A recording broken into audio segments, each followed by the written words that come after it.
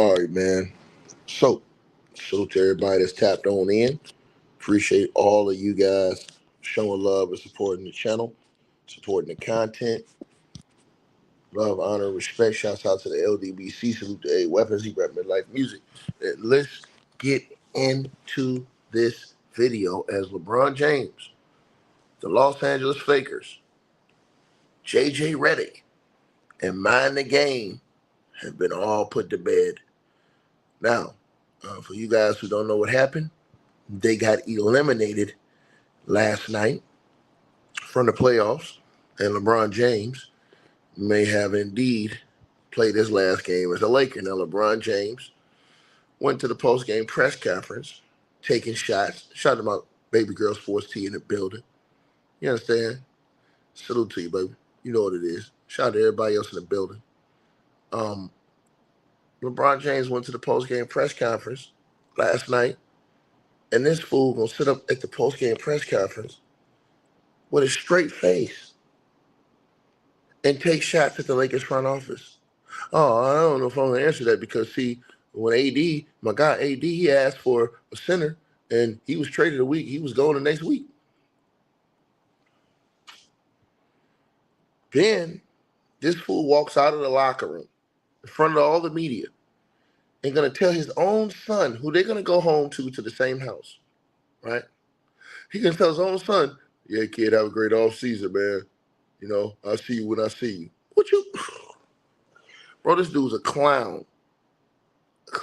Then he goes back to the media again and says, "Hey, I don't know what I'm gonna do. I gotta sit home, talk with my family. I don't know what I'm gonna do." Man, listen, man. This bum probably played his last game for the Lakers. The Lakers are probably gonna ask LeBron James to leave, even if he's already headed out, which I pretty much think it's already done. You seen Kyrie at the game last night. It's ironic you seen Kyrie and you seen Phil Henderson at the game.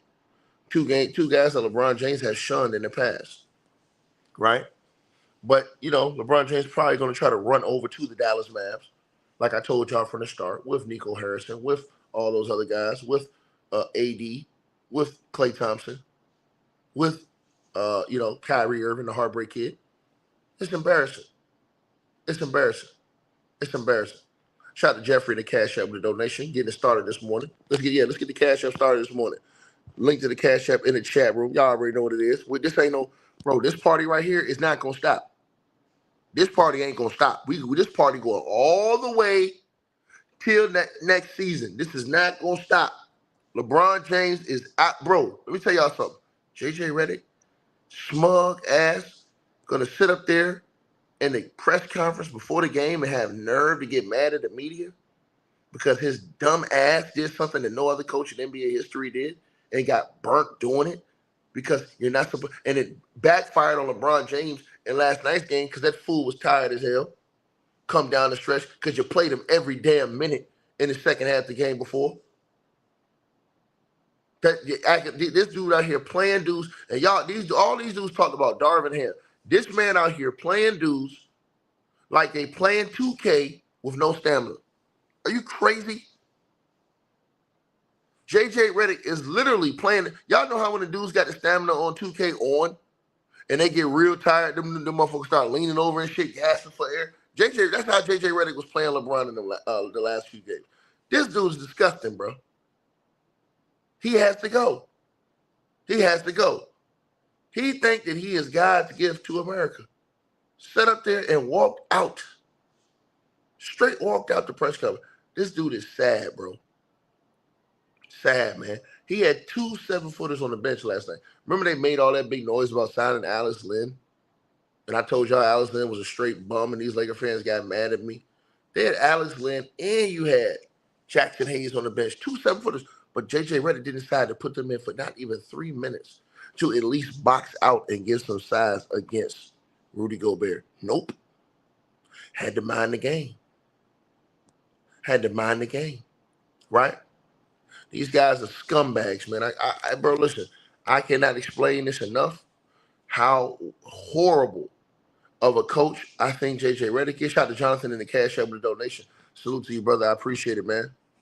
These dudes are horrific. As I said to y'all before, don't talk to me unless you're going to talk to me in the Cash App, baby. Put some respect on this. JJ Redick got to go. We got an ongoing cash app. I'm passing around the collection plate. JJ Redick got to go. I'm sorry. He's out of here, bro. He got to go, man. There's no way, bro. You don't have consequences like that for Darvin Ham.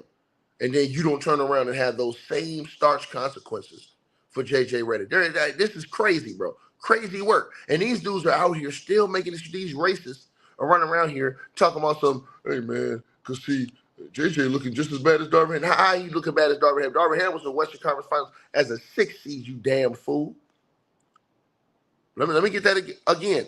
Darvin Ham didn't lose to a 6 seed. He went to the NBA Western Conference Finals in year 1 as a 6 seed. So he beat the 3 seed. Something is wrong with y'all's brains. You guys are insane. Straight up, bro. That dude got exposed on the highest level. It was like a Pee Wee League coach trying to coach that NBA players last night. It was a shame. You got a coach that straight up torpedoed his own franchise. Disgusting, sick, twisted, demented work. Brought to you by yours truly, JJ Redick. Straight up. Then this dude got a nerve to have an attitude with people. This dude, bro, that dude is a piece of you know what, bro. I will never respect JJ Redick, bro. He's a disgusting individual, bro. When you make those type of bad moves and you're a smug ass dude like JJ Redick is, you're a scumbag, bro. Straight scumbag. Scumbag. Scum of the earth. And my bad, the Lakers were a 7 seed. You're right. Scum. And all his fans and followers, they're delusional scum. They wanted JJ Redick to work so bad, y'all, because they hated Darvin Ham. These dudes are racist, bro. They hated Darvin Ham. They didn't judge Darvin Ham based off his results and say, and now these clowns run around here talking about, oh, he's a rookie head coach. Bitch, Darvin Ham was a rookie head coach when he took over, went to the Western Conference Finals in year 1. Y'all ran him out of there. I didn't see LeBron James jumping up on the sideline one time when JJ Redick was making all those bad decisions the game before last. Then you come in last game. I told y'all last game, you going to play a dude that ain't played since January. You won't even play your own guy. JJ Redick eliminated and eviscerated the confidence in all the guys he got. He made Austin Reeves worse. Austin Reeves didn't play this bad with Darvin Ham. He made Jared Vanderbilt worse. Jared Vanderbilt didn't play this bad with Darvin Ham. Damn it, did LeBron James even play this bad with Darvin Ham? Didn't LeBron James have better numbers in the playoffs last year with Darvin Ham? I'm just giving y'all the facts. All these dudes talking shit. And you had what you call it too. He ran D'Lo off early in the season. Ran D'Lo off. Blame the shit on D'Lo. They did less without D'Lo. Think about that. Think about that, bro. Think about that, bro. It's sad, man. JJ Redick set up here and torpedo this franchise like that, man. It's disgusting, bro. These people make me sick to my stomach, man. And I mean every word I said. Hey, man, shout out to Steven in the Cash App with the donation. Salute to you, brother. I appreciate it, man. He said, damn, you up early, Cook? Yeah, nigga, I'm on my grind, bro. I'm not playing no games with this dude, man. What you thought? You thought I was joking? This is day 1 of the Cook, bro. He got to go. I'm sorry, bro. He getting that same smoke they gave Darvin Ham. I ain't never gonna forget that shit, bro. Because what they did to him, all the stuff these people were saying about him, they gave Darvin Ham no exceptions, bro. They made memes of this dude. They made disrespectful comments about this dude, bro. All that dude did was go to the Western Conference Finals in year 1. These dudes talking all this shit. Meanwhile, JJ Redick gets smoked in year 1, and he gets little light taps. And you know Kendrick Perkins be listening to us because Kendrick Perkins went on TV last night and said the same thing I said. He said, if it wasn't for Mr. Know-It-All, JJ Redick, he got that from me. Kendrick Perkins said that on SportsCenter last night. He got that from me. Straight up, they listening to me. I told y'all this. I create waves around here, baby. I create waves around here. Period. JJ Redick running around here like he Mr. Know-It-All. I told y'all that. Go listen to Kendrick Perkins on ESPN SportsCenter last night. That dude, all of them dudes take my lines. And you can have that line too, Kendrick Perkins, because he need that. He need that. Those are facts. That matter of fact, I need to get a JJ Redick shirt that says Mr. Know-It-All. Straight up. There needs to be a JJ Redick shirt made named Mr. Know-It-All. Lakers in 5. Point blank period. Jackass. And all of his delusional ass fans. I hate every last one of them dudes, man. But these dudes is unfair. They savage. These dudes have no remorse, no morals, no ethics. And you know the funny thing is, y'all? Russell Westbrook is still in the playoffs. LeBron James have been eliminated. Russell Westbrook likely going to move on to the next round. These dudes tried to eliminate Russell Westbrook's career. Remember? They tried to end Russell Westbrook's career, bro. LeBron James have been eliminated. Russell Westbrook still breathing. Russell Westbrook is still out here helping teams get playoff wins. Russell Westbrook has helped the Denver Nuggets win 2 playoff games in the first round series. Meanwhile, LeBron James couldn't even get 2 wins against the Minnesota Timberwolves. Think about this. Y'all not thinking about what I'm saying to y'all? Think about what I said to y'all, bro. Think about what I said to y'all. Raheem, salute to you, brother. And the Cash App coming through with a $15 donation, man. Salute. He said I was too tired for the stream last night. No doubt. That's why I made one this morning. For all the ones who was tired last night, that's why I made one this morning. You thought I was playing? I told y'all I'm standing on business, bro. I'm standing on this. Because I don't have no respect for JJ Redick at all. I think JJ Redick is a coward. I think he's a chump. And I think he's a dude that doesn't hold the same amount of respect, self-respect, dignity, or accountability that they wanted, that he demanded other coaches have. And now that fool is getting hit with a dose of reality. And the tears are sweet. They taste so good, the tears, that I'm hearing from all of Fakers Nation and all of these bums that follow this dude. They're all getting exposed in real time. And I love every single bit of it. Who is this? Hold on.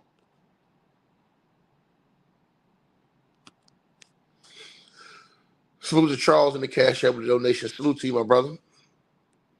Appreciate that. He said you think Bron is out? Yeah.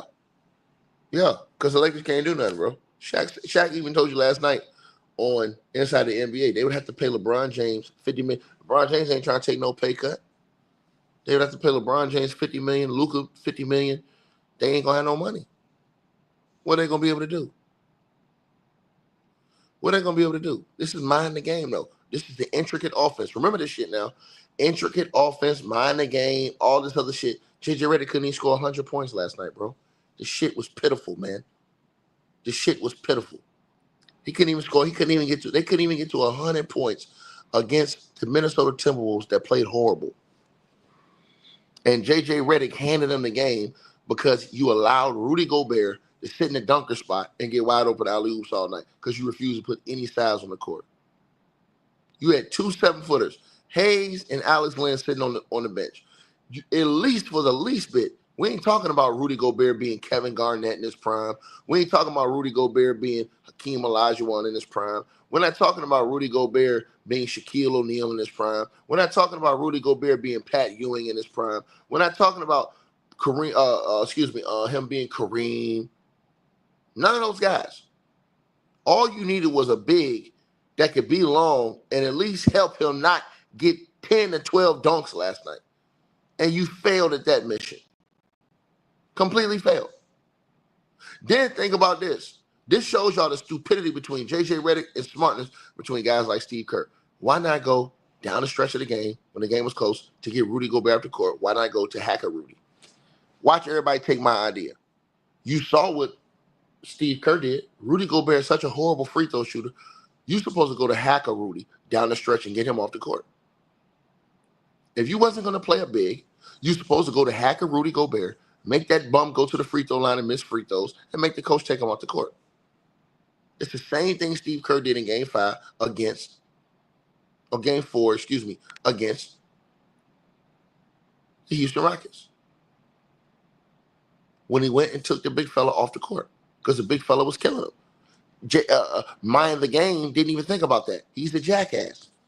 I told y'all this. Shout out to Jamel Dunkley in the Cash App donation. Salute.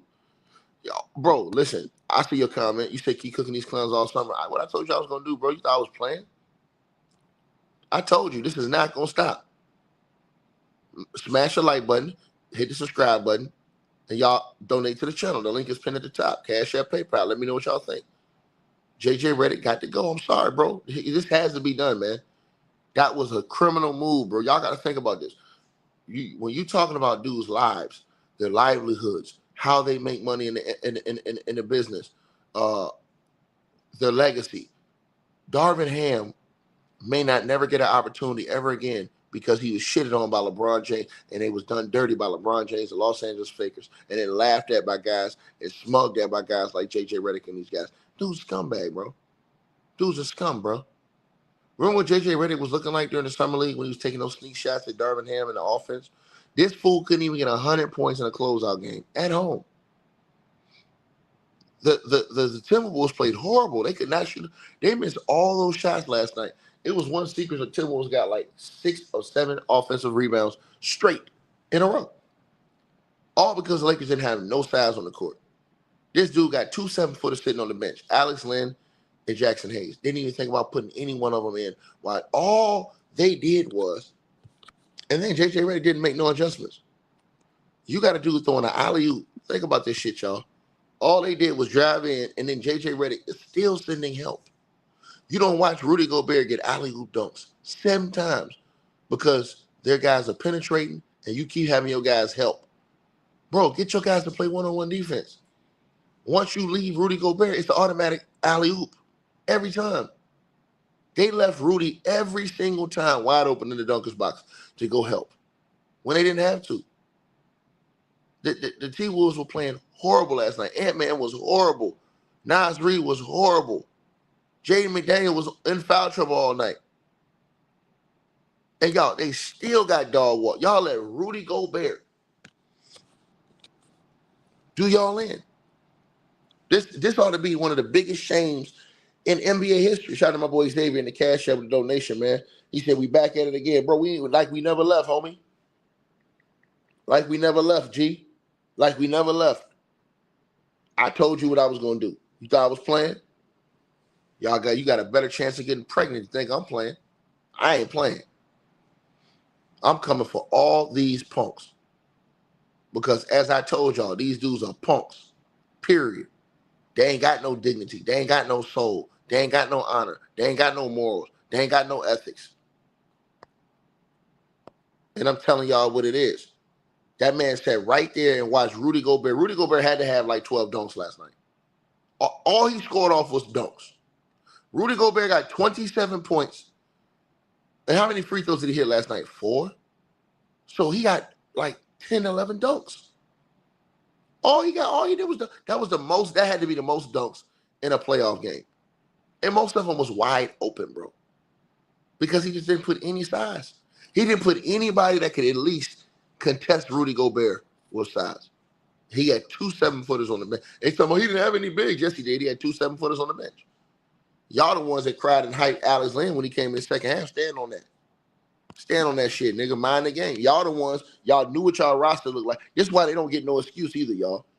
They knew what their roster looked like, right? I want y'all to think about this. They knew what their roster looked like, right? Coming into the playoffs, they still picked the Lakers in 5. These racists and bums still picked the Lakers in 5. Think about what I said. Shout out to Noah Wiley in the Cash App with the donation. Salute to you this morning, brother. I appreciate it. We racking it up. I got 2 Lincoln Continentals parked back to back, nigga. I can cook these niggas all day, nigga. This ain't nothing to me.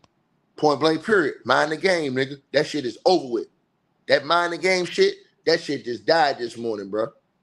The bigger the cat, the bigger the pill and come through with something ill. Missing a ceiling, nigga. It's over with. Period. Them LA fans should want to push LeBron James out. Straight like that. Go ahead and rebuild it. Luka would have did a better job by himself with role players and a different coach than LeBron James. Period. He already has. Luka just was in the finals without LeBron James. With all his deficiencies, he goes and plays with LeBron James, JJ Redick can fake ass mind the game and goes home in the first round. Cut the shit, bro. Cut it out, man. Period. We don't really have too much more shit to talk about. It's embarrassing. It's embarrassing, bro. You know what I'm saying? And I'm looking at this situation. I'm just like, man, bro, man, when are people gonna learn? You know what I'm saying? That's all I'm thinking. Like, when are people gonna learn, bro? They're not gonna learn, man. They're never gonna learn, bro. You know why they're not gonna learn? Because they some haters, bro. These people some straight, cold-blooded haters, bro. And what I'm saying is all truth, brothers and sisters. Shout out to the brother Levi in the Cash App with the donation. Salute to you, my brother. I appreciate it. Shout out to Josh Woodley in the Cash App with the donation. He said, speaking facts, keep cooking. I ain't gonna stop. I'm not gonna stop, bro. I'm gonna destroy these dudes. This is gonna be everlasting cook. They need to get put on the ice grill. I'm gonna show y'all over and over and over and over and over. Don't nobody want to hear about no Bron fanware tour. We don't want no farewell tour. We want him to leave now. We don't want to honor him or nothing. We want him out now. I seen somebody saw him on social media last night. I'm gonna cry if LeBron leaves. No, cry then. Tears of joy, nigga. Cry. Tears of joy, punk. Shout out to Woody Sardin in the Cash App with a donation. He said, send them bums to Venice Beach. Yeah. Nah, we're going to send them hoes to Laguna Beach. Straight like that. Had that fool out that junk doing push-ups in the joint. Period. Set up here and tormented Darvin Ham. Got Darvin Ham out here and lost his job. Remember how Darvin Ham was crying when he saw how they did him when he went to the post-game press conference? Man, I'll never forget that shit, bro. That will forever live in my mind how they did that man dirty like that, bro. Because you never know how that affects the coach, man. Destroyed and took that dude's opportunity to bring a punk in here with no experience. You sold him to the world. And this dude, and they lost the series because of JJ Redick. And people ain't keeping that same energy all the way across the board. They're not keeping that same energy. It's all what you do in the postseason. This man ain't do a damn thing but get exposed at the highest level. He played a team he was supposed to beat. This is not a team that he was supposed to lose to. He played a team that he was supposed to beat easy and got annihilated. They didn't even, bro, they beat him on their worst day. Shout out to the brother William in the Cash App with the donation. Salute to you, man. He says, yeah, I'm not sold on JJ as a coach. I'm trying to tell you. I'm trying to tell you, dog. Nobody should be sold on JJ as a coach.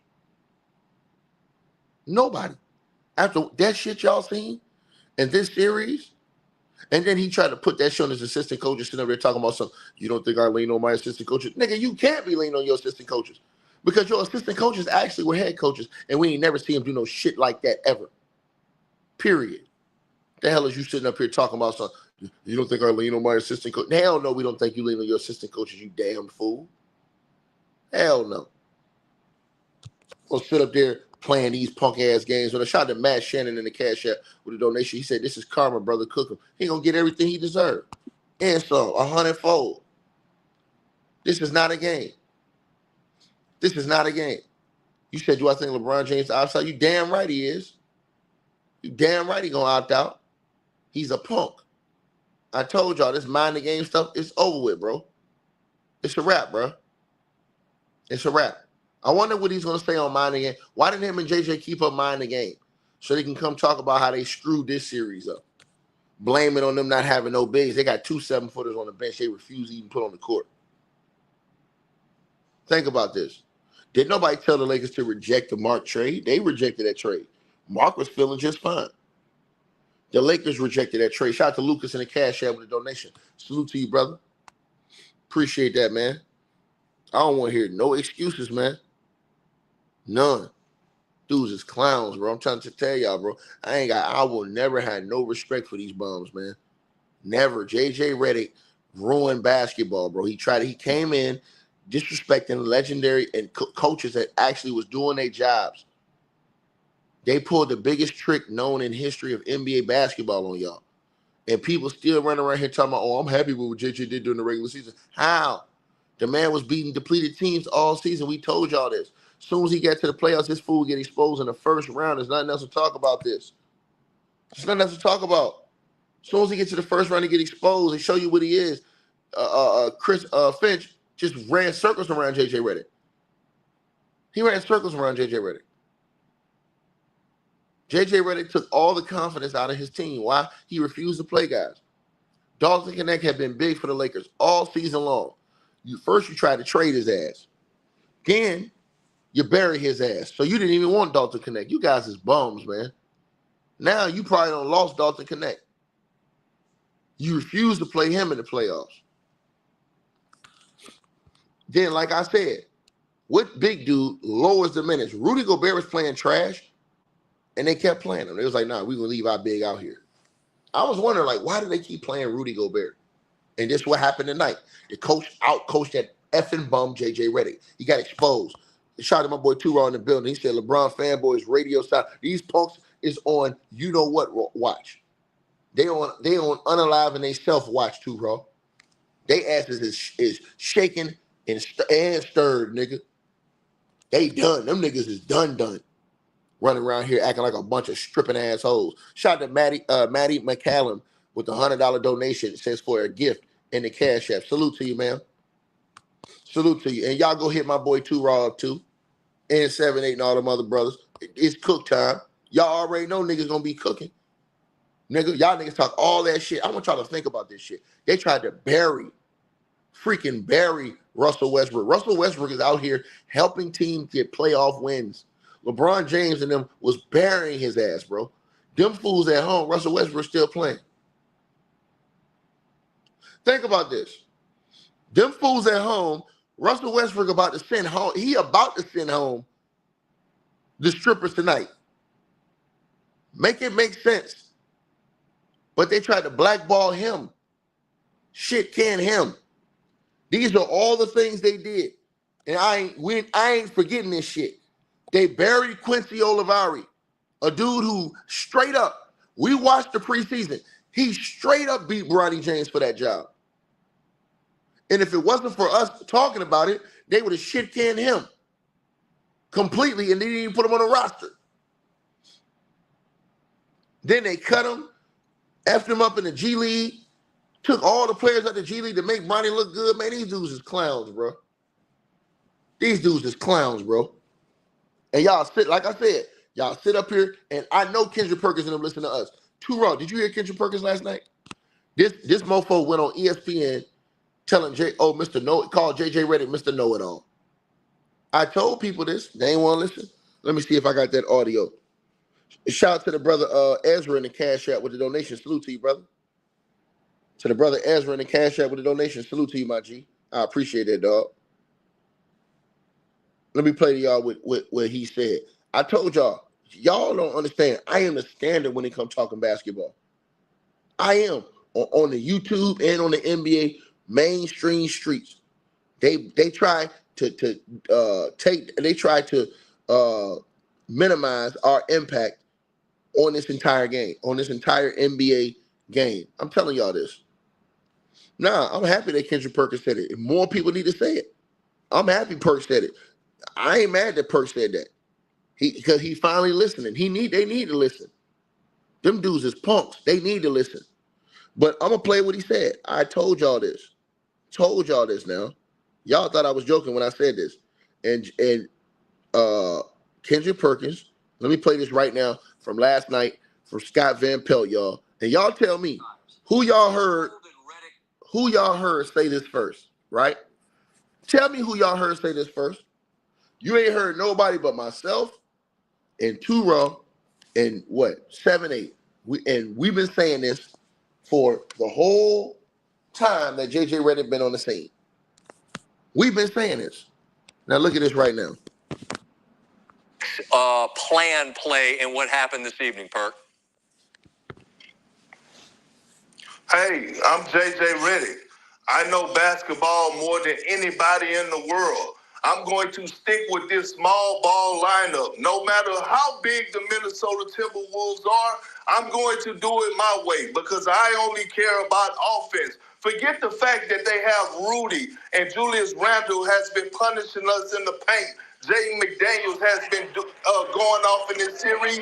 I'm going to stick with a 40-year-old LeBron James playing the center position. And guess what? If Finney Smith gets in foul trouble, I'm going to go with Maxi Kleber. I'm going to bring him into the game and hope that he can go in there and mix it up. Scott, it was ridiculous. I never want to do this and blame a series on one individual, but I have to blame this series on J.J. Redick, because when it comes down to the postseason, as a coach, you have to make adjustments. And when you see that things aren't going as planned, the 2-3 zone trapping Anthony Edwards is not working because he is growing right in front of our eyes and picking it apart.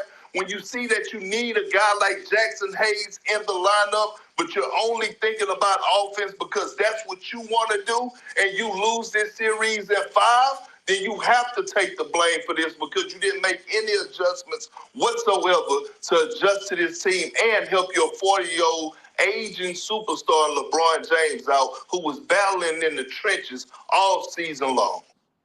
Man, now who told y'all that? I told y'all they be listening to us, bro. They all listen to us, bro. They didn't get that Mr. Know-It-All stuff from nobody else's stuff for us, man. That's all there is to it, bro. I told y'all. Y'all don't have to listen to me. You better listen. You better listen. Shout out to the brother Daniel in the Cash App, the donation. Salute to you, brother. He come through with a $50 donation this morning. Appreciate you, dog. Shout out to Joshua Tejada, Tejada, Tejada, in the Cash App, the donation. He said you got to talk about LaFraud in the West all these years. Oh yeah, bro. Listen, he's trash. Mind the game is over with, bro. That shit is done. That shit's done. You go ahead and kiss that shit goodbye, bro. We finna get, bro. This cook is finna be everlasting, nigga. I told y'all this. I'm waking up on demon time today, and I don't even praise the devil. But them dudes, they need to get sent straight to you know where. Them dudes is hoes, man. Period, bro. They hoes, man. You understand what I'm saying? They hoes. They demons. They the real demons. Set up here playing with this man job like that, man. Straight up. And I'm coming in here to hit these bums with some holy water, fool. Straight like that. You understand what I'm saying? You got to get down and dirty with punks like them and sit up there. Bro, y'all go back and watch. When J.J. Redick got the job, he went and did the little interview at Summer League. He was sitting up there taking all those sneak disses at Darvin Ham. And what Darvin Ham was doing last year, them dudes are sad, bro. They sad, bro. They sad, bro. They sad, bro. That's just sad, bro. Then, mind the game. You sit up there and criticize Doc Rivers and say, oh, you never take blame and never take accountability. Then you get up and run off the stage before the game. When they ask you about your whack-ass substitution where you try to do something that's never been done in NBA history before and got burnt for it. And there's a reason why nobody ever did that shit in NBA history. You punk. Straight like that, man. Shout out to Benjamin in the Cash App, the donation. Salute to you, man. And he says, you the only ones cooking JJ like this. Yeah, no. The mainstream media going to do it. They're going to hear us do it, myself, T. Price, all these guys. I see you, T. Price. All these guys. They're going to hear us. We're not going to be ignored, bro. That shit ain't happening, bro. James, the whole crew. We're not going to be ignored. We're going to keep cooking this food because he deserves to get that. These other fools won't do it. I'm not going to sit up here. Or the hell with them, bro. I got my own lane. We got our own networks. We got our own, voices to cook this bum. Period. And it's going to keep the cooking. It's going to keep on going, bro. Because for what they did to this man, that man lost his job, y'all. For what they did to him, bro. 100-fold, man. He going to get that back. He going to get that back. Because what you do unto others, I'm telling you, be ready for that shit to be brought back onto you. And he better be ready for that. He better be ready for all this fire he going to get, bro. Two Raw somewhere in the comment section. He already probably dropped videos cooking these bums. Y'all done see Two Raw already dropping videos cooking these bums? Y'all done seen Two Raw already dropping videos cooking these bums. They bums, man. They bums, yo. They bums, man. LeBron James, like I said, J.J. Redick, fake ass, mind the game. That shit it's all over with, bro. That shit got blown up in front of the world. Look, and Perk and all them dudes was picking JJ Redick and them to win in 5 games. Them dudes they're humbled in front of the world, Craig. And this is what happens when we keep cooking. You gonna tell me you don't think did they hear us? Man, they heard us. Y'all heard what Kendrick Perkins said. He said exactly what I said. Called JJ Redick Mr. Know-It-All. We've been only people that y'all been hearing saying that is myself and Turon calling this dude Socrates and stuff, man. We've been doing that, bro. We the one that been out here calling this punk for what he is. Straight up. There ain't no other way around it, sir. You gonna have to get this smoke, man. Shout out to my girl Ashley in the Cash App with the donation. Salute to you. Shout out to my boy Will the Thrill in the building. I see you, Will, down there. Salute to you, brother. You know what it is. I don't know the hell you been at. Get your ass out of retirement, sucker. So yeah, as I told y'all though, you know what I'm saying? Will, you been cooking with us for years. You went to hide, man. Get your ass out of retirement, fool. The hell wrong with you? All hands on deck. All hands on deck, nigga. All hands on deck, nigga. Straight like that. Straight like that. Shout out to David Jackson in the Cash App with the donation, man. Coming through with a $25 donation, man. Reading the fucking Cash App up this morning, dog. Straight like that, nigga. Straight like that, nigga. And that's facts. Matter of fact, I'm finna show y'all. Whoever sent me that $200 donation last night, salute to him. Let me see. I don't know if you was online when I shouted you out. Let me see. I'm gonna put that on the screen. They came through with that 200 last night. Christopher Douglas, yeah, I'm talking to you. Yeah, he came in at 2:06 a.m. Christopher Douglas came through at 2:06 a.m. Straight like that. Let me go ahead and put that on the screen, man. I appreciate you, dog. I'm gonna show y'all how my people come through. Period. They tired of this foolishness. They don't want to see nothing else. They got nothing else to do with JJ Redick. Real name Christopher.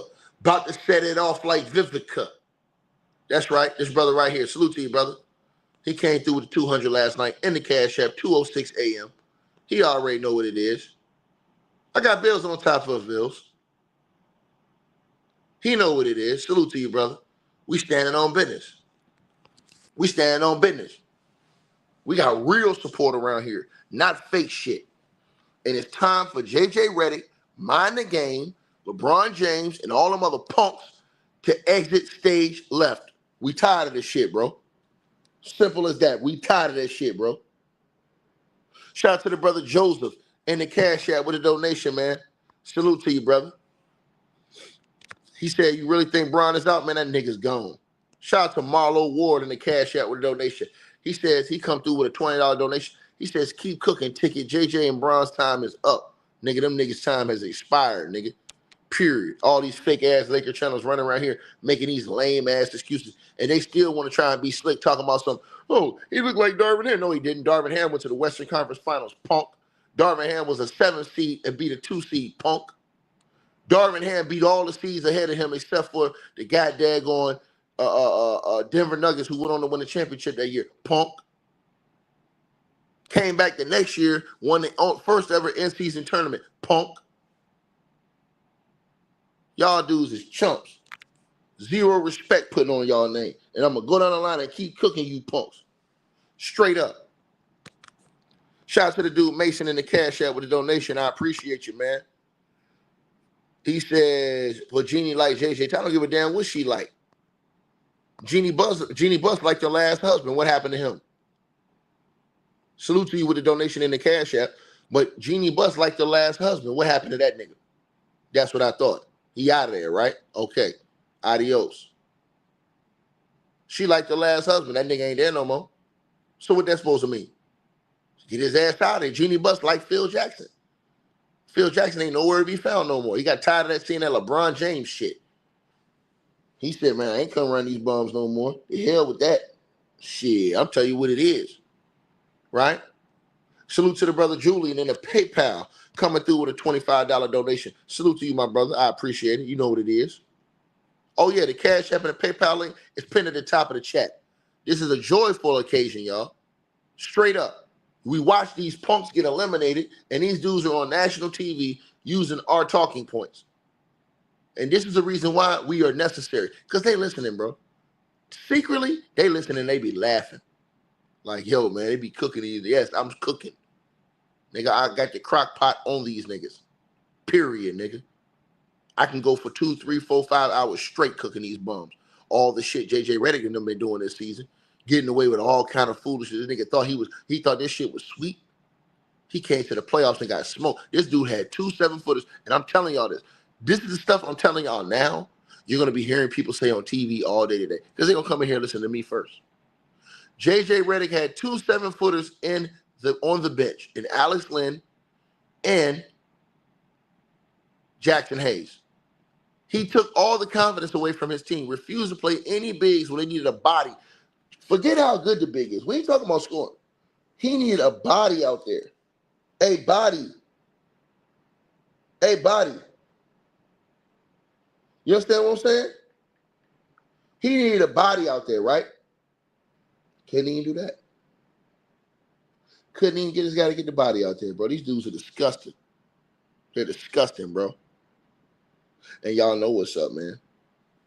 Y'all know what's up, man. Shout out to the brother Thomas in the cash app with the donation. Salute to you, homie. Appreciate that, dog. He come through with a $50 donation this morning.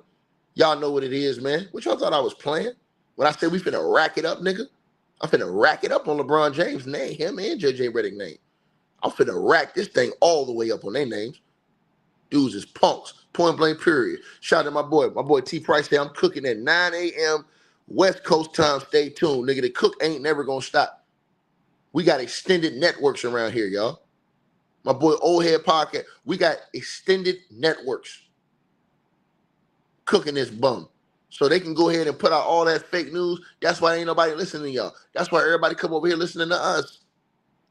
Alan Swivel, you was talking all that shit over there. You down there at the Lakers game, bruh. Last night, you had 600, 700 people in your chat. That's the most you ever had in your chat. And you be at the Lakers games. You a beat reporter for them, pretty much.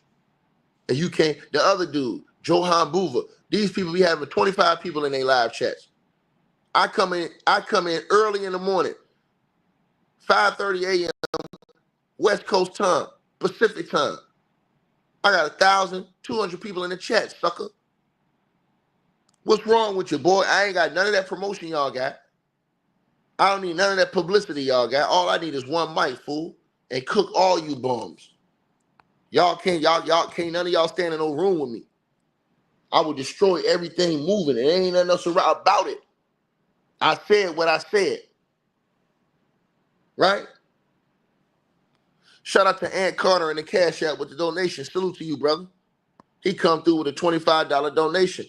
He says, does Luka even want to play with these? Nah, man, I don't care. They got to go. It don't matter if Luka want to play with them or not. It's time to go. We judging JJ off the same standards. Bro, you have NBA championship coaches that have been fired. How the hell does JJ Redick get to keep his job? Mike Budenholzer got a championship on his resume. That man got fired after one season, bro. JJ Redick don't get no pass. If I'm the Lakers, I fire JJ Redick. Matter of fact, you just asked the perfect question, Ezekiel. Shout out to the brother Ezekiel in the cash app with a donation. He just asked the perfect question. He said if they fire JJ, who they hired? Nigga, all you gotta do is just bring up your assistant coach.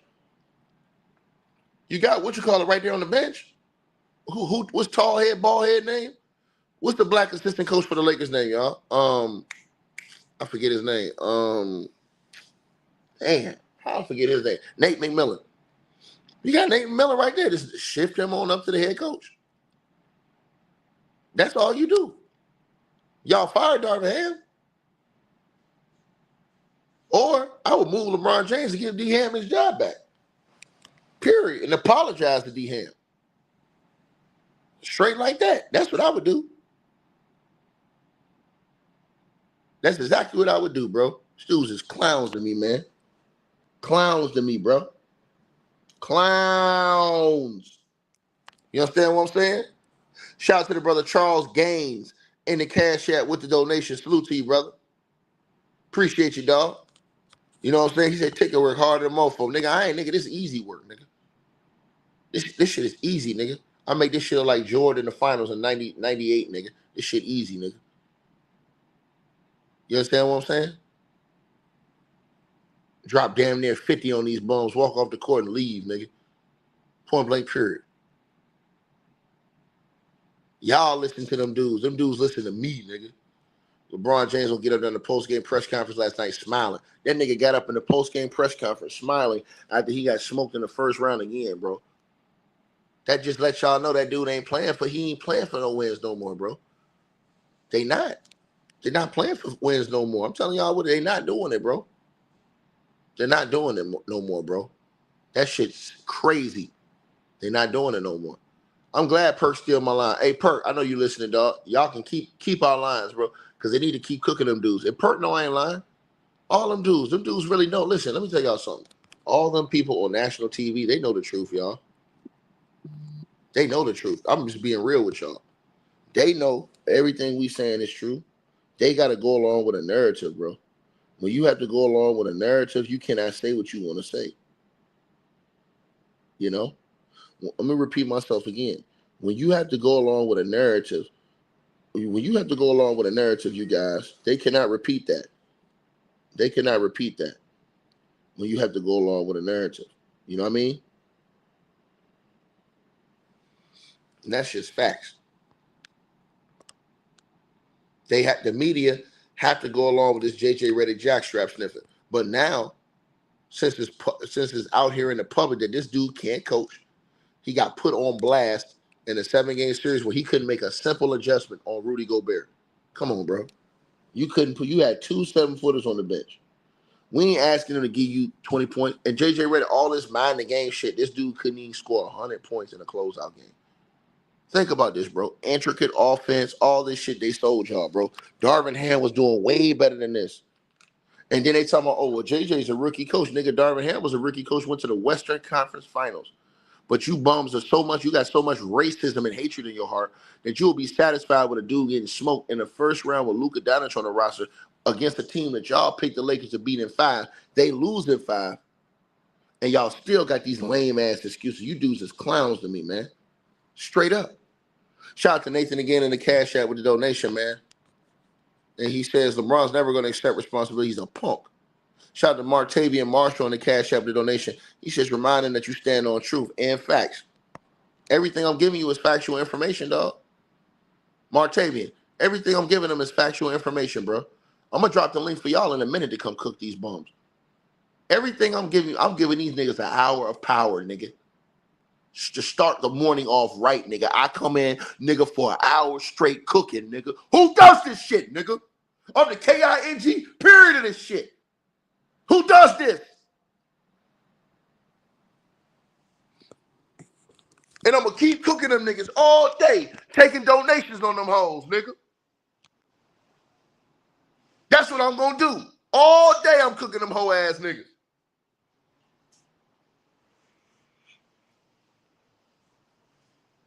They disgraced the whole community, man. Set up here and ran off a good dude that was doing his damn job because you didn't like the way he coached. You got results. It ain't his fault they turned around to LeBron James. And this is the sad part. LeBron James ain't had no smoke for JJ Redick. But you sitting up there jumping up and down, acting like a damn fool when it came to Darvin Ham. You gonna out that brother like that. AD gonna go to the post-game press conference, out that brother like that, man. Y'all niggas sad, man. And deserve this cooking. Y'all deserve this cooking, man. Shout out to Makai in the Cash App with the donation. He come through with a $75 donation this morning, man.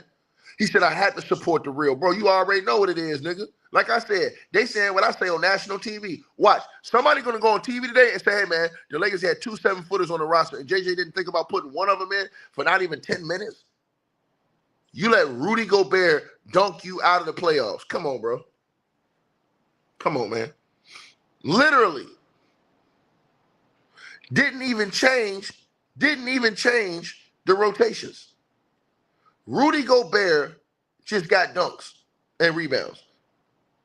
There was no size. Everybody was too small. Rudy just reaching over dudes getting rebounds. He go up wide open dunk every time. Alley-oop, stick back dunk every time.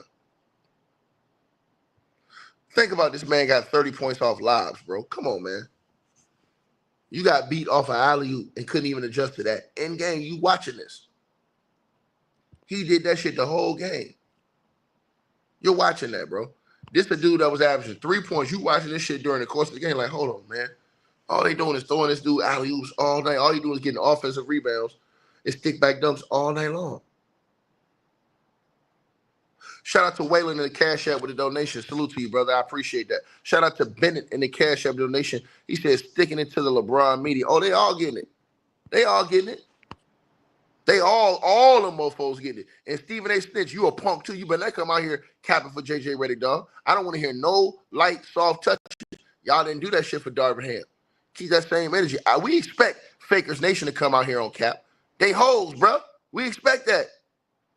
We expect that. We expect Mr. Lame over there to come up here with you know what I'm saying, capping. We expect that. Them dudes ain't got no respect, ain't got no heart, nigga. Don't nobody respect that shit, man. Except for them preppy dudes up in the goddamn up in the Hollywood Hills, nigga. But down in Compton, them cats ain't feeling that shit. Long Beach or Watts, nigga. Use a buster. Point blank, period. Shout out to the brother Andrew in the Cash App with the donation, man. He says, very disappointed in JJ. Man, listen, man, F JJ Redick, bro. Like I said, bro, he's a smug dude. He walk around like he's God gift to America. He act like he's smarter than everybody else. He act like he's more enlightened than everybody else. He's a jackass, period. And I'm willing to say it. I'm willing to say it over there giving you Fakers Nation, giving you all them fake-ass ideas, making all these excuses. And then I know his play every single time. I know his play every single time. His play is come out and bring a different token black dude on this channel to make it look like he ain't that. We know what time it is. We see you. We see you. We know what time it is. Buster. Buster. We see what time it is. All y'all set up there and picked against them dudes. And like I told y'all what LeBron James said last night. Now check out what LeBron James said last night. I want y'all to check out what this bum ass Mind the Game said last night. This dude's a bum, bro. Straight bum. January on, right when AD got injured, you guys started playing a lot of centerless basketball, and that required a lot from you and Doe and Rui, and then Vando once he got back. From a physical, like, taxing standpoint, how tough was that for the last 3.5 months to play that style, and do you feel like that caught up at all in this series? No comment. I'll never say that because my guy AD said what he needed, and he was gone the following week. So, bro, that dude's a clown, bro. That dude's a clown, bro. Y'all praise this dude. Shout out to my boy Swarty Wizard in the Cash App with the donation. He said, salute, Nash is still on that bum podcast show. What is he going to say? Is Steve Nash going to criticize LeBron punk-ass James on that podcast show? Answer that question, bro. Is Steve Nash going to criticize LeBron James on that punk podcast show? Is he going to criticize LeBron James on that podcast show? I have real questions, you guys. I have real questions because it's Mind the Game. He should be criticizing LeBron James and JJ Redick because they did not mind the game. Them dudes is chumps. Again, shout out to the brother Aaron coming through. He just came through with a $200 donation in the Cash App, man. Straight up, man. Salute to you, my brother. I appreciate that, bro. That's love right there. Yeah, we racking this shit up this morning. What y'all thought? Y'all thought I was finished last night? This shit is a marathon. This gonna go on and on and on and on and sweeter than Ben and Jerry's. Straight like that. You understand what I'm saying? Shout out to Wesley Williams in the Cash App with a donation. Salute to you, my brother. I appreciate that. Wesley Williams coming through. $25 donation. Y'all already know what it is, man. Stand on business. Link pinned at the top of the chat room. All you got to do is hit the Cash App, PayPal link. Again, it's at the top. It feels so lonely at the top. I feel so lonely at the tops. And y'all know what's up. Shout out to my brother 78 Sports TV in the building. He said that LeBron and JJ about to get cooked all day. We ain't finna play with them niggas. Them niggas finna get cooked all day. Y'all go subscribe to 78 Sports TV. He in the chat right there with the wrench. Blue wrench, LDBC business. That motherfucker came around here and you go sit up. Like I said before, bro, that was highly unprofessional. The media have allowed this dude to get away with everything. Imagine, think about this, y'all. If a brother like Darvin Ham would have went to his press conference when he first got the job, cursing up a storm. JJ Redick went to the press conference when he took the Lakers job, cursing dudes out. He straight up was at the press conference. Remember JJ Redick's first press conference? He was up there dropping F-bombs, cussing the media out, getting mad at their decision to get Bronny. That dude's a punk, bro. He's a real live punk. Then he got up there and sold y'all on Bronny earning that shit. I would never forget none of this shit. The media went with that shit hook, line, and they knew he was lying. He then proceeded to go to Summer League and diss Darvin Ham and all the decisions Darvin Ham made during the summer. Go back and watch JJ Redick's interview at Summer League when he dissed Darvin Ham and the decisions Darvin Ham had made in the playoffs the prior year. And then this fool comes out in this game. You got 2 7-footers on the bench. I don't give a F when nobody say, bro. Alex Lynn, Jackson Hayes. You're watching Rudy Gobert. The whole Timberwolves team's playing bad. Ant-Man, all them dudes. You're watching Rudy Gobert eliminate you with dunks. And you don't put no size on the court so that nobody can contend with this guy. No size. None. You don't put no size. And y'all make sure y'all got to go hit up 7A Sports TV too. Then we're going to share the love around here. Because this shit, I told y'all, Kendrick Perkins went right on TV and said, them dudes listen to everything we say. They say exactly what we said. And 7A called out that shit about Giannis. They want to sit up here and talk about Giannis. No, nigga. Giannis ain't going nowhere. They want to talk about something, hey, man, he going to lead. They want to push these dudes out. That is what the punk-ass media does. They want to push him into one of the major markets. L.A., Miami, want to make. No. He need to stay where he at. They always want dudes to duck the grind. No. Sorry. Stay where you at. Build your own organization up. We tired of this shit, bro. But JJ, like I said before, he have a smug punk bitch mentality. This dude accept no responsibility, and he threw his assistant coaches under the bus because ain't no way in hell did Nate McMillan sit up there and advise you to not put in no subs.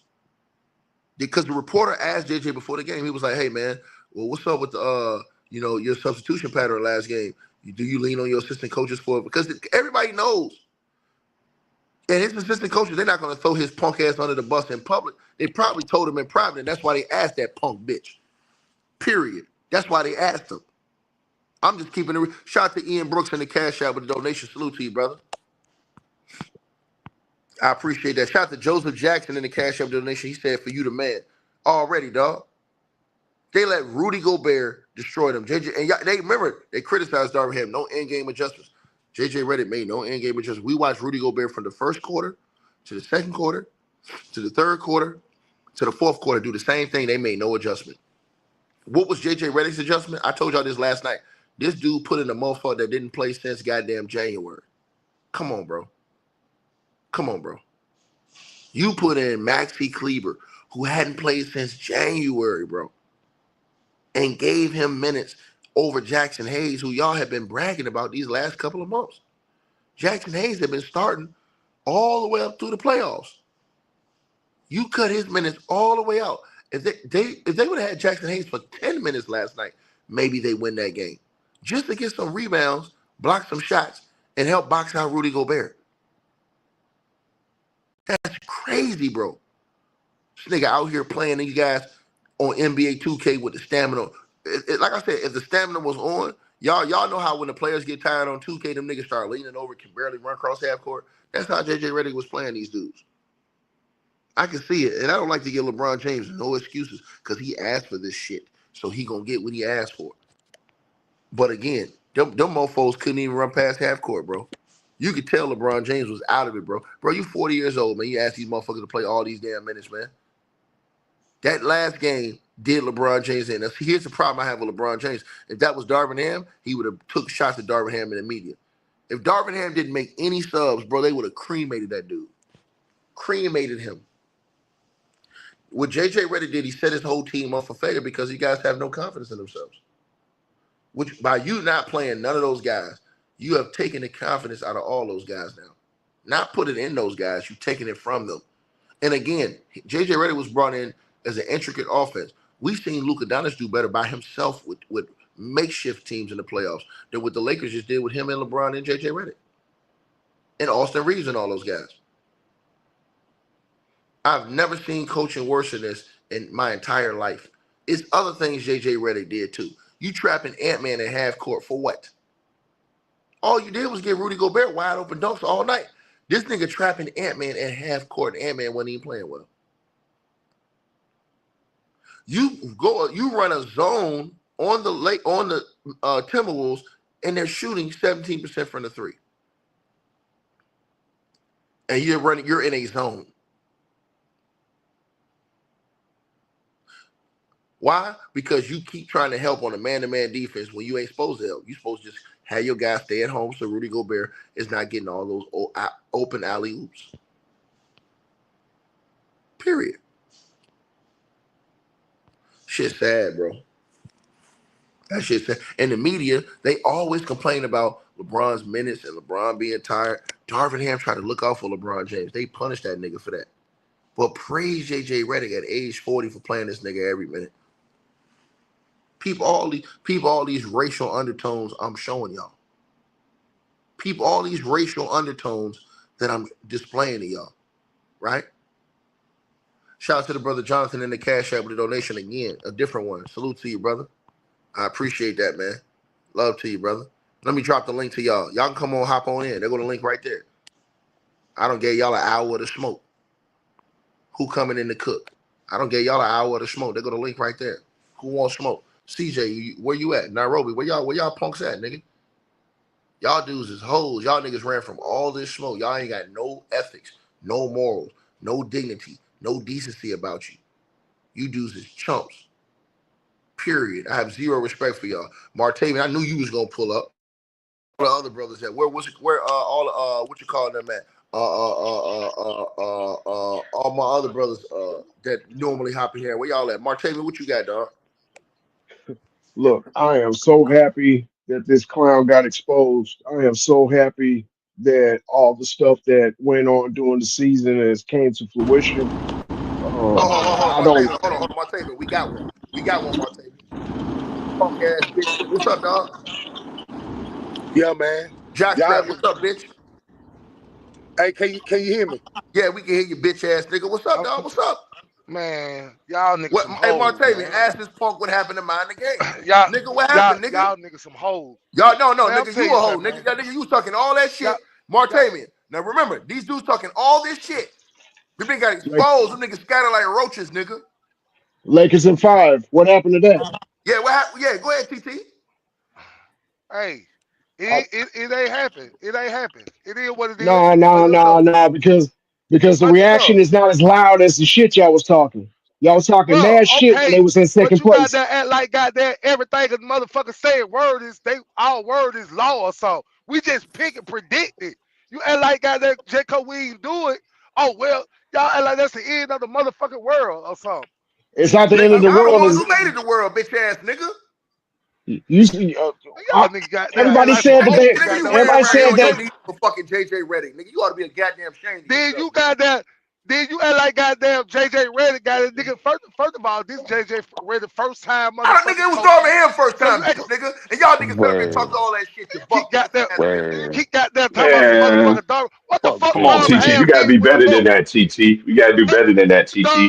You gotta be better than that, TT. Keep bringing up motherfucking career. You know a nigga's What the lying hell when is his you phone talking starts about? disconnecting and Man, this Oh shit. motherfucker. God. Your Man, you phone act is like this Darvin rejecting Ham you. motherfucker goddamn my motherfucker. Try to tell you. Okay, then Can't answer me Yeah, this question: why the hell was LeBron willing to go all out for fucking JJ, but he wasn't willing to go all out for Darvin? Because he won't gonna play his son. but you talking And about what that was Make a Wish Bronny? Foundation kid? Man, nobody want to hear that. Look, Make a Wish ain't even claiming Bronny. They don't even want that stain on their name. It should be then making you the talking about band Bronny. then you then you talking about we trapping Ant-Man that had court. Goddamn right we trapping this ass at court. We'll take a chance on Rudy Gobert, sorry motherfucking ass. That was just a chance we had to take. Well, cause Ant-Man can get hot at any time and go off. So yeah, we gonna trap his ass. So we gonna so we let gonna me take get 10 little so let me thug. get this straight. So you support everything that they did last night, TT. That's what you're basically saying. That You you say what support now? everything they was doing. I said you supporting everything that they No, did last night. I ain't support everything. No, I ain't support everything they did. Cause like I say, they did put Will Okay. Hayes in there to try to contain goddamn Rudy Gobert. But it is what it is, though. I don't understand why he did. He played him. That shit don't make no sense to me. He did. He made a Man, lot of mistakes. He made a lot of mistakes. It is what it is. Again, You it's know what not this as proved to loud me, one as it TT? time, was. You know what this nigga. proved to me, The TT? You Lakers know done what this broke proved to down. me, TT? He never should have been a coach in the first place. See, I'm gonna tell y'all something. When it I'm was saying Darvin Ham, why. when it He was getting hold coached on, all let me year. finish. When it was Darvin Ham, a brother, that man got ridiculed every single day. Even black folks, even black people sitting there killing him. But all of a sudden now this man gets a pass. How he gets a pass? How you go on a press conference in a Laker uniform, you got your ass kicked, and you laughing? I ain't never seen that until this Yeah, man yeah. Hey, came T to the Price, call that Lakers. shit out. Call that shit out, T Price. That LeBron James You know, like I that already, nigga laughing, TT, you punk bitch. man, I Why seen he the whole laughing, thing. nigga? That man Why he laughing. laughing, nigga? Man, Ticket, you a Man, hoe, that's some man. You always bullshit. coming Nigga, on here fuck with you, this nigga. suck ass, dumb Brush ass your shit. teeth, nigga. You just Man, Brush hate. your teeth, hey, nigga. You your hate favorite players a goddamn. sucker. Your favorite players a sucker. He came and took over. Hold on, TT. I'm not done with you yet. Hold on, I got this. I told y'all what this Negro was going to do once he came to the Lakers. Y'all do is unsubscribe to me, call me a fake Laker Nigga, hater, all that. It's amazing. Hold on. It's amazing how many times I've been right. And nobody never said T Price, you was right. And look what happened this year. Same old thing. He got Luca. Oh, they got the best defense. They got this. Man, they still got their ass kicked in the first Hey, T round. Price. Back but to back. and he Hold still on. Back deserve to back. A Hold C on. plus. He Hold still on. Hold deserve a on. C plus. Coach. Man, he oh C plus. Okay, so what? Darby didn't get a C plus. So how a white boy get a C plus? Man, you know I heard enough, No, man. no, no, no, no. Let me ask you a Darvin question. Ham got When they went on that 8 game winning streak and they got the second seed, and everybody was saying that there's nobody in the Western Conference that was going to be able to beat the Lakers. It was Lakers in five for months. Lakers in five against OKC. Lakers in five against Golden State. What happened? JJ Redick was the prophet that came down with two tablets in his hand, and he was supposed to be reinventing the damn coaching position. What happened? They couldn't even put up hold 100 I mean, he on. points was last minding night, the man. game. They Them couldn't even niggas put He up trying to broke 100 mind it. points, down. bro. That was a Luca shame. got hurt. Brian got hurt. That's what it Fuck was. all that. Man, get out of Fuck. here, Man, man. Niggas Nigga, you done. sound like a fucking hoe too, nigga. Talking about Niggas Bron got got No, hurt. hurt. Nigga, that nigga ain't play. Your bitch we ass didn't up. give Darvin that same excuse when AD got hurt. He said you're supposed to coach. You coach around injuries. Who in the hell burns their damn players out? Don't we get on teams' ass for doing that and get these players hurt for playing the max minutes? Message. But then JJ can do that. Fuck up game 4. They don't got no legs for game 5. And the thing that I don't understand, you put a big on a big, no matter what. If somebody's running a small lineup and you got a big man, you put a big on a big. I don't want to hear about this Mark Williams trade not going through. You had bodies. You had 12 fouls that you could have put on Gobert. I could wake up out of a fucking 4-year coma and still be able to put a big on a big. Let's stop making excuses. He wasn't a good coach. He just had good players. They were And fucking not only what that, 4 or 5 games so over so 500 so before he the deserved. trade. and So he not only deserved to that, and get not five. only So he that, deserved to get and five not right only there. that. Hold on, we're gonna compare the two. Hold on, TT, we're gonna compare the two. Y'all gotta remember Darvin Ham first season, he was a 7 seed. Can you remember they won from the in season playoff, you remember? And they was all celebrating like they won a championship. Y'all remember that? Now look at Socrates, right? This dude has a 3rd seed. Look, that's why look, I've been telling y'all all y'all you a hater, dude. These Lakers, they ain't Laker fans. We're gonna set something straight right now. These are not Laker fans, y'all. These are J. Reed fans from Akron. Ain't no Laker fans crying. For real Laker fans, they laughing like popcorn. I guarantee you, Brandon Love Sports gonna be cooking that man today. I am cooking this man all day long because I try to tell y'all, man. Look, How many once years? I told you How many seasons before how many seasons. before Okay, Darvin Ham got fired? How many seasons he was there? 2 seasons, Two punk bitch. seasons. two Okay, seasons. okay. So why y'all want to fight And JJ he made Redick it for to the one conf. Hold season? on, hold on. And he made it to the conference finals in his first season. Drop the mic. Okay, There you go. okay, okay. But You JJ can't Redick compare the came from. two. KJJ Redick went to the second seed. He went to the first round. How he deserved to get fired? after that, that's still average, really, even though we ain't make it. How's But that average? that Because I can answer that TT, question really, really easily. I can please answer go that ahead, question brother. really I easily was just about to because answer that too. Go ahead. in Darvin Ham's second season, LeBron James and AD did everything possible to try to sabotage his ass.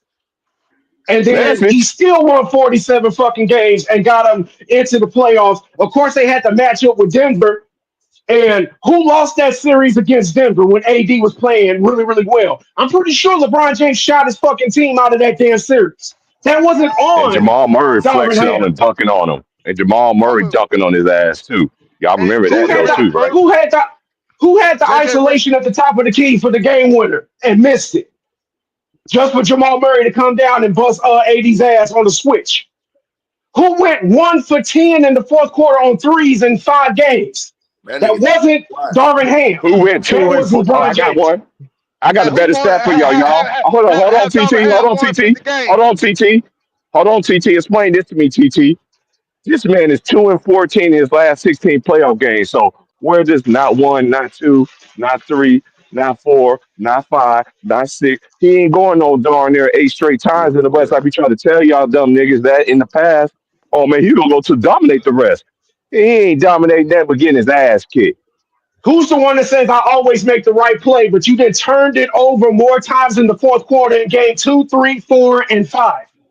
You talking about the Always make the same right man play? you talking about the same man that had that IQ since he was 8 years old? Y'all You talking niggas, about that Are we guy? talking about the same y'all man niggas, that can flip plays goddamn, at 8 years old? Are Yeah, we he talking about yeah, the he same said man y'all yeah, you niggas talking that's get about that basic bro. like a Yeah. motherfucker, man. Are we talking about the same man Y'all that niggas has get ran on. Y'all every get basic, dog. NBA defense and has seen everything and was sitting up there talking about on Mind the Game podcast that it's going to be easier with Luca because I can get the pass in the pocket, I can get the pass here, I can make up my mind, I can read the defense easier. It didn't seem like he was reading the defense at all. It didn't seem like he knew what Ant Man was doing when he was coming to him. It didn't seem like he all that intelligence. It looked So like his y'all, secret soldier so serum it, was Oh, I wearing got off. so hey, it tap don't, me in right so it quick. don't even, Hey, I got so some. it don't even matter it don't even matter if they try to develop chemistry out here, right? So they supposed to just Man, ain't go no it hold on, all. hold on, hold on. This is one thing about That's what I'm chemistry. saying. This is one thing y'all J Reed fans kill me about chemistry, right? Cause look, how much chemistry this man had with the Lakers since he's been there. The only time he didn't really get nobody was last year, right? They didn't make no trades, right? They didn't make no trades for him, right? They didn't make none. They didn't make none. Then this year, okay, now they got Luka Doncic. Of course, ESPN hype machine. Oh, they going to the conference final. Now all of a sudden, now everybody want to change their tune, right? Nah, keep that same energy, man. That's why I can't wait till 9 o'clock, bro. I'm telling you, y'all better Let, stay away Okay, from but me do this you think? let whole. me come off Y'all this. ready to stay Let me away come from Do me you off the this think? top whole rope. summer. Hold on. Look, Okay, Go the so ahead. do you No, think? chemistry. no, no. Do You you ain't think holding that? on nothing. Go ahead, bro. I'm tagging Do them you? in before he Uh, go to ch- you. Go ahead. Yeah. look, chemistry is an R&B singer and it's a class in high school. Chemistry don't have shit to do with somebody that had somebody before the trade deadline. Where was the Message. chemistry when they won A straight? Where was the chemistry when motherfuckers doing the percolator talking about they were going to win the championship? Where was the chemistry when they were blowing out bad teams? Where was the chemistry when they were having leads and LeBron James was stat padding in the fourth quarter? Where was the chemistry then? Let's not talk about the chemistry now when motherfuckers at the top of the screen running high speed and screen and roll while LeBron James stands in the corner or stands on the wing and takes a 30-foot three-pointer when you're up by one. That's not chemistry. That's bad shot. That's a bad low IQ. And that is somebody that doesn't need to even ever be in the GOAT conversation. You put Jordan with the ball in his hand up by one, he's going to the post, two dribble pull up, Yeah. cash. Yeah, at the prime, but not at motherfucker 40 years old. So don't even try to use no damn prime MJ in this motherfucking case, my nigga. I What was is we under the talking about? impression No that Goddamn, Jordan doubt. was doing two dribble pull ups y'all, at 40 years old, too. y'all, y'all I was so, under so the y'all, impression y'all that killing Jordan me, has a goddamn, spot that bringing he up can go Jordan to. in this shit, my nigga. Jordan wasn't doing shit at I was 40. under the impression that no matter if you've been in the league for 15 or 22 years, you're supposed to have a go-to move. You were supposed to know when somebody's running a high screen and roll and you have a mismatch, you run to the fucking basket. No. You This boy got a point. You got a point. Stay right there. Stay right there. Go ahead. are you talking to me? Yeah, you got a point. Like being as though Bron don't have a bag, but stay in there though. He don't have a bag. It got exposed. Go ahead. It's Stay right either there though. three or drive. He doesn't steal you in the post. You are 6'8", 6'9", 2 whatever. I don't care. When you're playing basketball and you're going on a run and gun and it comes down into the last 2 minutes, you go into the high percentage shots. You don't. Who in the hell takes a 30-foot three? He ain't Curry. Even Curry don't really do that when the game is on the line. He He kept did that in the finals and they lost. he shot like 5 or 6 threes and missed, bro. And he hit one in the fourth quarter last night. Nasty. Even Jimmy Buckets goes into the post during the crunch time. Bro, you got to change your game up, man, as you get older. But LeBron don't change his Kobe was game doing up. the same shit. Hold on. Kobe wasn't going to the whole slash like he was doing, back in 2016 and 15. Kobe pulling up, shooting threes and shooting that stuff. Like LeBron do, he ain't got those steps no more like he supposed to have. Well, So you think you LeBron just cooked still the same yourself. person You Yeah, as just he cooked was? yourself because Kobe in 2015 to 2016 didn't have a fucking top 3 player on his team. Get the fuck out of here with that. So that's apples to oranges, not apples to apples. no, Now, no, if no, Kobe has somebody on his team that draws double teams like Luca, then your point will be valid. It's not not valid because Kobe was the only person on his team. The not same only way that that. y'all dick suck about the 2007 Cleveland Cavaliers and Man, saying, keep cooking. Keep cooking, well, Martavian. Yeah, Keep the same cooking. way yeah. y'all dick suck And about the Mr. Master 2007 in here too to cook this nigga too. He in trouble. Not y'all What up, talk about that fellas? damn Good morning, fellas. 2007 run and saying that he don't have nobody on his team. What can LeBron do? Oh, he scored 25 straight points against Detroit. Well, guess what? Give Kobe that same fucking criticize. He didn't have nobody on his team then.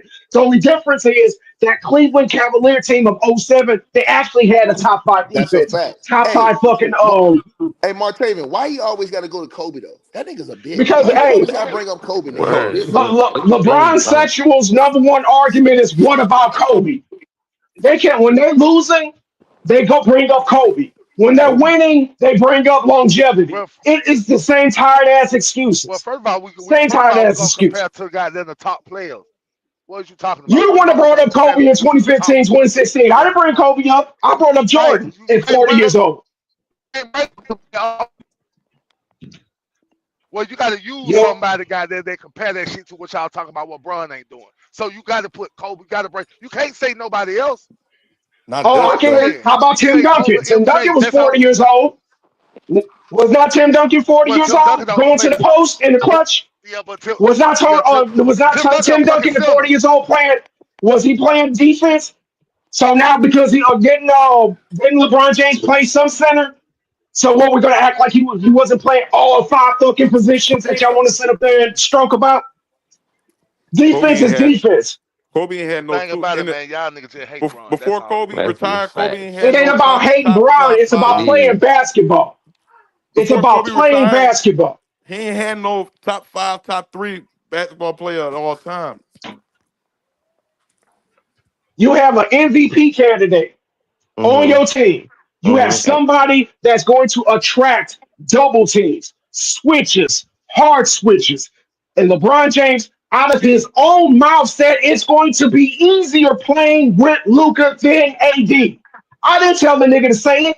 He said it. Because he So ain't got to do why so would much with the ball. So yeah, it's gonna be easier, bro. okay, so you don't gotta do so much with the So ball, then guess what that means? That means you can cut, you can play off the Nigga, ball, but you can okay, go to other the than post. Luca. Okay, other than Luca, who else is on that team for real? Who gives a shit? Other than Scottie For Pippen, real. who else was on the team? Nigga, you we had do Dennis hold on. Rodman, nigga, We do got and LeBron Austin 40 on Reeves top of though. that. Nigga, okay, I give you Okay, Austin so Reeves. Shut the Okay, so fuck other up with than so that when Luca. age he and shit. when he when Other he's Fuck, than fuck, scoring look at Luca. that 38 age points, shit, bro. he's not Other Stop than fucking with 40. that. Luca. Let's be for real, bro. Who they got? When Man, he's y'all scoring mention this 38 nigga points age in when the he Nigga, winning. D playoffs, put we're that not on talking there. about he's 40. Then Y'all when he niggas be plays so like shit, lame with he's that 40. shit. Y'all don't never mention this nigga age when y'all What's winning. up, Minga? That's What's that up, Minga? bullshit, bro. I hate when they do that shit. When he lose, oh, he's All right, 40. He's 40. all right. So let me They ask you this: at the beginning of the series, nobody mentioned the 40 year Who else old. the Nobody mentioned Timberwolves that got shit. besides? All Nigga, right, who But when else he damn. lose, he's 40. uh, N- who else Nigga, Nigga play was who like 40 else the before the Wolves five. season got? the Though. series started. Who else the Wolves got? Fuck out of here with that shit. Who else the What's up, Wolves got? Mass? What up, fellas?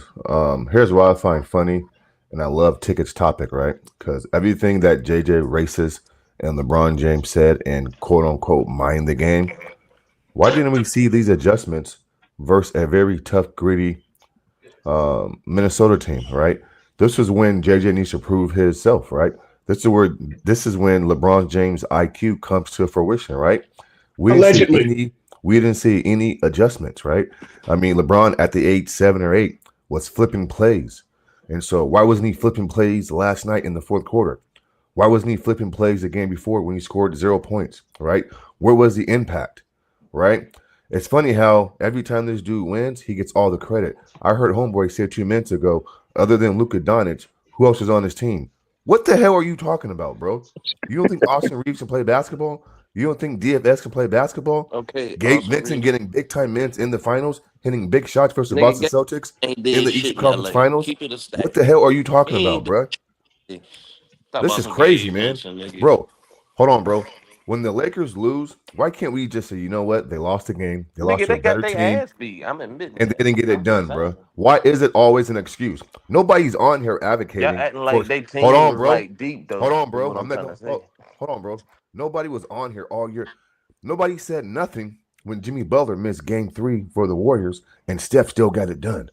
Nobody Stepped came it out and up. said, "Oh my God, Steph Curry needs help." Nobody, bro. Listen, if y'all saying that LeBron James has no center, he has no front line, blah blah blah. Okay, cool, fair. What the fuck does Steph Curry have over in Golden State as a front line, bro? Ain't no excuses. They're getting pounded on the glass versus my Rockets. They're still up 3-2. Ain't no excuses, bro. Like superstars do super things. Even if you're playing a better team, bro, your individual greatness has to overcome that. That's why you're the superstar. Let me just say this, bro, because I'm not gonna scream, I'm not gonna holler, right?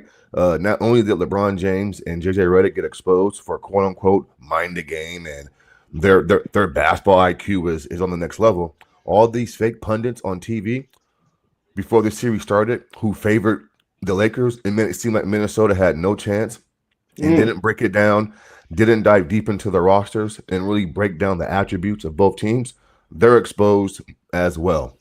They're exposed as well. Okay. I said coming into the series that Minnesota was a bigger team, more physical team. A lot of you dumb fucks who don't know shit about basketball, did y'all not know that the T Wolves were the 5th best shooting team in the league? Y'all didn't know that the T Wolves played bully ball? Y'all know that the fucking T Wolves was more of the complete team? All I heard was we got Luka and we got LeBron James. It's funny how when Kyrie had Luka, he got to the finals. He got to the finals. And I'm not sure what your name is, bro. Who was just cooking? Because you've been cooking. When Luka has the basketball, bro, and they show tape of this, go look and see where LeBron James is standing at, bro. He's in Luka's way. If LeBron James' IQ was so goddamn high, right? Why is he not? Hold on, bro. Why is LeBron James when he's off the basketball, right? Hear me out here real quick. Why is he not cutting, making the defense react? Why is he not setting screens, backdoor picks, coming down flares, pins, screen downs, doing something off the basketball, right? I want y'all to go watch. Hold on, bro. I want y'all to go. No, I just said amen. Amen. Oh yeah. I want y'all to go watch LeBron James, bro. When Luka has the basketball and just see where LeBron James is standing at and see where LeBron James' man is at, bro. And then go look at Luka's face in all those situations, bro. He's mad because he's not used to that, bro. You feel me? There's a reason why Kyrie Irving, the heartbreak kid, was so successful with Luka Doncic. You want to know why? Nigga, they Because had a he's better not team. ball. They had Hold a on, bro. deeper Because team, he's not nigga. ball dominant. He Fuck. can play on and off the basketball, and he's not in Luka's way. He's not in Luka's way. So again, bro, I know the narrative on today's morning talk shows is going to be, who the Lakers need to get. He ain't got enough help. He is a top 3 player, arguably 2 player on his roster with arguably the highest IQ basketball coach in the goddamn league. And you mean to tell me, listen, it's not like the T-Wolves are the most high, bro. Listen, the Minnesota T-Wolves, and Tika said it best, they're a very low IQ team. They just make shots and fucking Rudy Mean, because I'm gonna call him Rudy Mean from now on. Until he does something dumb again. The Lakers couldn't even execute and get a good quality shot, bro, versus the T-Wolves. You feel me? And again, I can't stress this enough. LeBron James is in Luka's way. He's in his way. And I want y'all to ask a question? Bro. Yeah. Go ahead. Let me ask you this question. So when you're not making adjustments, right, and you're getting bullied, Does Correct. that fall on the players on the floor first, or does that fall on the coach first? Well, I gotta be fair, bro. If you're getting bullied, there's a level of physicality that the players have to meet, which they didn't meet. Secondly, it falls to me, it falls on preparation and it falls on the coach and then the players. But it's hard to skip over Luka and LeBron James and say it's on them because all the great players in the past, they had a leadership style which domino effect down to the players, and it was like you took on what your coach was and what your best player was, right? And so MJ and Kobe didn't have to say shit. It was just an underlying factor that we're gonna be physical and we're gonna play defense and at least we're gonna try. But to answer your question, bro, it falls on JJ first because he's a head coach, and it falls on LeBron and Luka Doncic, bro. Because if your two best players are lackadaisical on defense, they're shot jacking, right? They're playing one-on-one basketball. Nobody's cutting, then I can't get on role players because the role players are doing what the best players are doing. And for the record, I don't blame role players anyways, because guess what? If the Lakers beat the T-Wolves in 5 or 6 games, guess who's getting credit? Austin Reeves ain't getting no goddamn credit. DFS ain't getting no goddamn credit. They're going to give all the credit to LeBron James.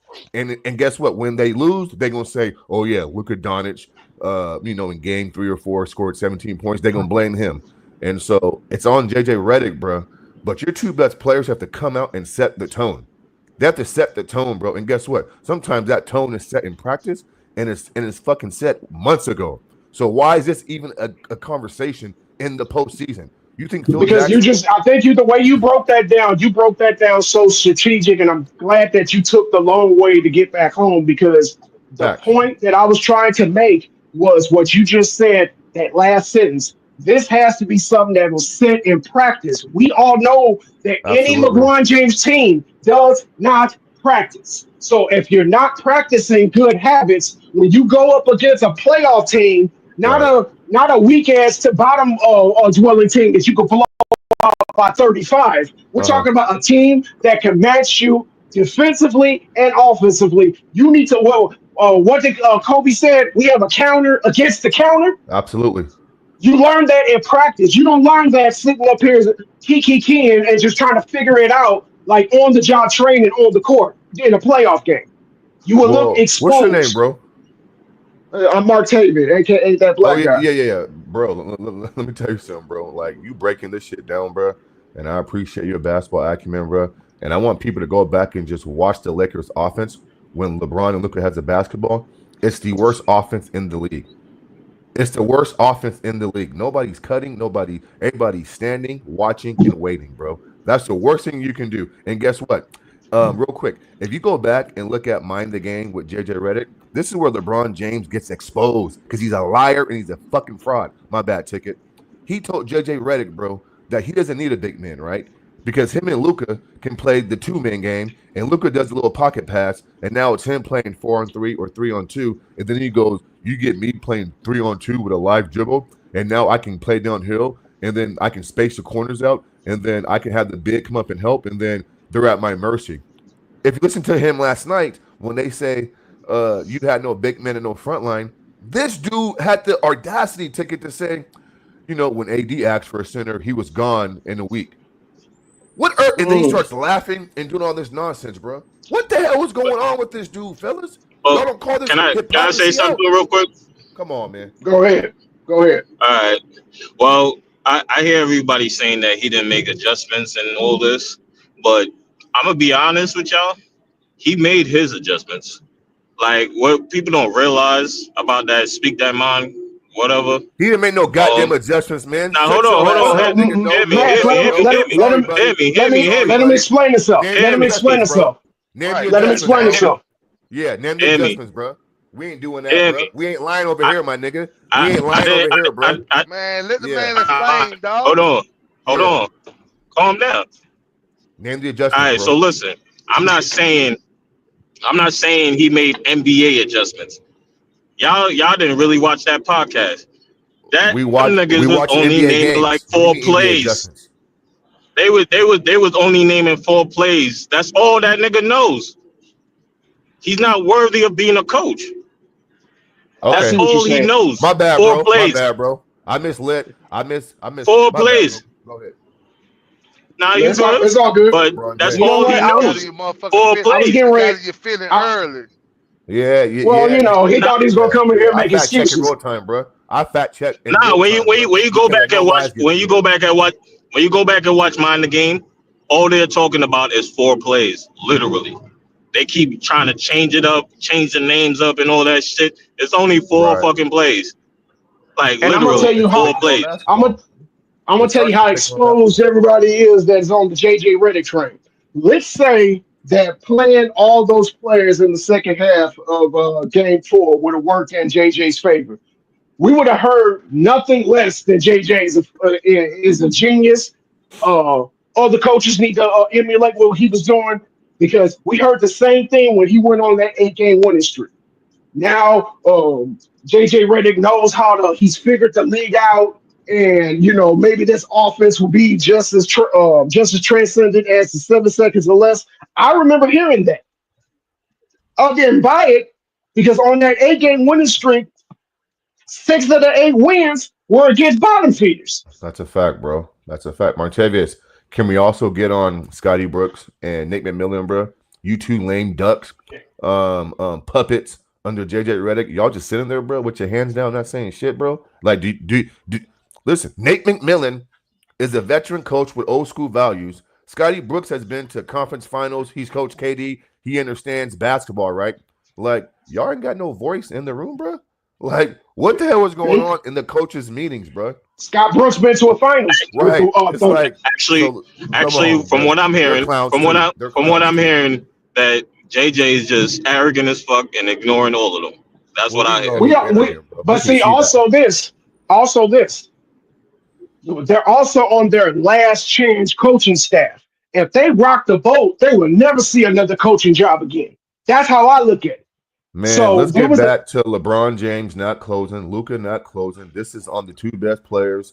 Bro, they let Rudy Gobert damn near have a get 30-point off. game. They let Julius Randle, who has one of the lowest IQs in NBA history, get off the series, bro. Like, come on, bro. Listen, the Lakers were in all these games except for game 1, right? It was they had big leads, and in the fourth quarter, and they got outscored damn near like 42 to like 10 or something like that. This reminded me of LeBron James in 2011 when Dirk outscored him by himself in the fourth quarter, like 52 to like 8.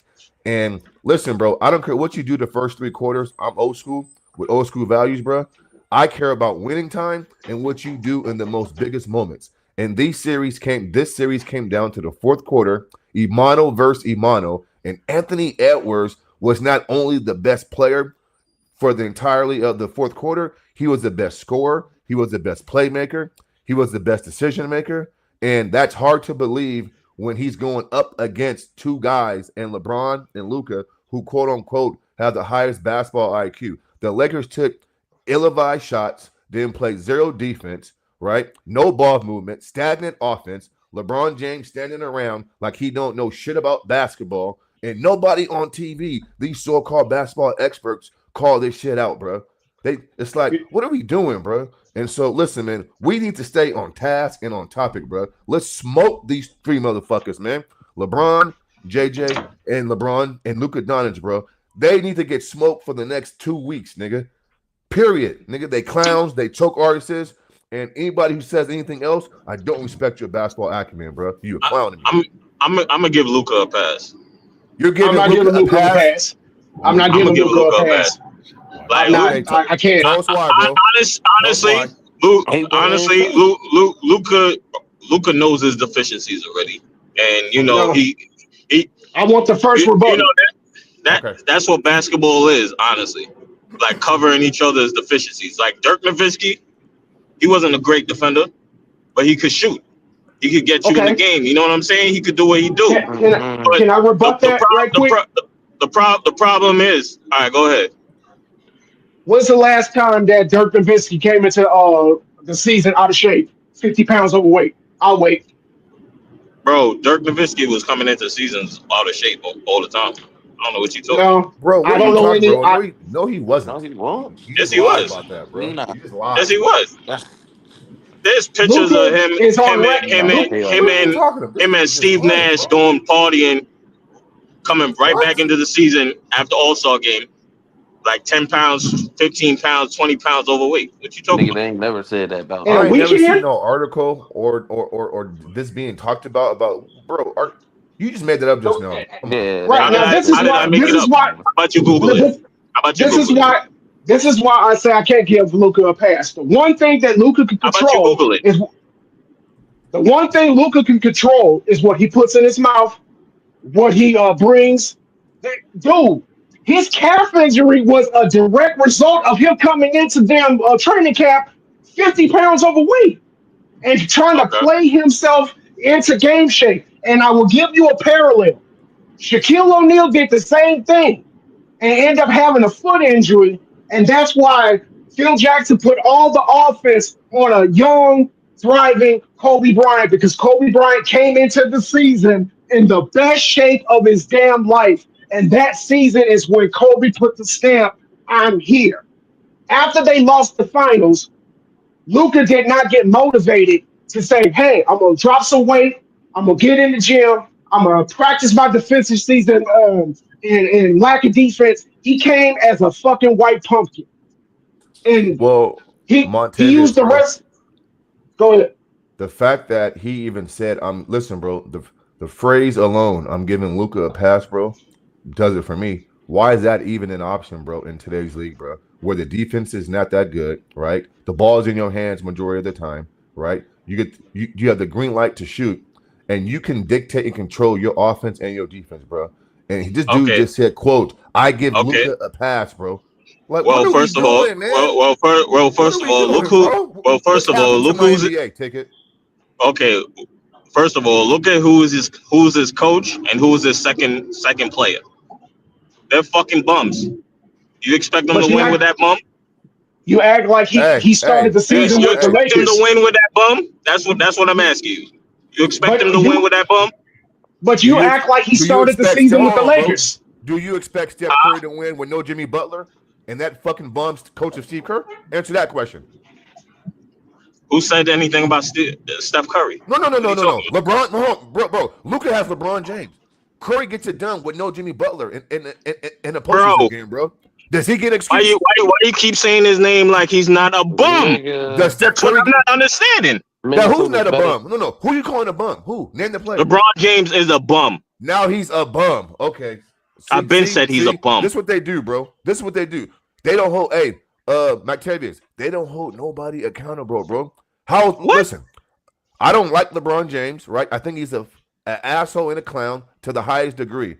But for me to come on here and show my basketball acumen and call LeBron James a bum, bro, like, what are you doing right now? You sound like you know basketball. Like, what are you doing, bro? Right? Why can't you just say Luka didn't get it done, LeBron didn't get it done, they lost to a much better, physical, better team, and right? And that's it. It's okay, bro. It's okay. Why the excuses? Steph Curry don't get no goddamn excuse. Who's this big man? Looney? Who's this big man? That was an excuse? He ain't got one, motherfucker. Okay. So hold on. Yeah, you said that like 10 times. Hold on. Let me rebut. Hold on. All right, so what happened last year? What happened the year before? What are you talking about? They lost to Denver the last 2 seasons, bro. What are you saying? What are you saying right now? Okay, the last 2 years they lost to Denver. Conference finals, first round. What's your point, bro? Like, what are you getting at? You told me to hold on 18,000 times to say that? Come on, bro. The year before that, they missed the playoffs. The years before that, they lost in the first round against Phoenix. How far are we going to go back? Right, bro. Why can't, like, what's the excuse for Luka, bro? Ball's in his hands. He can dictate it. He controls his defense. What excuse are you talking about? The year before Dallas went to the finals, they played Golden State. Correct. Golden State knocked them out in the conference finals, gentleman's sweep. That's a fact. The year bro. before that, they lost in the first round. The year before that, they lost in the first round. So how far are we gonna go back? This is crazy, bro. Now he's calling LeBron James a bum. Listen, I can't stand LeBron James, bro, with the best of them. but he is still an impactful player. Now we can argue, does it result to winning? No, it doesn't. But why are we calling, like, you go from a guy being very good just to a bum, and there's no in between, and you don't want to hold Luka Doncic accountable for his lack of defense, his low IQ plays, his shot jacking, bro. What made Luka so great last year with Kyrie plays off the ball, and he had two bigs and Lively and Gafford who can rim run, and put elite pressure at the rim, catch lobs, and finish and defend the paint. That's all that was, bro. And That's it. Kyrie knows in-game situations Correct. And better Kyrie than can LeBron adjust, James. bro. Correct. And Kyrie can adjust. Kyrie ain't got to be pouting and mad because Luka's getting his shit up because Kyrie wants to win, right? And it doesn't matter how Kyrie wins, long as he wins. LeBron James wants to win his way and say we won because of me. You feel me? That's why LeBron he's James, standing and pouting when he's not on the ball, a la James Harden. So LeBron this man James can told me to average. go ahead, bro. LeBron James can average 38, 10, and 10 and get blown out and lose 4-1, and he's happy. But if he averaged There you 16, go, 5, bro. and 8 and win, he doesn't like how we're playing because he has to be the diva. He has to be the actress. He has to get that Academy Award. If he don't Right. get all the praise, he don't play hard. We saw that at the beginning of the season when AD was getting off to a fucking historic run. That's a fact, LeBron bro. James Preach, was preach. LeBron James was pissed that he was averaging 16 in the first 4 or 5 games. Right. Then it went back to LeBron ball. They start losing. They got off to a 3-0 start going through AD. Then they proceeded to lose the next 4 in a row playing LeBron ball. Listen, Yeah. listen. I'm not gonna I lie don't to know you what the guys. fuck Tyson talking about in the Like, chat. That like, nigga, li- hit the link, Yeah, Tyson. li- man. like, That's listen, why I need to listen, step in. That's why I need to listen, step in, man. Is that listen. Herm? It, Yep. What's it, up, it, my brother? What's up, my LeBron brother? Hollywood. James. LeBron James is a walking six foul. Let Herm get in there, If fellas. if the game was called correctly, this man travels. This man That's No, runs true. we people ain't got over. we He's got a walking we six ain't gotta get into fouls. that. We ain't He's a gotta get into bum. that. I don't understand why people don't understand this. We ain't gotta get into that because He gets allowed to bro, do shit that we people don't gotta get allowed to A do. lot of players do all that type of stuff, 150,000, bro. bro. nah. Break down the game, We need to bro. call Break out down the details of the game of the series, we man. need to Like call out you these get off track, bro. dumbasses. We need to This shit crazy. call out these dumbasses. First Oh of all, God. all these dumbass YouTube guys, all these dumbass basketball aficionados, they believed in the hype. They sat up Mm. there. They sat up there and gave false expectations for LeBron in the first place. They're the Lakers thinking that they're gonna make a deep run, that it's looking bright for them, that they're gonna make it to the conference finals and all this stuff. Niggas don't want. We ain't letting these niggas off the hook. Y'all bitch ass niggas don't understand basketball because when the trade like that happens mid season, teams don't have any game plans to prepare to face Luka and LeBron James on the fly. So yes, it was fool's gold when the Lakers went on the type of run that they went on during the season. I told these bums over and over. I told niggas like Gil the same thing with Gil capping ass. Sold this fucking soul knowing damn well that teams did not have any film on these niggas. And understanding that once these niggas do get film, they gonna exploit every fucking weakness that team had. These motherfuckers, Minnesota exploited every weakness that the Lakers had in that series. And they used the biggest one of them all. They dominated the fucking paint with Rudy Gobert. When you fucking lose to Rudy Gobert when the motherfucker basically had 30 and 20 on you, and you go out losing like that, that shows you how sorry y'all punk asses were in the first place. Got gentlemen swept. But these niggas put the expectations on y'all, so yeah. Nobody wasn't thinking about LeBron James being 40 years old then. Nobody wasn't thinking about Luka Doncic can't guard the soul. Me and Mr. Maz combined could score 50 on Luka right now. Facts, Niggas Herm. understand how crazy. Niggas Okay, can understand. I ask all y'all this last Now question? shut up. End of the day, these bums gave these niggas expectations. And guess what? They dropped the fucking ball, and they end up being the one of the sorriest teams that probably, honestly, is a playing team. And guess what? Can I ask y'all one They last got that. question? Man, fuck your question. Fuck your question. My thing is this. This is the Mm. first time in Lakers history they get a top 3 seed and lose in the first round on LeBron and Luca's watch. Yeah, that's inexcusable. And Herm makes a great point. You know, I wonder what the talking points are today from all these pundits on YouTube and StreamYard and on TV who picked the Lakers. And I will ask them one question. Going into the series, can you name Okay, me? so Hold on, bro. Going into the series, can you hold on, bro? And then you ask your question, big dog.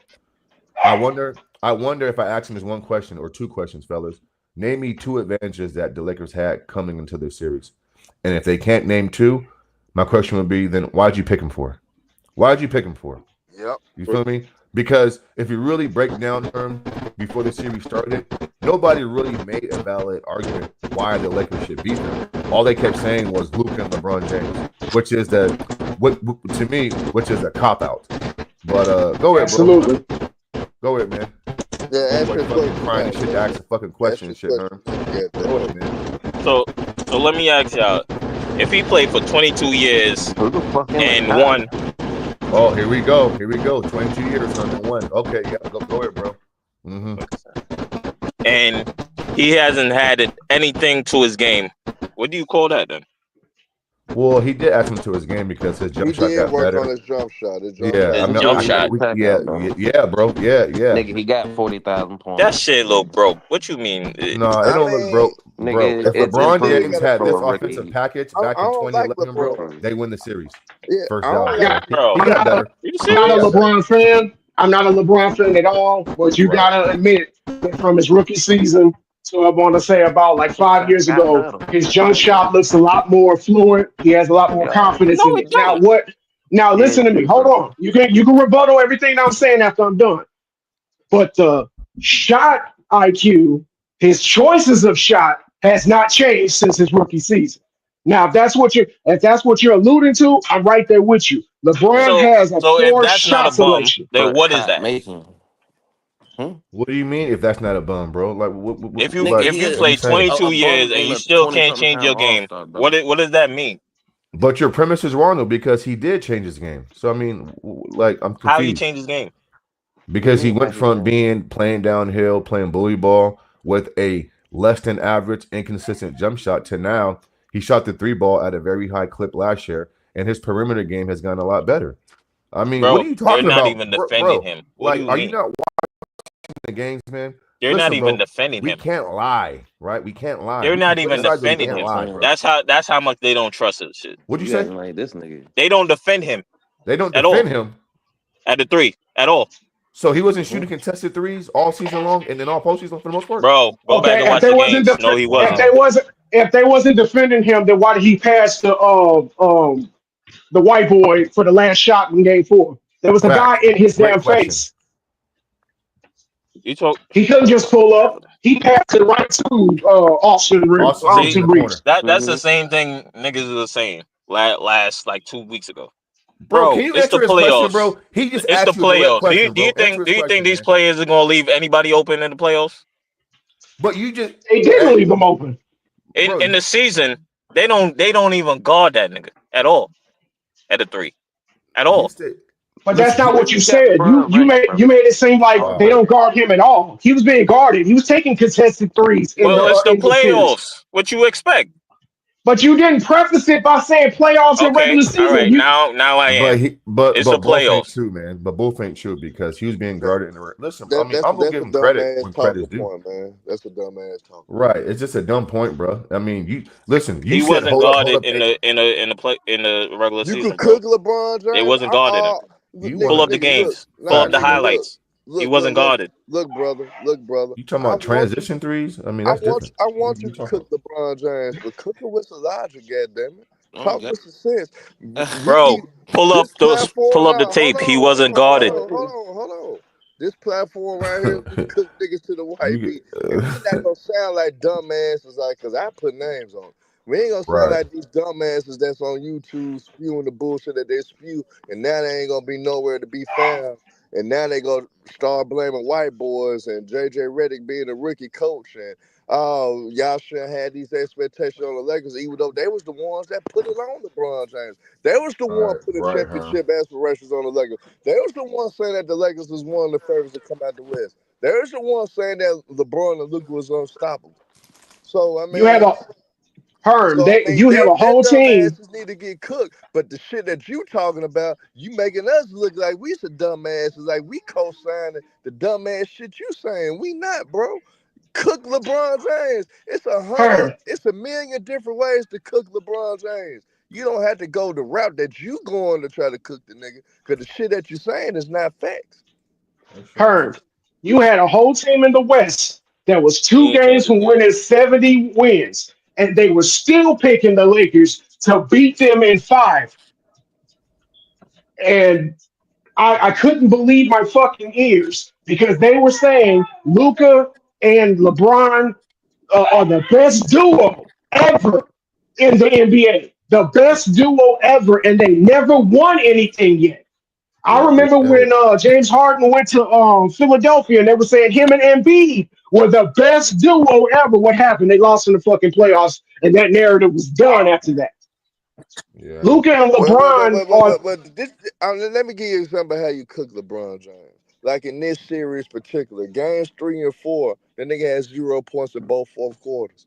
But this is supposed to be a nigga that's better than Michael Jeffrey Jordan. Michael Jeffrey Jordan is not going back-to-back games, scoring 0 points in the fourth quarter. He's Like not going LeBron a James game without is. scoring 0 points in the fourth quarter. He That's a has fact, 0 bro. points in the fourth quarter in game 3 and game 4. That lets you know everything you need to know about the bum right there. But instead, your crazy ass want to focus on, oh, LeBron hasn't improved this game. He's been the same Right. player for Right. 22 years. That's a fucking lie. Oh God. Use other ways to cook the motherfucker. You could have started out, he's a fourth quarter he's a bum. bum. Yeah. Whatever you want to say. He's a Hey, bum. Herm. Hey, Herm. Yeah, yeah, 1997, second round, Eastern Conference semis against Miami, game 4. Jordan got off to an 0-12 start, playing like shit. And guess what? In the fourth quarter, he scored 14 of his eventual 29 in the fourth quarter. He yep, shot like shit. They end up losing. They almost came back and won. They were down by as much as 25. They lost by 6. Jordan was not stopping shooting. If that was LeBron, he'd have just packed it the fuck in and so walked off the court early. Jordan is not going to stop shooting, scoring, yep, getting to the basket in the fourth quarter, in the playoffs. We're not yep, talking about the regular season. We're talking about the playoffs. yep, He's going to go down with every bullet in his gun shot.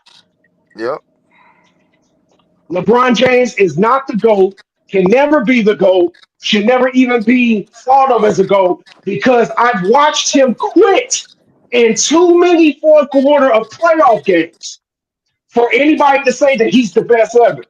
You can't be yep, the best ever and quit whenever something is not going your way. Game 4, 2018 finals, when they about to get swept, LeBron quit, stopped shooting. The year before that, he quit, stopped shooting. So this is just who he is.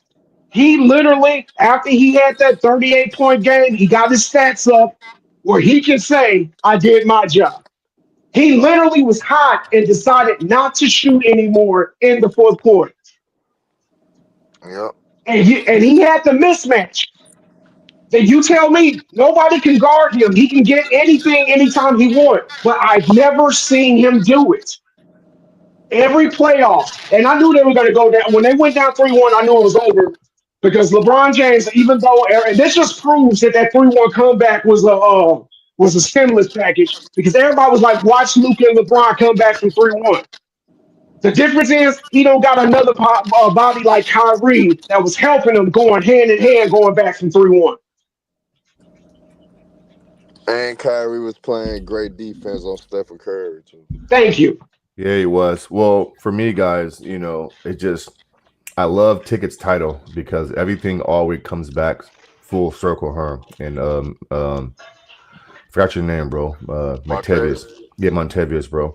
LeBron and JJ sit up there, so arrogant, pumped his chest out, boasting, brag. Smug.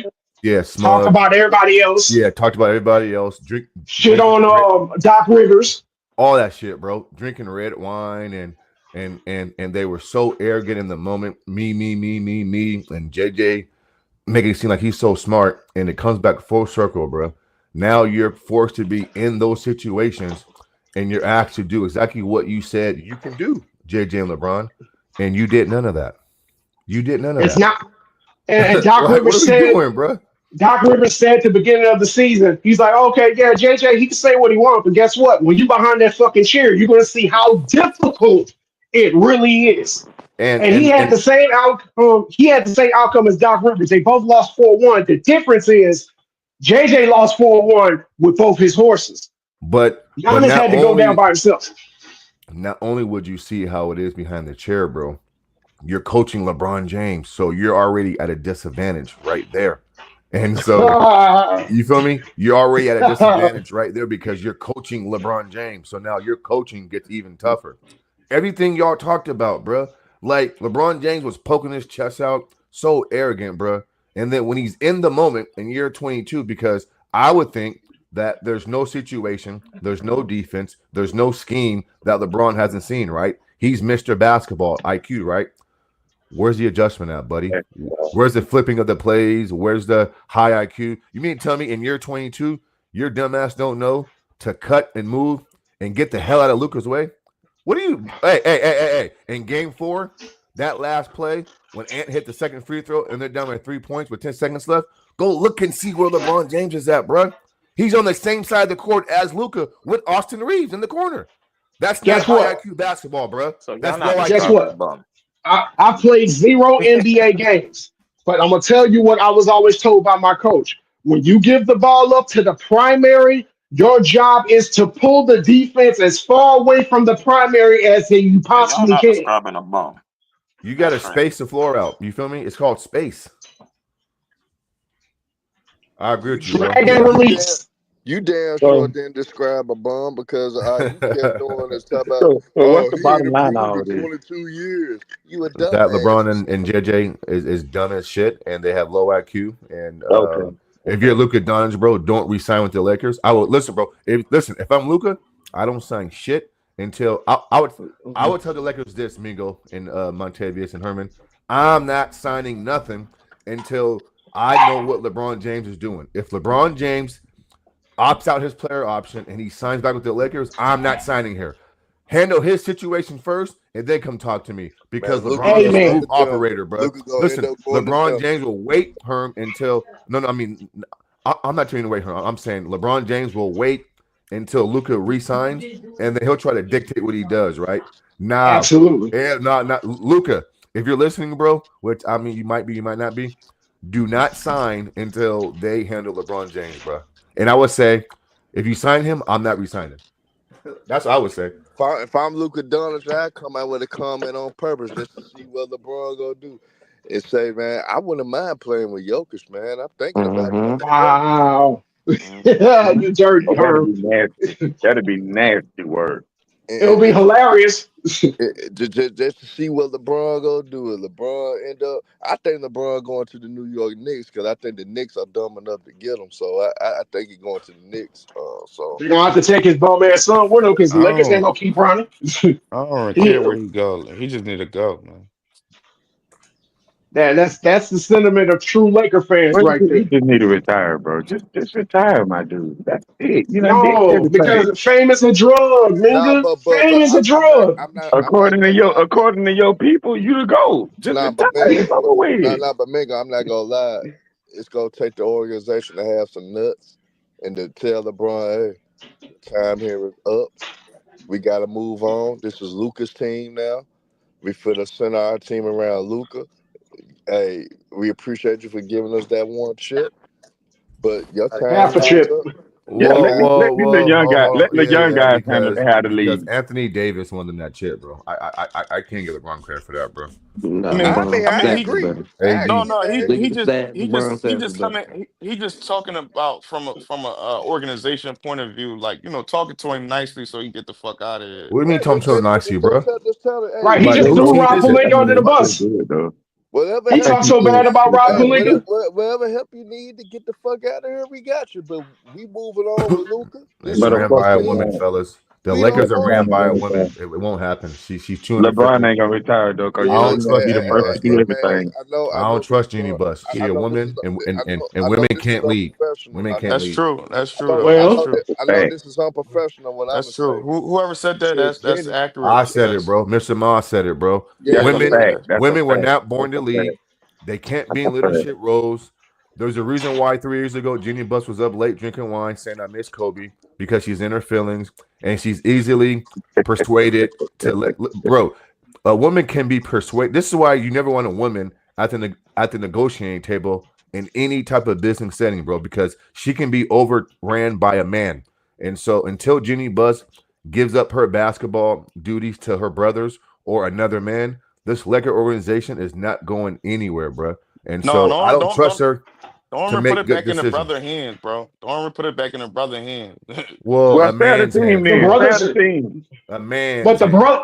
brother was the one that got all that talent that they got rid of for AD. So you mean to tell me he wasn't drafting well? He wasn't preparing them RP for the future? No, no, no, no, RP no, the no, Dr. no. Bud. It wasn't. RP the No, it Dr. wasn't. Bud. No, it wasn't just the brother. It was Magic and Rob Pelinka, and with Magic Kobe. did not draft Ingram. Magic did not draft Randall. Magic did not draft, and Right. came in on the draft with But Lonzo. Magic got Magic LeBron Johnson over there though. drafted Magic got Lonzo LeBron over there Ball. though.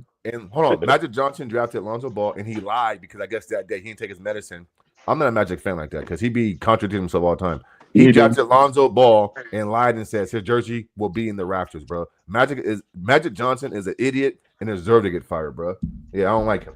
He didn't get fired. He resigned. Well, whatever happened, bro, bye. Get out of here, bro. Because Magic Johnson says one thing on Tuesday, and then he'll come out on Wednesday, and then he's never really came out and criticized LeBron James like he's supposed to. He's been around Right. Kobe and Shaq, bro. He knows what winning is, and he's always given LeBron James somewhat of a pass, bro. I don't respect it.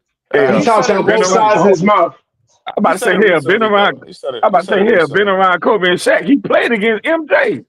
That's Thank that you. too, Mingo. That too, Mingo. That too. Talking about from a Lakers point of view, yeah.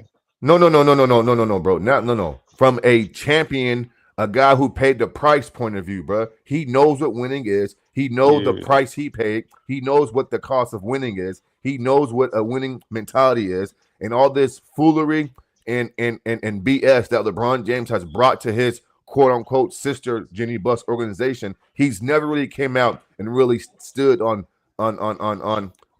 business when it came to LeBron James, bro. Never. I Never. know. Right. So I don't respect it, bro. I don't respect it.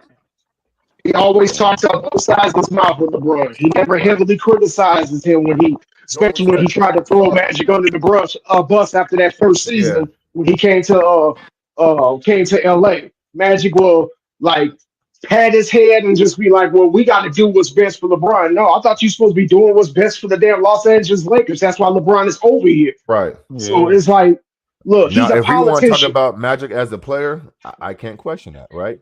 Now, I'm going to assess him where he needs to be assessed at. I'm talking Magic off the court, bro. Like, he ain't, like because he smiles and he's Magic Johnson, we can't criticize him and what he says. You a goddamn liar, bro. He's a hypocrite and he's a liar. And he's a flat-out And the thing liar. about it, he magically got rid of HIV, so that's probably some dark magic. But that's neither here nor there. Magic is like I said, he's too much. He's like Stephen A. He's Oh, too much of a damn. goddamn politician. Too Go much of digging a deep. politician. Go digging deep. Go digging So you deep. guys, so a question real quick. And my bad, because I know I've been rambling all since I've been on here, but I can't help it because today's an awesome morning. If you're JJ Redick, bro, I know Jackson Hayes is not the best center, but You gotta play him at least. yeah, a little it's while. like, I mean, why would you not play him? I Because say the you same gotta thing. play or Mingo. There has to be somewhat of resistance or something versus that big front line.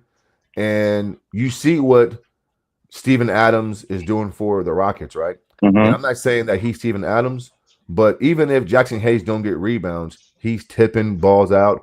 He's making Rudy work. And now maybe your guards and your forwards can come down and gang rebound.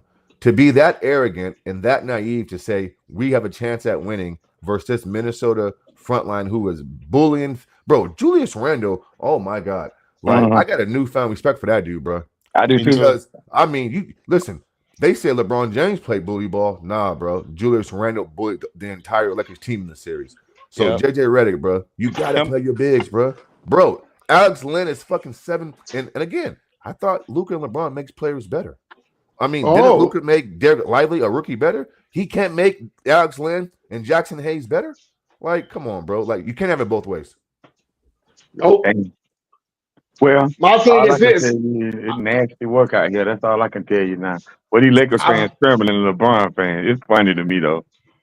I watched Phil Jackson throw all his centers at Alonzo Mourning and Patrick Ewing. Right. And he's like, all these fouls are going to be used. And that frustrated Patrick Ewing and that frustrated Alonzo Mourning. But that's the only way that you can match a true big. You got to throw bigs at him. He might out-rebound you, but instead of getting 12, he might get 9. So you kept him out from 3 offensive rebounds. It's just, again, we're not being paid millions of dollars to see what is obvious. He thought that his way, Socrates, Jesus Christ, Redick, whatever you want to call him, he thought that he figured everything out. I call him a racist. Come on, bro. We ain't doing that, man. I call him a racist. I got to throw that in there like that. I call him a racist. That's the way they were. That's the way they was making it seem like he was. Ain't nobody know Jesus Christ. Come on, bro. Stop it. We ain't going that far now. Come on now. Yeah. Seriously. Hey, I said that tongue in cheek. It's not only that Rudy mean. My bad. Hey, I don't care that Rudy mean because he's last night he was Rudy mean. You get it, y'all mean Rudy mean. Right. He got 30 or 20 some rebounds. Because 24 rebounds. Yeah. 27. But you know, people would say, "Oh, 24 rebounds," but you know, half of those bounce right to him. So I got to put things in perspective. Some of those rebounds were such high impactful rebounds and putbacks and second chance points. Those are the ones that I care about the most. I don't care about the ones that they took a long 3 and then you grabbed it because you're the center down there. Like that don't impress me. You should get that rebound.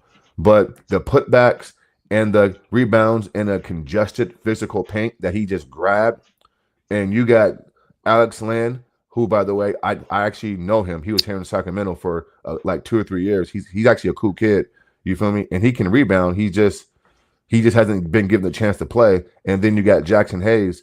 It's like it makes you question like somebody's brain knowledge, because how dumb do you have to be? You feel me? To fucking say I'm gonna have a small front line, and then check this out. Didn't LeBron James say that he can play 1 through 5? Yeah. Yes, he did. Okay. That's his I'm just asking claim to questions, fame. fellas. I'm just asking questions. He can play 1 through 5, except when he has to face Jokic or Embiid. Didn't he say he can play 1 through 5? Yeah, he did. Oh, okay. Hey, Mingo, didn't they say that LeBron James is a swift army knife, and whatever your team needs him to do, he can do it? Yes, they say that. Okay. Yeah, that's a fact. That's a fact. But So to me, can I ask a question? To me, he ain't the one that can play 1 through 5. I think that's more like Draymond. I think Draymond had that moniker of playing 1 through 5. I think he can actually do it. I agree with He that. done been doing it his entire career almost. Bam Adebayo. But go ahead, bro. Someone want to ask a question. Yeah, but go ahead and ask the question. My question is this. So where was all that defense that he was playing in game 4 and game 5? Because I didn't see the same LeBron effort. I didn't see him crashing the boards. I didn't see him jumping up in the air, blocking shots. I saw him waiting for the game to be over so that he can go home and blame everybody else. That's what I saw. And, you know, he's a quitter. And I can't respect the quitter. I can't respect somebody that 1 minute wants to play hard, but then when it's getting ready not to go right good for you, you take your ball and go home. We call that front running, bro. We call that front running. Oh, that's the name of it. Okay. Yeah. Did y'all see his face, bro? When Luka got hurt in the first half, I think he was happy. And guess what? I think he was mad that Luka came back because now there's no excuse. He can't say, "Oh, we lost because I didn't have Luka." So, like, y'all gotta peep his game, bro. Like he's such a clown. He's such a clown. You feel me? And you're right, bro. Like he played pretty damn good defense in game 4 on some possessions. And I'm gonna give credit where credit is due. But like Kobe said, bro, versus Orlando, Job's not done. Job's not done yet, bro. Like the expectation and the measuring stick is not for you to play defense on occasions, bro. Kobe and MJ is gonna run through a brick wall. They gonna guard you a 1. If they gotta guard you a 5, bro, like they trying to win the game. And so you're right. He looked like he was just waiting for the game to end. And those last 6 minutes of the fourth quarter, bro, no urgency, no aggression, no downhill play. He hit 1 3-pointer and that's it, bro. And I'm supposed to respect this dude. And if I'm a Lakers fan, I expect the role guys to follow his lead. I think Come on, something bro. that you said on your first rant, and I want you to tell the story because you tell it better than I do. Yes, So sir. when you said that the team absorbs the energy of the leader. Now, when Uh-huh. you say that, now let's go back to the 08-09 finals when Kobe lost.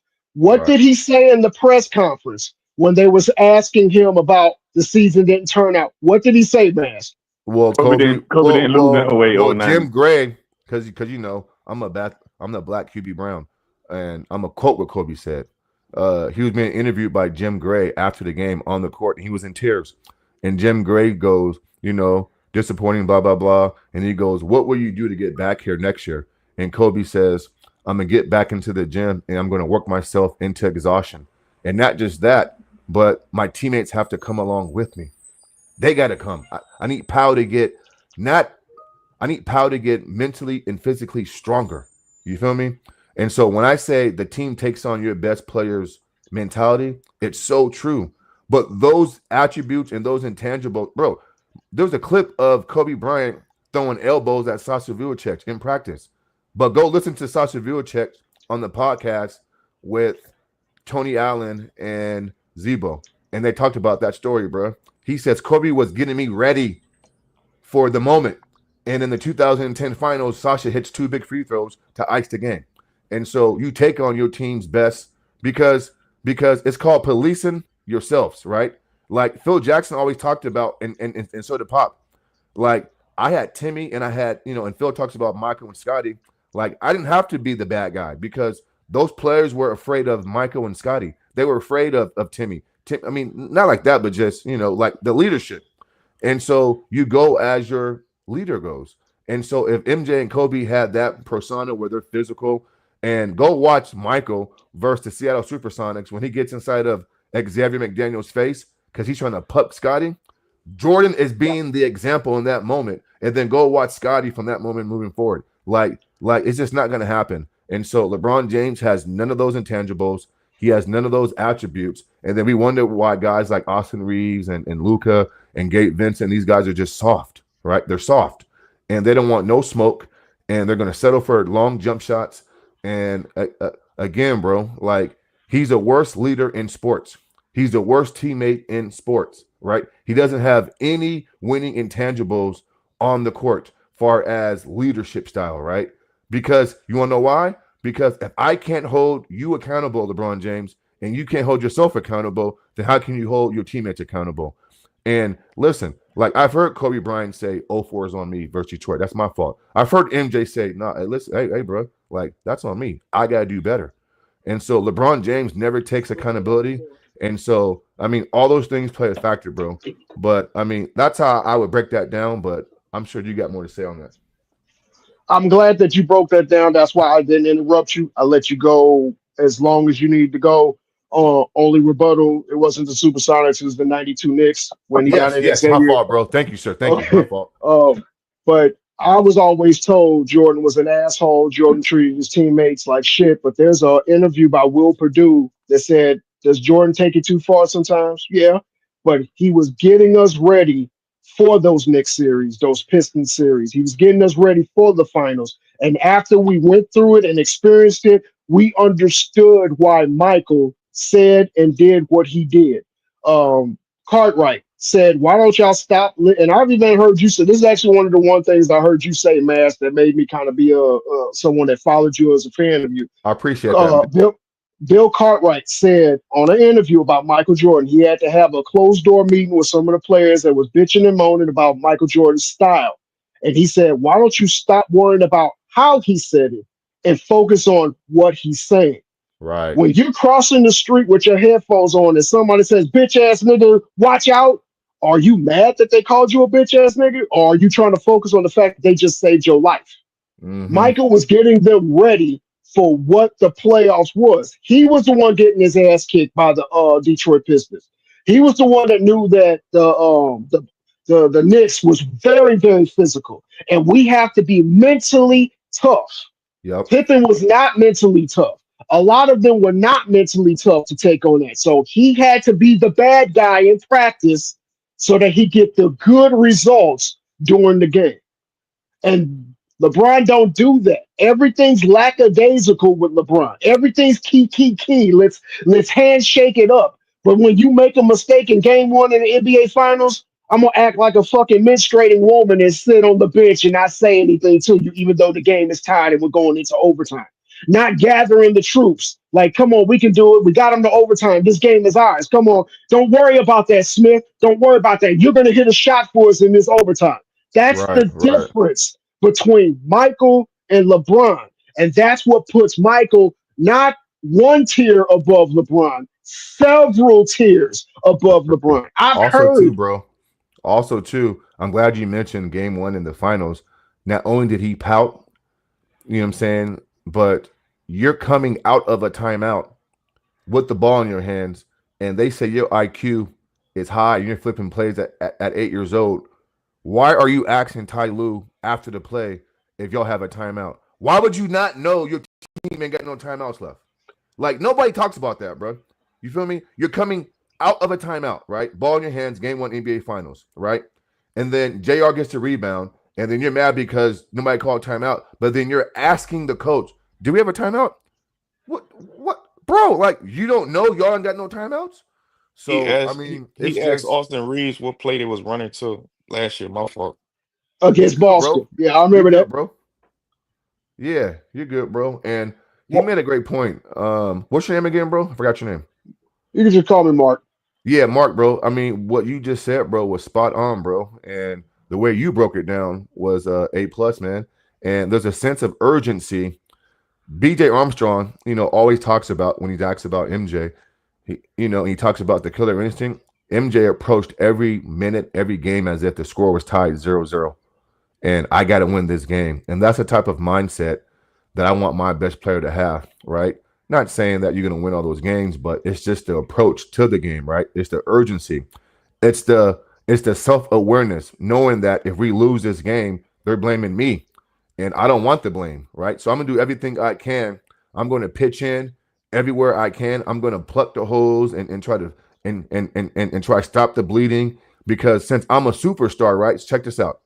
Because why are we blaming role players? They're role players for a reason, because they're inconsistent. That's why I don't blame role players. But superstars are supposed to do super things. That's why you're a superstar. And I That's why you hate get paid. right. And I hate the phrase or when they say, yeah, that team is better than them, so that's why they lost. Well, I mean, if you're a superstar, then go do super things. I mean, I saw Dirk do it versus a LeBron James team when the Heat were better, and nobody gave Dirk no excuse without Caron Butler, arguably his second best player. Dirk just got it done in the fourth quarter, and it is what it is. MJ and Utah had the better team. I don't care what nobody say. They were favored to win. MJ's in They Utah. swept the Bulls during the season. Right. And the Jazz had home court that season. Scotty missed 40 games that season, and the Bulls still got it done. Kobe Bryant versus the 2010 Boston Celtics, right? To me, the Celtics had the much more complete team. They should have won the series. Kobe was having a bad shooting game. Oh, by the way, he had a torn ligament on his shooting hand. LeBron James would never do that. And so, but again, Kobe grabs you 15 rebounds and pokes his nose in there, because I'm going to win at all costs, because if we don't win, they're blaming me. And I can't take that. They're blaming me. And so when you use the word, urgency and the way they approach it, bro, you're spot on. And LeBron just doesn't have that type of attribute. And it's sad, bro. Listen, he's not in my top 10. He never was. He never will be. Okay. You can't lose 6 NBA finals and you be the reason why most of those finals you lost. Like, I don't respect it, bro. I just don't respect it. He's not in my top 10. And I'll argue that until the day I die. You feel me? he's probably between, I don't know, between 12 and 16, somewhere around there. And so Let me come off the top rope right quick. All right, go ahead, bro. Man, 72-10 season. Do you know the Bulls only lost one game by a blowout?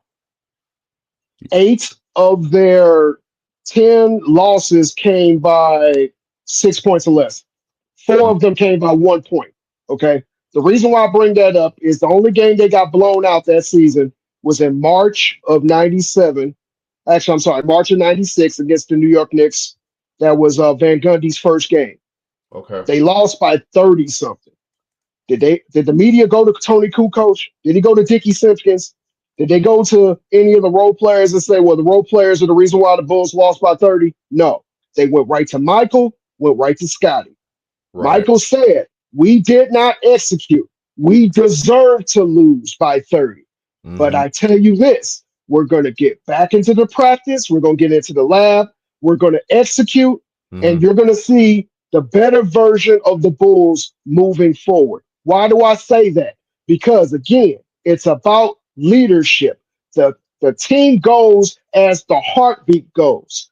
Michael Jordan didn't take any game lightly. He lost. Nobody saying he never lost, but he took every game seriously, no matter who the opponent was. Those are the stark differences that we don't see. I can't tell you how many times Tony Kukoc used to get destroyed on defense. And during the timeout, Michael's over there talking to him, building his confidence up, got the clipboard in his hand saying, this is where you need to be on the triangle. And if you need me to slip, you give me a hand signal, tell me to slip. Bring the defense to my side.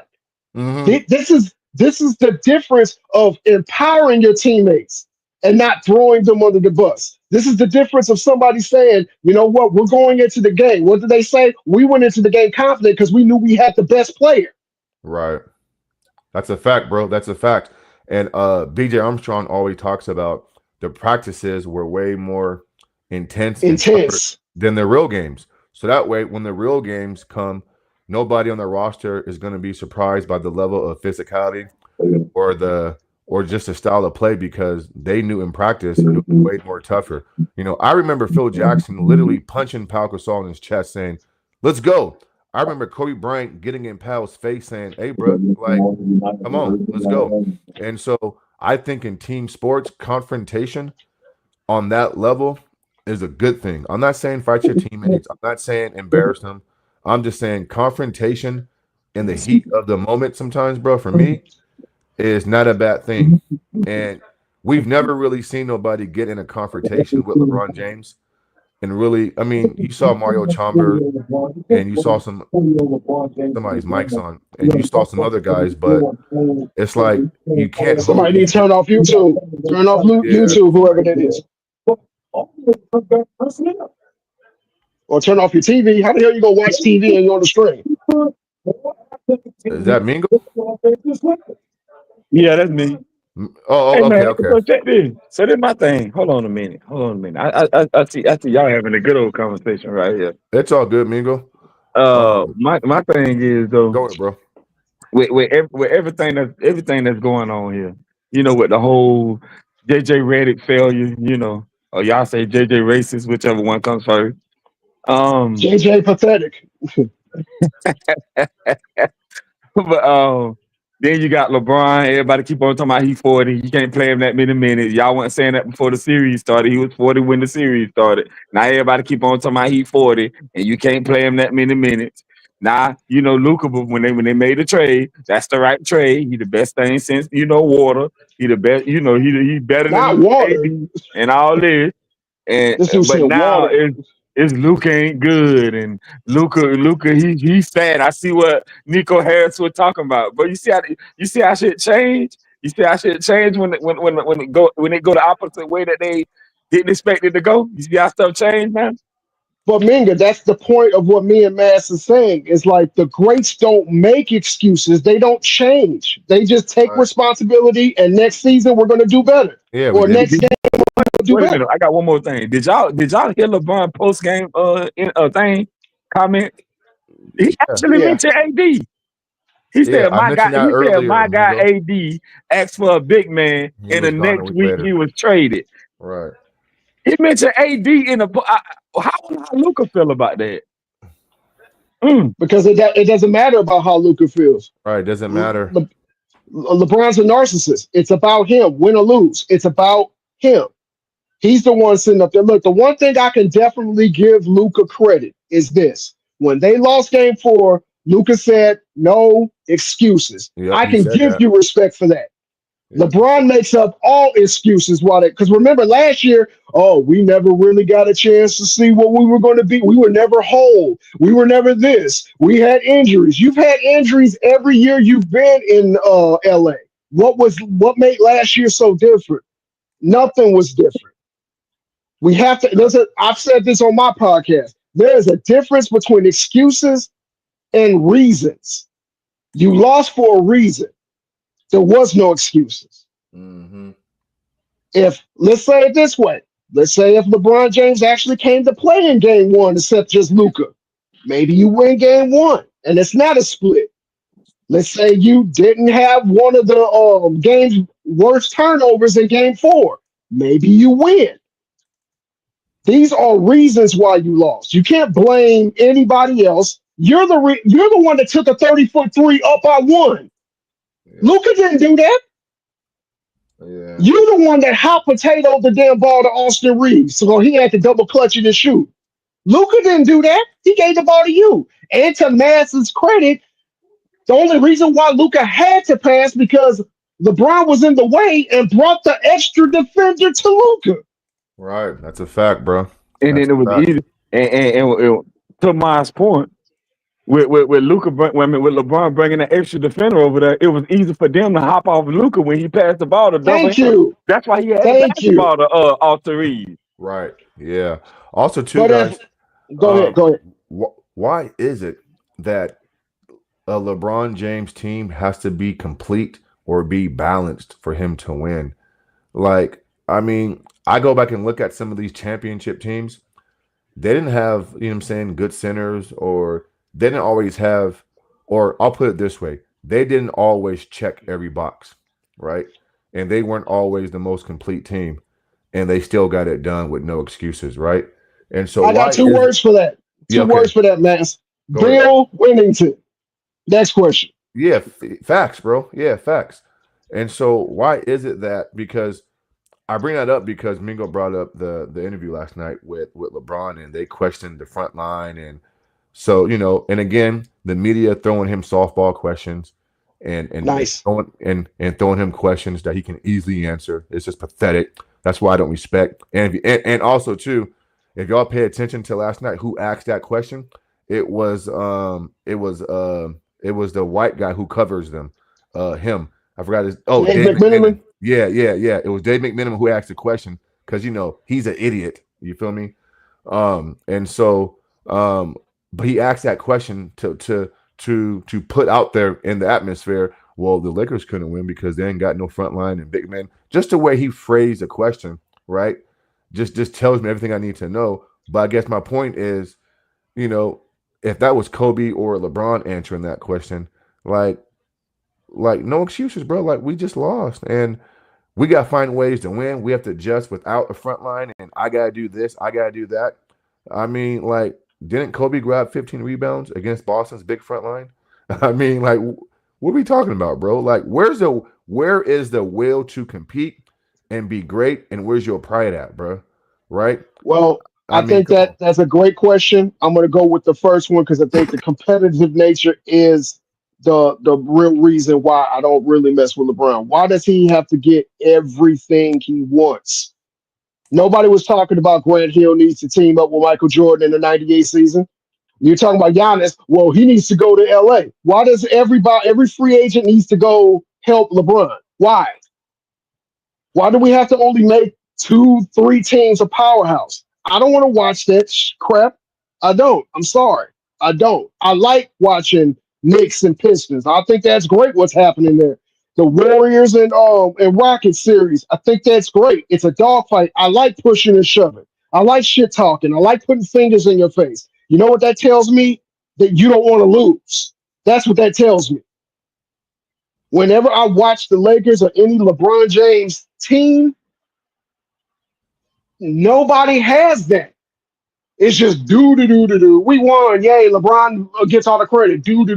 We lose. Oh, I'm being blamed. They're talking about trading Austin Reeves for Bam Adebayo now. Yeah, Seriously? I I heard thought that. he was AR-15 a couple of weeks ago. Right. What happened? That's a fact, bro. That's a fact. That's a fact.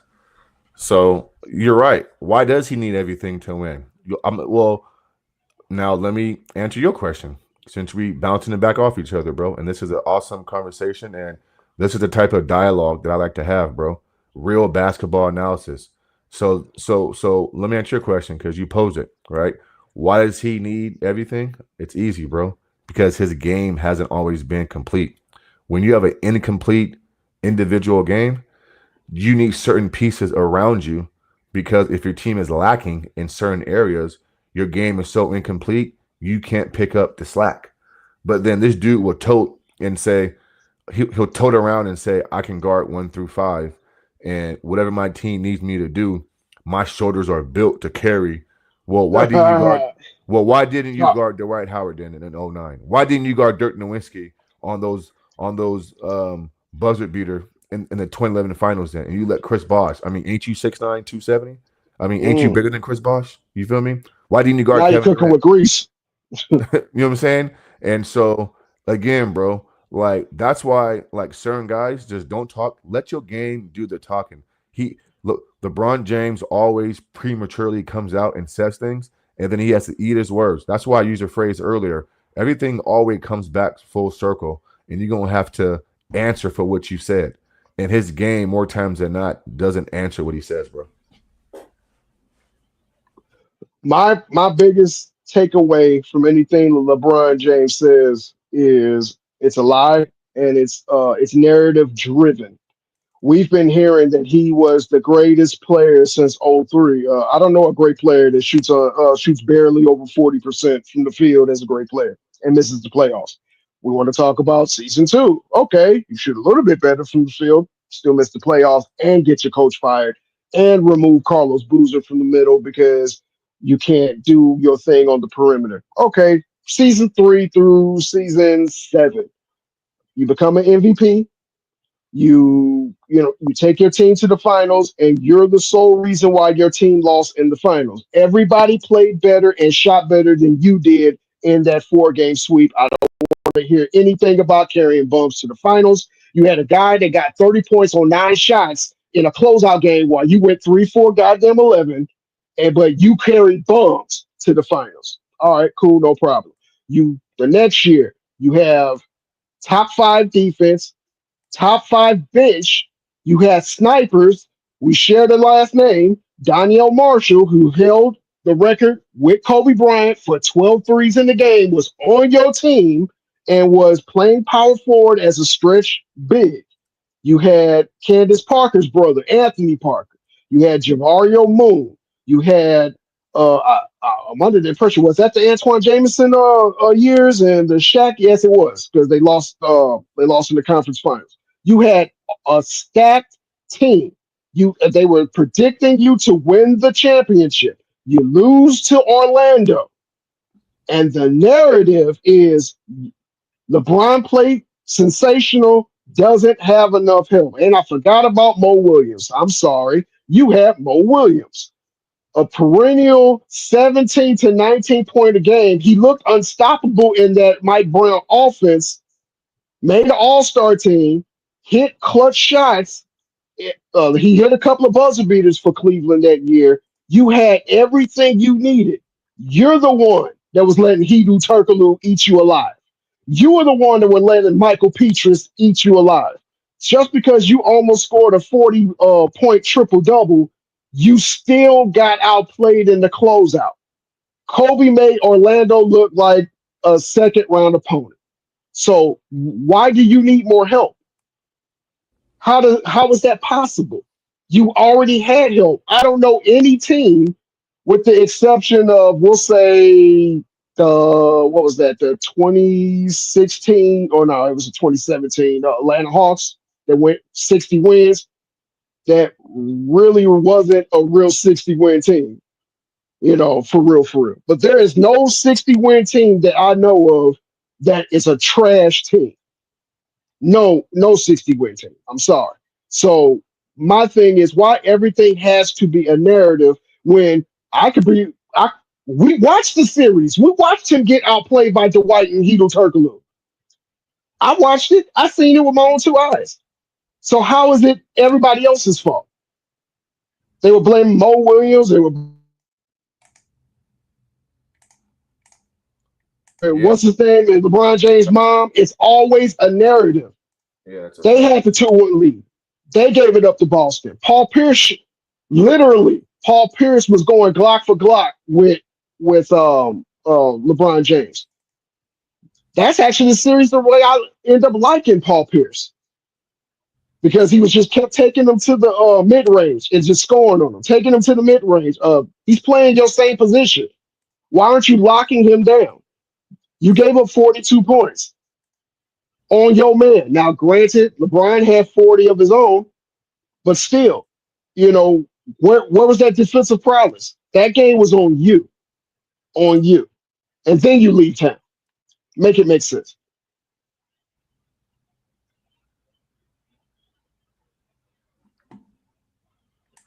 Yeah, it doesn't make sense, bro. Um, just I'm I I don't watch the shows. I don't watch the shows in the morning because I can't take the hypocrisy. But I would be curious to see the clips and see the excuses and see how they're going to try to flip it. And now everybody's saying the T Wolves had this, they're that. They had these advantages. The Lakers didn't have this, but they said nothing of the sort. They said nothing of the sort when they were picking the series, And so it just shows the immaturity, the fake media. That's why I don't respect none of these journalists, bro.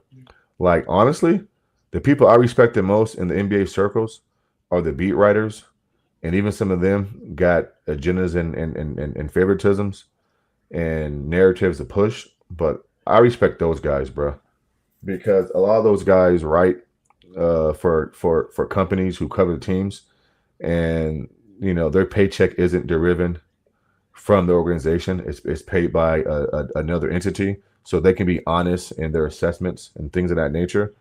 But the media has to be checked, bro, in this situation as well. A lot of people went into this series not knowing,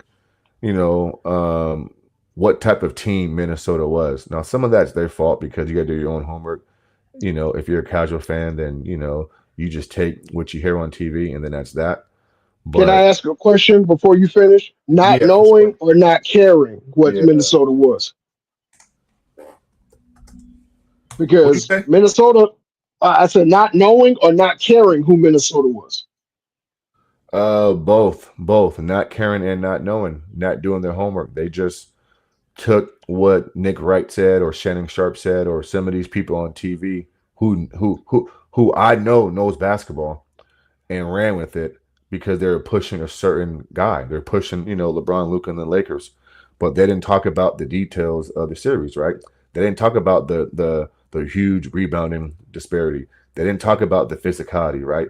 They didn't talk about the perimeter defense from the Lakers, lack thereof. They didn't talk about Minnesota being a top 5 3-point shooting team, right? They didn't talk about certain things or certain attributes or advantages that the T Wolves had, and so that's what I'm referring to, bro. It's shit like that, and so like you have to be able to break down these games and these teams and make your own assessment. And before this series started, I saw and I heard a lot of people come on different platforms, and all they kept saying was they got Luka and LeBron, and they never once broke down Minnesota's team, bro. Right? I know exactly what you're talking about because that's actually the stream I heard you on a couple of days ago when the series started, and everybody Yeah. was like, Yeah. Lakers in 5, Lakers in 4. There's a character that I know that used to be on tickets. We'll just call him Bitch Town. He was the one sitting up here saying that all they need is Luca. He cooked them last year. He'll cook them Yeah, again, yeah, yeah, and not taking for granted that this team is totally different than from last year's team. yeah, And yeah. another thing that somebody said was the experience of losing last year and playing that team. You had to worry about this dude, and I don't know if you've heard of him, Mass. There was a dude on Dallas named Kyrie Irving that Anthony Edwards Yeah. said, I was tired having to guard Anthony Edwards said that. Kyrie. Yeah, Ant-Man said that. No, who said I was tired guarding Luca? Who's ever said that? I'll wait. I think. I don't think nobody said that. Oh, okay. So the fact that those legs was gone for Anthony Edwards played into the strategy of why Dallas walked through Minnesota last year.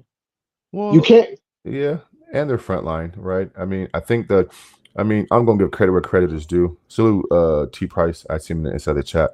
Um, I think the role man. I think Lively and Gafford was such a security blanket for Luca because Luke can always draw in the defense and manipulate on that team. And when all else fails, those two bigs run with, you know, applying elite pressure going downhill. And there's the lob threat and there's things of that nature. And Minnesota never had to worry about that in this series. And somebody may say, it's just a lob. No. Trust me. When Clint Capella is playing downhill and James is doing little pocket passes and throwing up there and he's finishing, that's a big goddamn deal. When Luca's throwing to Lively and Gafford and they're just pounding the glass, that's a big deal. And so Luca didn't have that. So when certain people, like you said, no names, but you know who I'm talking about. When you go, well, exactly. Luca beat them last year, so he'll beat them this year. My question was, well, but he had a front line last year, and he had a much better defensive team, even out on the perimeter last year as well.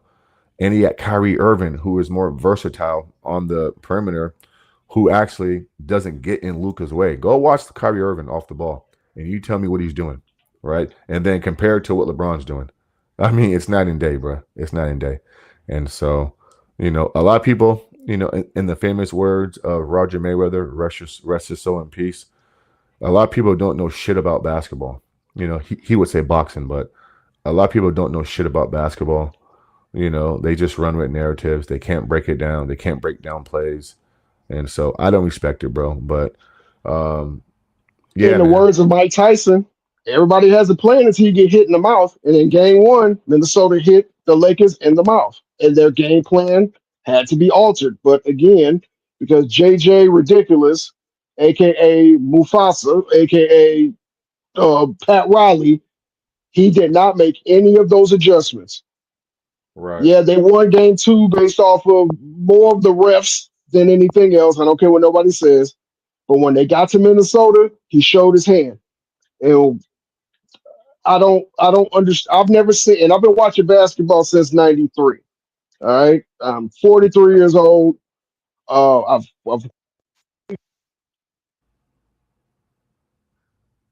Nah, I totally respect your uh, basketball acumen, bro. Like you've been on point all day today, man.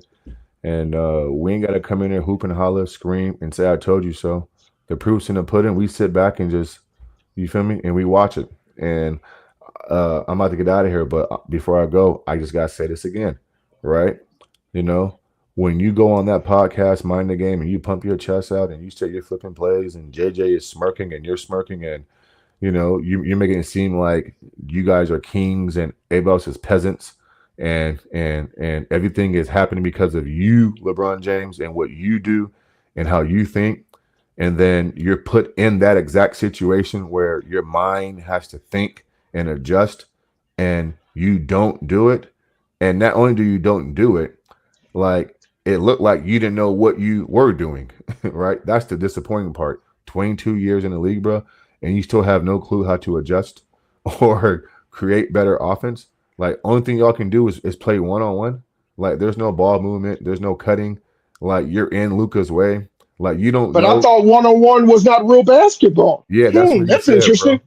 That's what he said. It's like you don't know that you're down by 3 points, and you know Luca is probably one of the best shot makers in that situation. One of them. He's okay, and you have your ass on the same side of the court, 10 feet away from him, and Austin Reeves is like 4 feet away from you, and you think that's high IQ, and you think that he's gonna get a shot off in that situation when you're in his way. See, I keep using the phrase "he's in his way" because that needs to be highlighted, right? He's been in his way literally all season long, bro.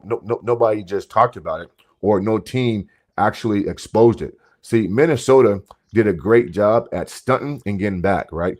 At times they would overhelp, at times leaving the 3 point shot open, but they did it. But they're so long and lengthy that they're one of the few teams who can cheat a little bit more than other teams on the weak side and stunt and get back.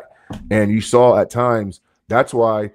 Listen, that's why. Last point, and I'm out of here. That that shot that LeBron James shot under a minute when he was up 2 points and he shot that 25-foot three. Go look at the play, bro. Like you have McDaniels or maybe or if it's Walker, they're stunting a little bit to the left, cheating towards Luca and LeBron James, I'm assuming here Luca's like LeBron, go over there, bro. Like you're in my way. Like your man's close to me, and go look and see how Luka passed the ball. He's like, man, here you go, man. Man, dude, goddamn, bro, here. You want the ball here because he's in his way. You know what I'm saying? And so if you get a chance, bro, just go look at that play when Luka passes him the ball, and I want you to just freeze it and just look at the positioning of the players in that moment. And you tell me if that's good spacing for one, and two, if that's good basketball IQ, and you'll be sharp, bro. But I'm out, bro. I gotta get some work done. And but yeah, man, it was good talking to you, bro. Hey man, till we cook again. I Yes, sir. appreciate you. Absolutely, bro. Yes, sir. All right, y'all. Anybody else left on the panel?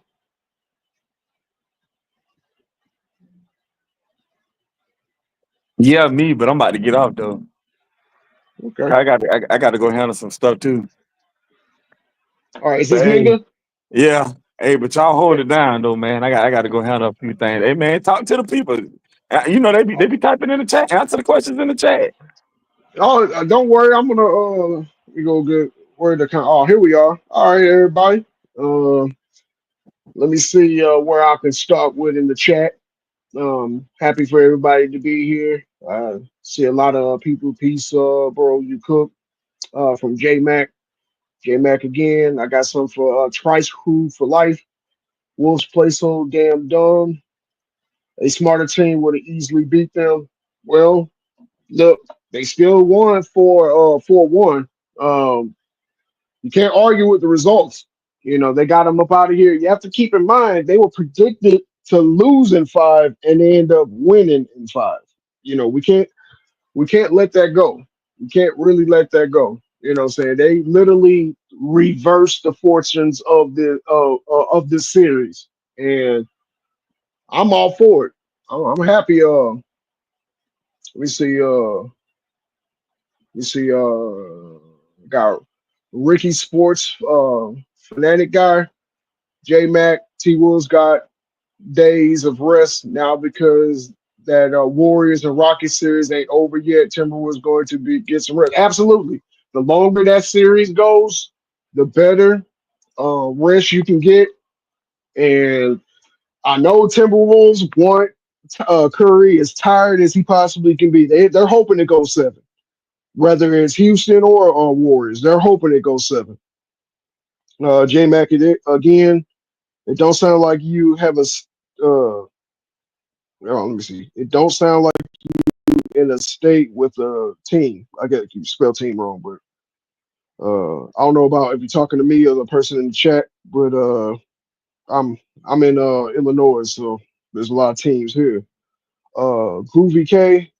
By the way, Ant Man definitely said he was tired of chasing Kyrie around or from chasing Kyrie around. Absolutely.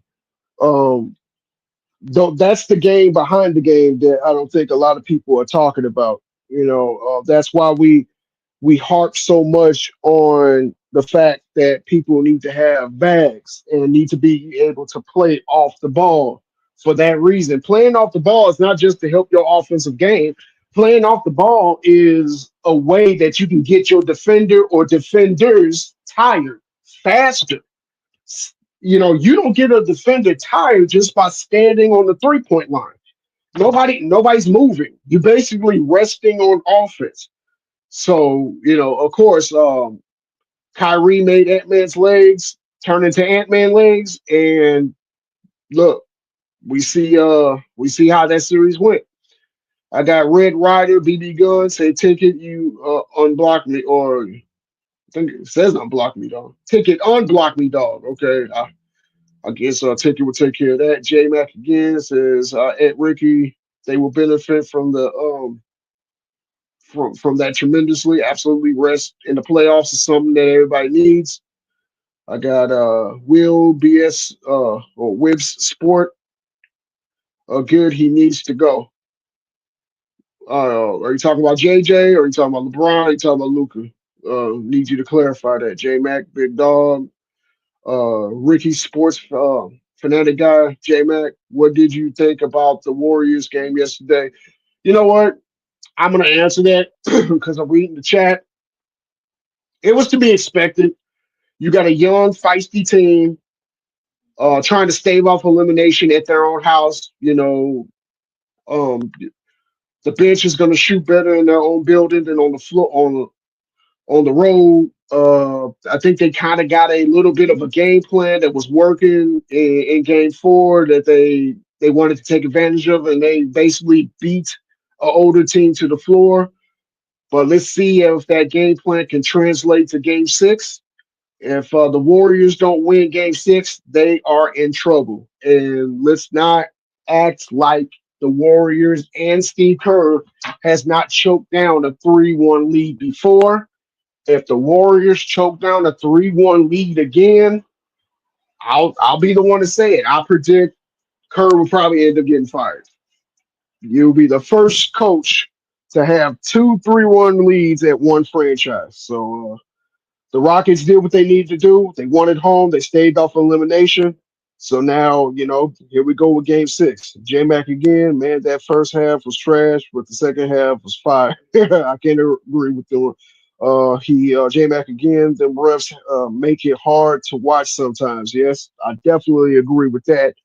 Uh, I don't like refs trying to make their own personalities a part of the game.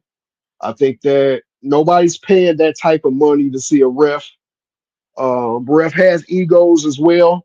So, when the refs start to put their own little dictation on it, it's hard to watch basketball. Ricky Sports Fanatic Guy says, yeah, I agree. We got Trayvon. Wonder if that's the same Trayvon.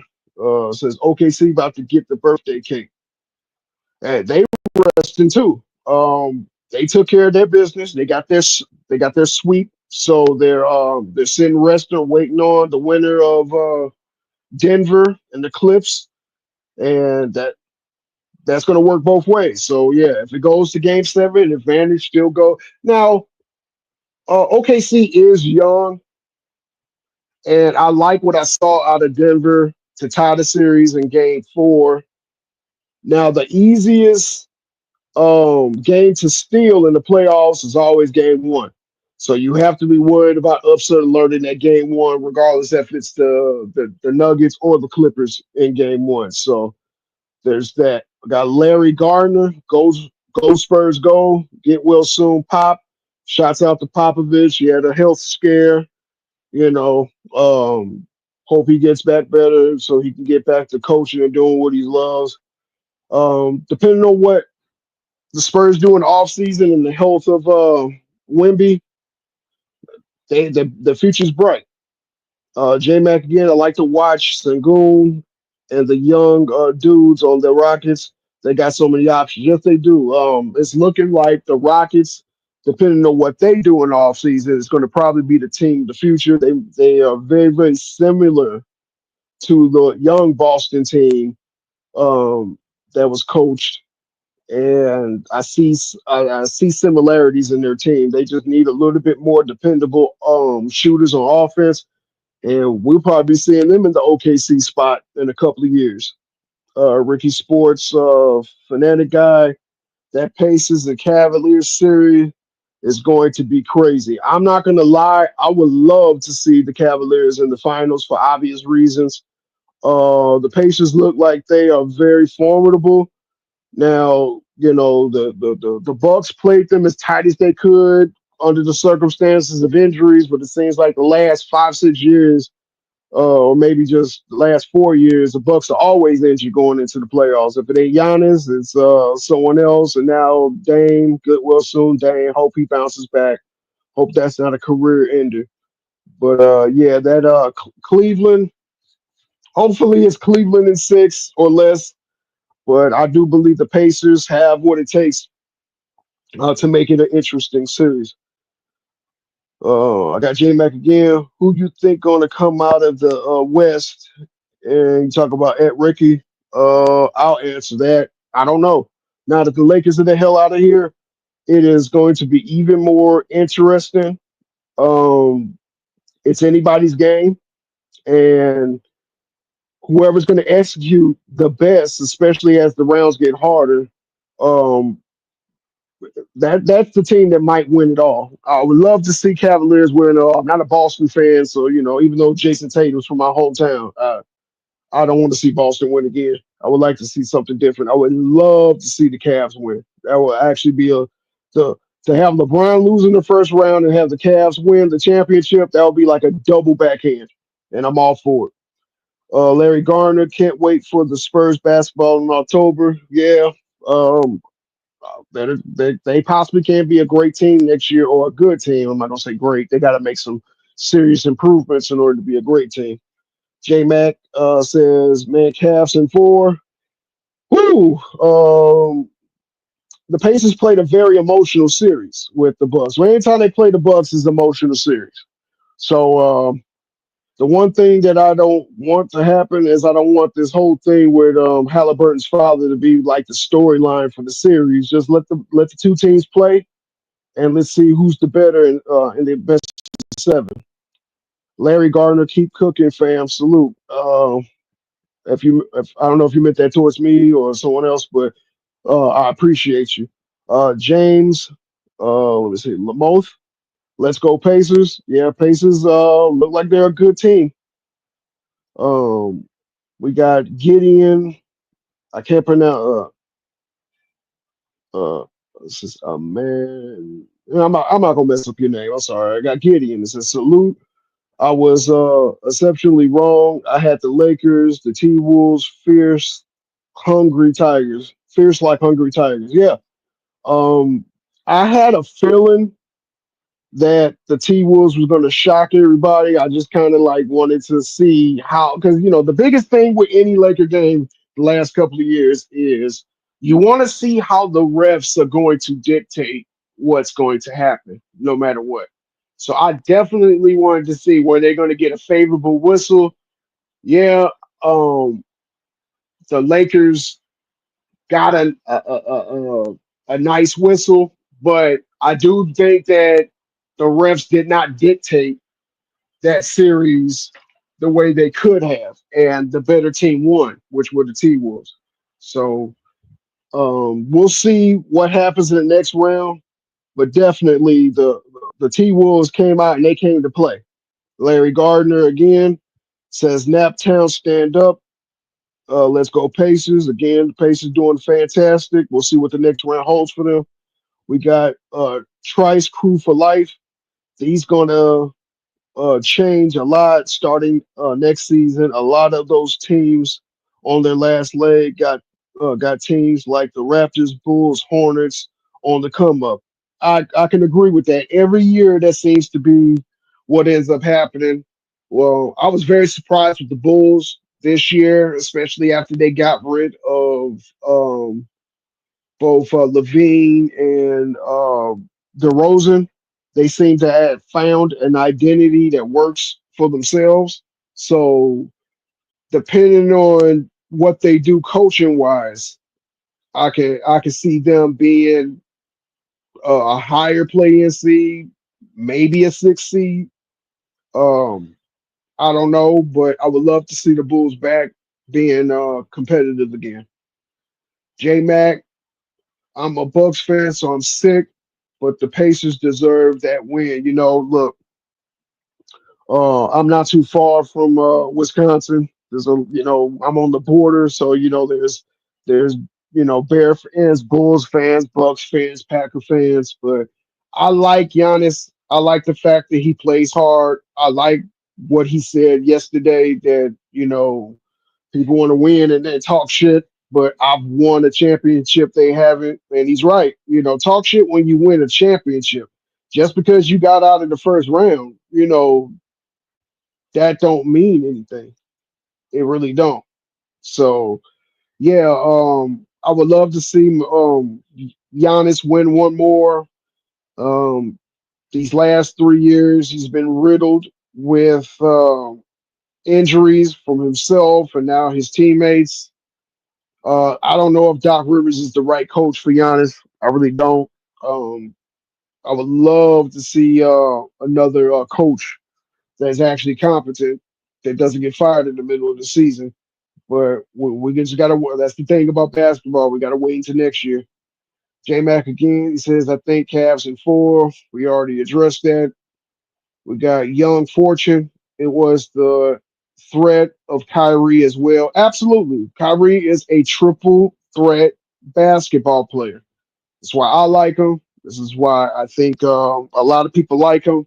He got great handles, and I just like his disposition on the basketball court. He doesn't panic. He doesn't think things. He doesn't simplify things just way too little. He is the perfect triple threat basketball player, and I wish him a speedy recovery. Basketball is always good when Kyrie's on the floor. Uh, I got Young Fortune again. Warriors winning is over. Hey, that remains to be seen, but they still have a chance to punch their ticket to the second round. So if they punch their chicken to the second round, they're still in the playoffs. Their window of winning is still here. Trayvon again. Nobody's being OKC facts. Don't know. We can say that if they win the championship, that is facts. But right now, it's not facts until it's actually done. I think J Mac again says I think the Rockets will pull it out in 7. Well, they better pray that they don't, because like I said, there's gonna be some real changes. I think, and this is just me thinking outside the box. If the Lakers, I'm sorry, if the Warriors blow a 3-1 lead and they fire Kerr, they should go get Mike Brown, because that team looked better under Mike Brown defensively and offensively when he was taking over the team going into that playoff and finals stretch. But that's just my opinion. Ricky Sports, fanatic guy. I'm just going to call you Ricky Sports. Says J Mac, from what I'm seeing in the playoffs so far, it's either going to be the Timberwolves or OKC Thunder. Both of those teams have great players with a good bench. I can't argue with that, Ricky Sports. Yeah, look, from so far, and we got to give credit to the Cleveland. They went up there and literally set the damn Miami Heat's fans on fire in their stadium. Um, um, Cleveland has a great bench too, so we can't leave Cleveland out of there. But yeah, those teams seem to be peaking at the right time. Young Fortune, you crazy as hell if Houston's winning game 6. Well, they have an opportunity. They're younger, got fresher legs. They just gotta execute. I got Mike 509 says Curry's not getting I'm sorry, not Curry. Kerr is not getting fired. Don't know that. Can't say it. If he chokes another 3-1 lead, especially in the first round, I wouldn't be surprised to see him get fired. Sorry, wouldn't. We got Young Fortune. They gave Houston 13 free throws in the first quarter. That's true, but they also was attacking the basket. Young teams usually like to attack the basket. I know when I was young, I loved to go to the basket, love to get them off balance, and then you soften a team up going to the basket, and then you can start taking mid ranges, and then start going out and testing your range at 3-point line. But going to the basket in a basketball game is similar to running a football in a football game. It just makes you have to think about what else a team is going to do. J Mac again. I like Steph Curry a lot, but Draymond is going to cost them when it matters. He doesn't control his emotions enough. I will agree with that, but I think Draymond actually knows that's the narrative about him. He lost in two championships, if we really want to be honest with him. The one where he got suspended and the one where pushing KD out of town. So yeah, but the way he's playing now, I can see that he's very cognizant of I might be wrong because Draymond is unpredictable, but I can definitely see that he's playing a little bit different. He's kind of playing a little bit more mental than just overreacting. I got Gideon again. This is a good point. If Dubs gag a 3-1 lead, changes must be made. Absolutely. You cannot have on your ledger two, count them, two blown 3-1 leads on your resume. And the they were playing so well leading up until this point. You cannot afford to choke another 3-1 lead. You can't. You can't. Nobody's going to let you use a Jimmy Butler injury. Nobody's going to let you use Steph Curry 37. They're not going to let you use that excuse. You will get fired. With the type of money that they're spending in Golden State, Kerr better not choke a 3-1 lead.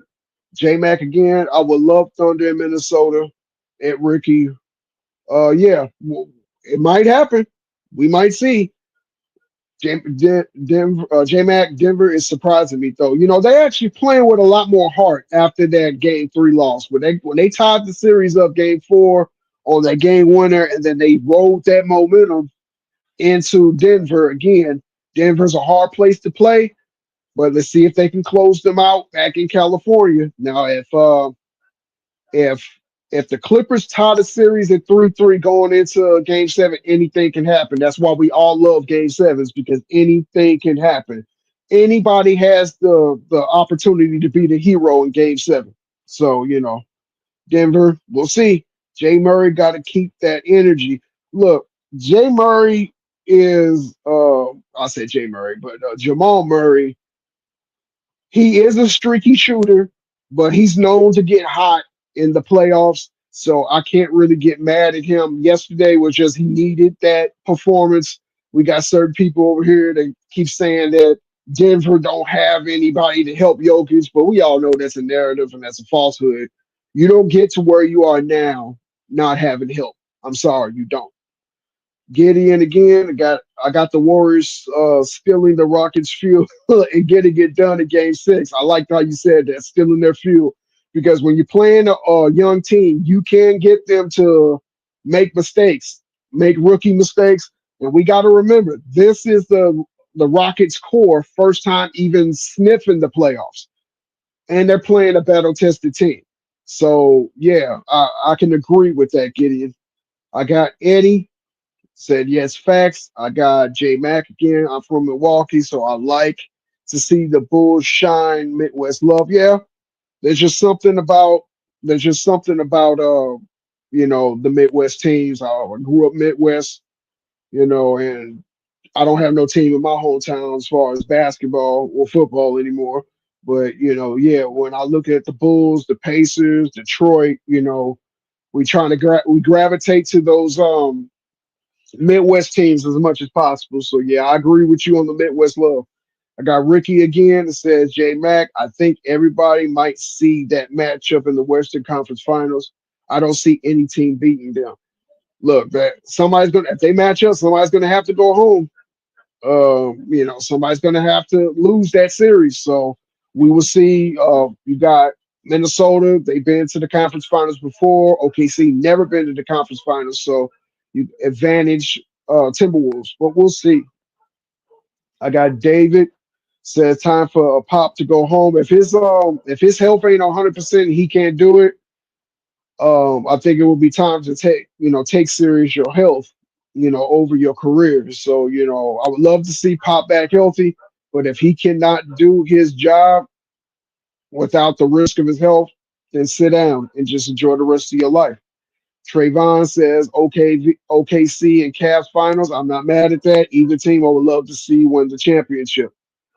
Got Quincy King, LeBron already playing head games. I can't wait for the LeBron era to be done. You are literally quoting a lot of the sentiments that a lot of people have said, a lot of true Laker fans, a lot of true basketball fans. Yeah, nobody got time for the end of the series mind games. I think that's uh, I forgot who said it. I think Rich Bucher said that the name of his podcast is Mind Games, not Mind the Game, and that seems to be what he always tries to do. He tries to do like what in Men in Black says, like put the defibrillator, whatever the hell that thing was, and act like we didn't see what we just saw, we didn't witness what we just witnessed. But it doesn't work that way. J Mac again, I really think Rockets can beat Minnesota, but they got their hands full. Look, in the playoffs, anybody can catch that L. Anybody. So, and see, there's another thing. They're spending a lot of energy coming back in this series. So remember when the Warriors came back from 3-1 on the Thunder, they spent a lot of energy, and then they did go up 3-1 against the Cavs, and they didn't have that much energy to finish them off as the Cavs were coming back. So you can spend a little bit too much energy in some cases, and using your youth against you is what they're going to probably try to do. Will it work? We just got to look and see. I got J Mac again. I'm so glad the Lakers gone. Thank you, God. Absolutely, yeah. Me too. J Mac says East St. Louis. Shout out to y'all, bro. Miss Whip. Yeah, I'm not from East St. Louis. I'm from North St. Louis. But yeah, East St. Louis got a lot of great food, a lot of good people. I'm happy that they're rebuilding that area because for so long it had a really, really, really bad reputation. Like late 90s, early 2000s to the mid 2000s, the only thing that was good in East St. Louis at the time was strip clubs. So now that they're actually building foundational like properties around there. So I haven't been back home in about a year. I go there to visit and try to pick up food because there's not a lot of good food out where I'm at. But yeah, J Mac, shout out to you giving East St. Louis some love. I got D Monster YT. We finally free LeBron retiring. Did he say that or did his team say that? Because if I think that LeBron ain't going to retire until he has no choice but to retire. I think LeBron will have to be done like his boy Shannon Sharp to get up out of here. There has to be some type of expose or some type of exposure for him to be like, yeah, I don't want to do this no more. Ricky again says, if the Rockets win game 6, then the Warriors got to be nervous. Shit, if the Rockets win game 6, from the moment the whistle goes off, they're going to be having PTSD about 2016. So you're absolutely right. J Mac again says, I'm a Bucks fan, so Cavs in 4. Is my emotions logical? Cavs in 6. You know what? Look, when your team loses, you always want the team that beats you to go down. You do not want to see them to have any type of success. So I'm with you. I don't think that it will be Cavs in 4. I'm not gonna say it won't be, but Cavs in 6 sounds about right.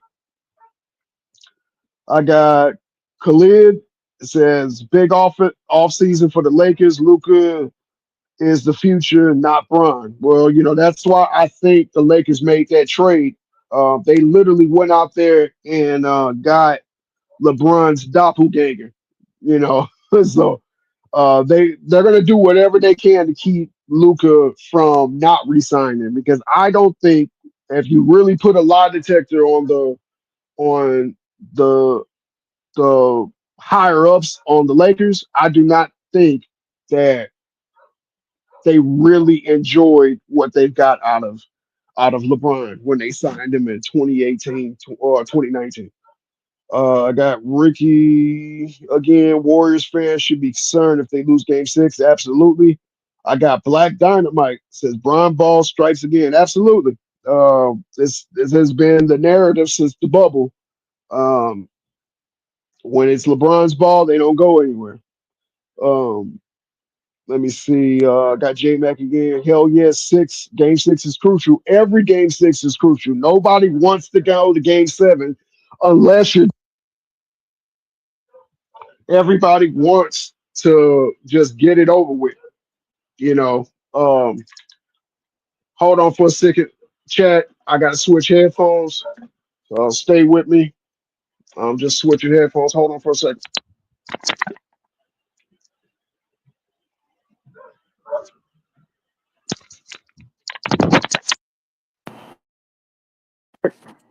I'm doing a sound check. Can y'all give me a one in the chat if y'all can still hear me? So I'll make sure that we can keep cooking with these comments. One in the chat if you can still hear me.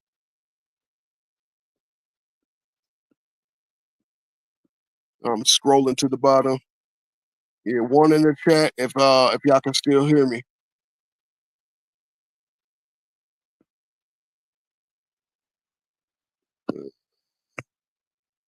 Cool. All right, I got the ones. Let me go back up to where I was. Man, y'all keep those comments coming. Keep those comments coming. It made me lose. Okay, here I am. Down to Earth Productions. I'm from STL, and I watched Tatum since. Damn, I forgot what that was called. Is that Chaminade? Yeah, that's probably Chaminade. High school. So I want to see him go back to back. You know, if you're from St. Louis like I am, yeah. I've seen Tatum a couple of times. I never got a chance to catch some of his games, but if you're from St. Louis like I am, you knew the buzz that was around him when he played. I think it is Chaminade. But yeah, Chaminade, for people that don't really follow anything from St. Louis, Chaminade, Vashon, and Marquette high schools were some of the best basketball playing high schools. When I was in high school, we played Vashon and got the shit kicked out of us, you know, because they were just literally like they had all the homegrown talent was on Vashon. And I used to play for Maplewood, Richmond Heights, and it was like a goddamn playoff game when we went up to Vashon, and this is Vashon's old building, not the new building. We went up there, and I think we lost by 60. It's like shit. They were throwing alley oops, throwing off the backboard, shooting for half court, and this is what 96. Yeah, so yeah, Chaminade came and became a good high school players. They start taking a lot of the city cats and spreading the talent throughout the whole city and the whole area of St. Louis. So yeah, Tatum. If he wasn't a Celtic, I would definitely love to see him go back to back. But because he's from St. Louis, if he goes back to back, I'm not gonna be mad at that. But the question you got to ask is, will they give him the respect this time? I don't know. J Mac again, that Pistons and Knicks series should last forever. That's hella good. You know what? Yes, J Mac. I don't know how old you are, but that gives me that Knicks and Heat vibe. You know, Knicks and Heat for 3 straight years played each other 3 straight years in the playoffs, got in 3 straight fights. So you know, just watching that type of basketball, it's near and dear to my heart. If anybody ever played on the court, you know some of those games get a little trippy, especially if it's like you gotta win by two. You can't just win by one. You know, throw an elbow, you box out too hard, you grab a rebound, you push. You know, that's just great basketball. Well, I said it before. When I see people ready to fight over basketball, you know, in the playoffs, that lets me know that they run a win. You know, that's how I take it. I could be wrong. You know, anybody else could have a different opinion than that. But yeah, that's what I think. I got Ricky again. Says J Mac Anthony Evans is going to be laughing if the Rockets and Warriors play. Yeah, get all the rest of you. But when you get that rest, make sure you do something with it. Don't just get that rest and you know, play the Warriors and they still a game on your home court, or play the Rockets and they still a game on your home court. Then the rest didn't mean anything because you know Russ does sit in. I remember what Dennis Rodman was saying when they were finishing off playoff series early. He's like, I'd rather play. I'd rather if the series extends out than just get them out of here in four. I keep my rhythm. I keep my routine. So, yeah, I got J-Mac again. Giannis is the best in the NBA. Look, Giannis is one of my favorite players. Again, he's not as skilled as a lot of people, but I give him max credit for the effort that he puts in. I can't not give that man credit for the effort. He says the right things. He may not have done all the right things, but he says the right things. He doesn't throw his teammates under the bus. He doesn't throw, the fans under the bus. He don't try to talk over people's head like he's smarter than everybody. He plays hard, and when he loses, he loses. And I enjoy that about him. I got J Mac again. It says at Ricky. He's getting a bitch pregnant right now. Oh my God. Yeah. Victory smash, J Mac. So you're probably right about that. We'll be hearing about that in the off season more than likely. I got D Monster again. Giannis hasn't won a playoff series since 2022, and he hasn't made the finals since 2021. Laughing my ass off. How is he the best? Well, shit happens, but he's the best by how he goes about the game. He's the best because he gives 100%. He hustles. He plays offense. He plays defense. That's what makes him the best. If we're gonna sit up here and rub, synthetic lotion and honey all over LeBron for making the playoffs with a top 3 player or AD or a combination of the both, and give him credit for that, he hasn't been to the finals since the bubble. Yeah, he's been to the conference finals, but they also got swept. So there's that. Let me see. D Monster again says Giannis, no skills, just athletic and runs and ducks.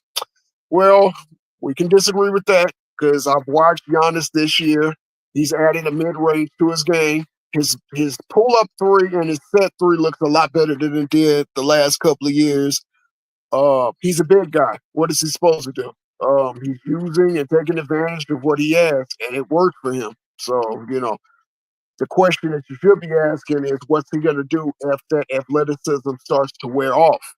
Then we got to see what is he going to do with his game. But I do agree with you. He is athletic. He runs and dunks, but it works for him. J Mac, Doc Rivers, trash, but Milwaukee getting what they deserve. We shouldn't have fired Adrian. Yeah, you're absolutely right. I don't know what led to that, why that happened, but they fired a coach that was in second place. And the last time I saw that happen is when the Cavs fired their coach when it was in first place. So, yeah, you wanted Doc Rivers, so you got to take what Doc Rivers gives you. And a lot of times he gives you an early playoff exit. I got Nicholas Norman. I want all the all the James out of the Lakers ASAP. Absolutely. What do you feel about Nicholas that they're talking about? Bronny's other son might get drafted to the Lakers. That seems to be the the the, the narrative. Nicholas again. I want the Cavaliers to win the championship just to stick it to. Absolutely. Earlier I said I have selfish reasons why I want the Cavs to win, but that's the biggest reason why I want the Cavs to win because that literally destroys a lot of narratives. We have one narrative by a certain NFL star that ended up getting into some trouble. They used to say the Cleveland Cavaliers would never be nothing without LeBron. So if they win a championship, I want the owner to hold that up and say this is the greatest championship the Cleveland Cavaliers have ever won. And that's what made me the GOAT. So, J-Mac, go get Mark Jackson back. I would love to see Mark Jackson back in the league as a coach. There's philosophical reasons and religious reasons why he has been blackballed, because let's call it what it is. If J.J. Redick can get a job, but Mark Jackson, who's proved that he can build a team and find talent, can't, you can tell he's being blackballed. Ricky again, Cavs have a deep roster, so do the Celtics. Yeah, that looks like that's shaping up to be a collision course for the Eastern Conference Finals. I just would love to see the Cavs, who have home court advantage in that series, to pull it out. I got Rob says choke a 3-1 lead to who? They ain't going against the fake ghost and the refs. You have a point, but it's those. There's a saying. Sometimes it's those young niggas that will get you. So there's that.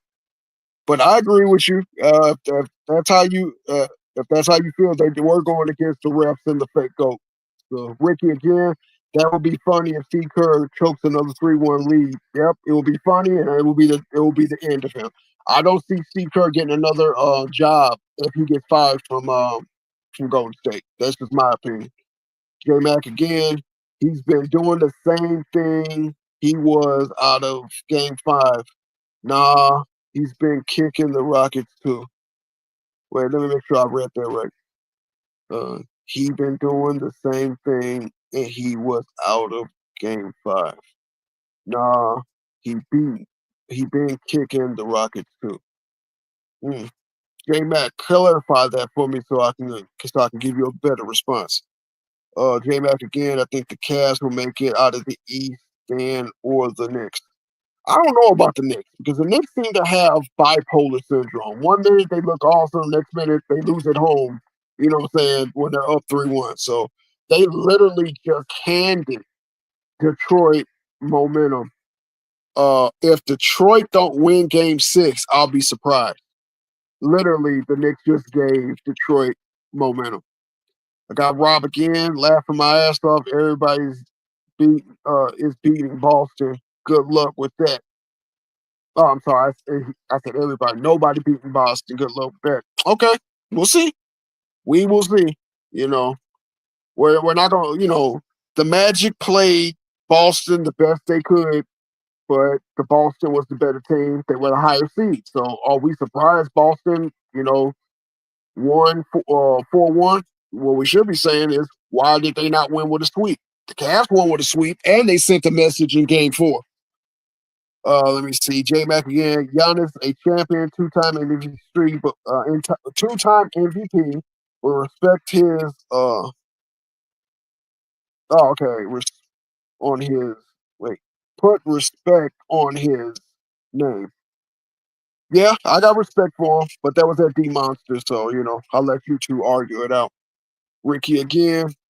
J Mac Cavs and Pacers is going to get a chance to be in the Eastern Conference Finals. Yeah, because whoever wins, J Mac, fuck the Pacers. Fear the deer with the heartbreak emoji. Yeah, I wouldn't mind for Pacers to get up out of there. Just to be honest with you, so I can see the Cavs move on. But it's for selfish reasons. J Mac again, prayers for Popovich, absolutely. Ricky again, hopefully Pops is okay. I agree with that. We got Michael Gill, Cavs OKC Finals. Yeah, I wouldn't be mad at that. We got Wavy. How we know the Rockets will win. How we even know the Rockets will win. Well, they have a chance, They have a chance. Let me see. Agnostic, LeBron about to be curbside. Yeah, courtside. Yeah, of course. Anything to keep the anything to keep the cameras on him. His success is like heroin. He wants to OD on it. So of course he's gonna try to go and support the Cavs, and then he's gonna try to take credit for what they're doing. And if they make it to the finals, he's gonna be the main one pom pom swinging. Got Wavy Warriors up 3-2. Yeah, but if they lose Game 6, they will hand momentum back over to Houston. Down to Earth says bring Lou and Grand and Bing Lou and Grand and Sullivan the best. I'll say Chinese food in St. Louis. Let me see. I like Lucky. No, not Lucky's. What is it? Lefties. I like Lefties. Um, if you're in U City, there's Chunghwa is good, and China Garden off of Clayton Road down to Earth Production. That's where I get all my. And then you got to throw Lisa's in there. Lisa's been a staple in Jennings shit since the 80s. But yeah, Chunghwa, Lefties, and China Garden is the ones I go to. Got Hannibal. Salute, bro. You back. What's up, Hannibal? Nice to see you, man. Let me see. Ricky again. LeBron is definitely washed up. He needs to retire. Look, he needed to retire like 3 years ago. Got Robert Austin says real players know a 40-year-old can't play a real game, not even on the playground. Players players that love the game would love a 40-year-old to play. Yeah. I know some 40-year-olds can get in your ass on the playground. They don't want to run full court though. But if it's a half court, I know of plenty of 40-year-olds that I lost to growing up, and I was faster, younger than them, had a little bit of a wetter shot. But in an NBA game, nah. No matter how much, EPO lace cookies you eat, you're still 40. J Mac, LeBron finna wait for his other son. That seems to be the consensus, but I don't want to see that. Down to earth, LeBron going to copy Kobe and do a retirement tour. Well, the thing about Kobe's retirement tour is it was earned. LeBron seems to be now fighting with the media. So let's see what the off season's like. Since he made the media his enemy. Let's see how that works. Ricky, again, LeBron has nothing to play for now. He's old. I can agree with that. He did everything. The only thing he's trying to do is get the numbers so high that nobody will break them. And then they're talking about shortening the games next year too. So come on now, stop it. I got Timo Cavs winning the East. I would love to see it. He has 4 fire emojis. I can agree with that. I would love to see it. Ricky responds to Timo. I can see the Cavs beating the Celtics. I can see the Cavs beating the Celtics. They have done it in the regular season. Yep, but the playoffs is different. It's very different. So you've seen regular season Celtics, but you haven't seen playoff Celtics. And every team, especially a team that's already won a championship, every team kind of go on their back-to-back, kind of takes their foot slightly off the gas in the regular season. I got Jeremiah Johnson says, "What's good, man? The Lakers thought it was going to be easy against Minnesota, bro. Absolutely, and they're the ones that lost in 5. In the playoffs, nothing's easy unless you're in the East and you got 2 other teammates that you extracted from the East to water it down. Down to earth, he says, Pistons will upset the Knicks. Well, if the Pistons win Game 6 to force a Game 7, I would not be surprised if the Pistons go back into Madison Square Garden for the 3rd time and beat the Knicks. And it's just their nature. It's the Knicks' nature to lose it that way, to blow a 3-1 lead. Now, all of this changes if the Knicks take care of them in Game 6, but I would not be surprised. Excuse me. I would not be surprised if the Pistons win Game 6 and then mess around and go into Madison Square Garden with a lot of momentum and take them out. I got Gizmo. It's hard without Jordan. I watch a lot of hockey. I'm not going to lie. I'm not watching no damn hockey. And my St. Louis Blues are in the playoffs, so I still don't watch hockey. I miss Jordan just like the rest of them, but I love basketball more than I love any other sport. I got Timo with a response to Ricky. Says, Guy, yeah, that's going to be the best series period, but Cavs in 7. I don't care how the Cavs win. I just want to see them win and get to the finals. Ricky, what was the question? Okay.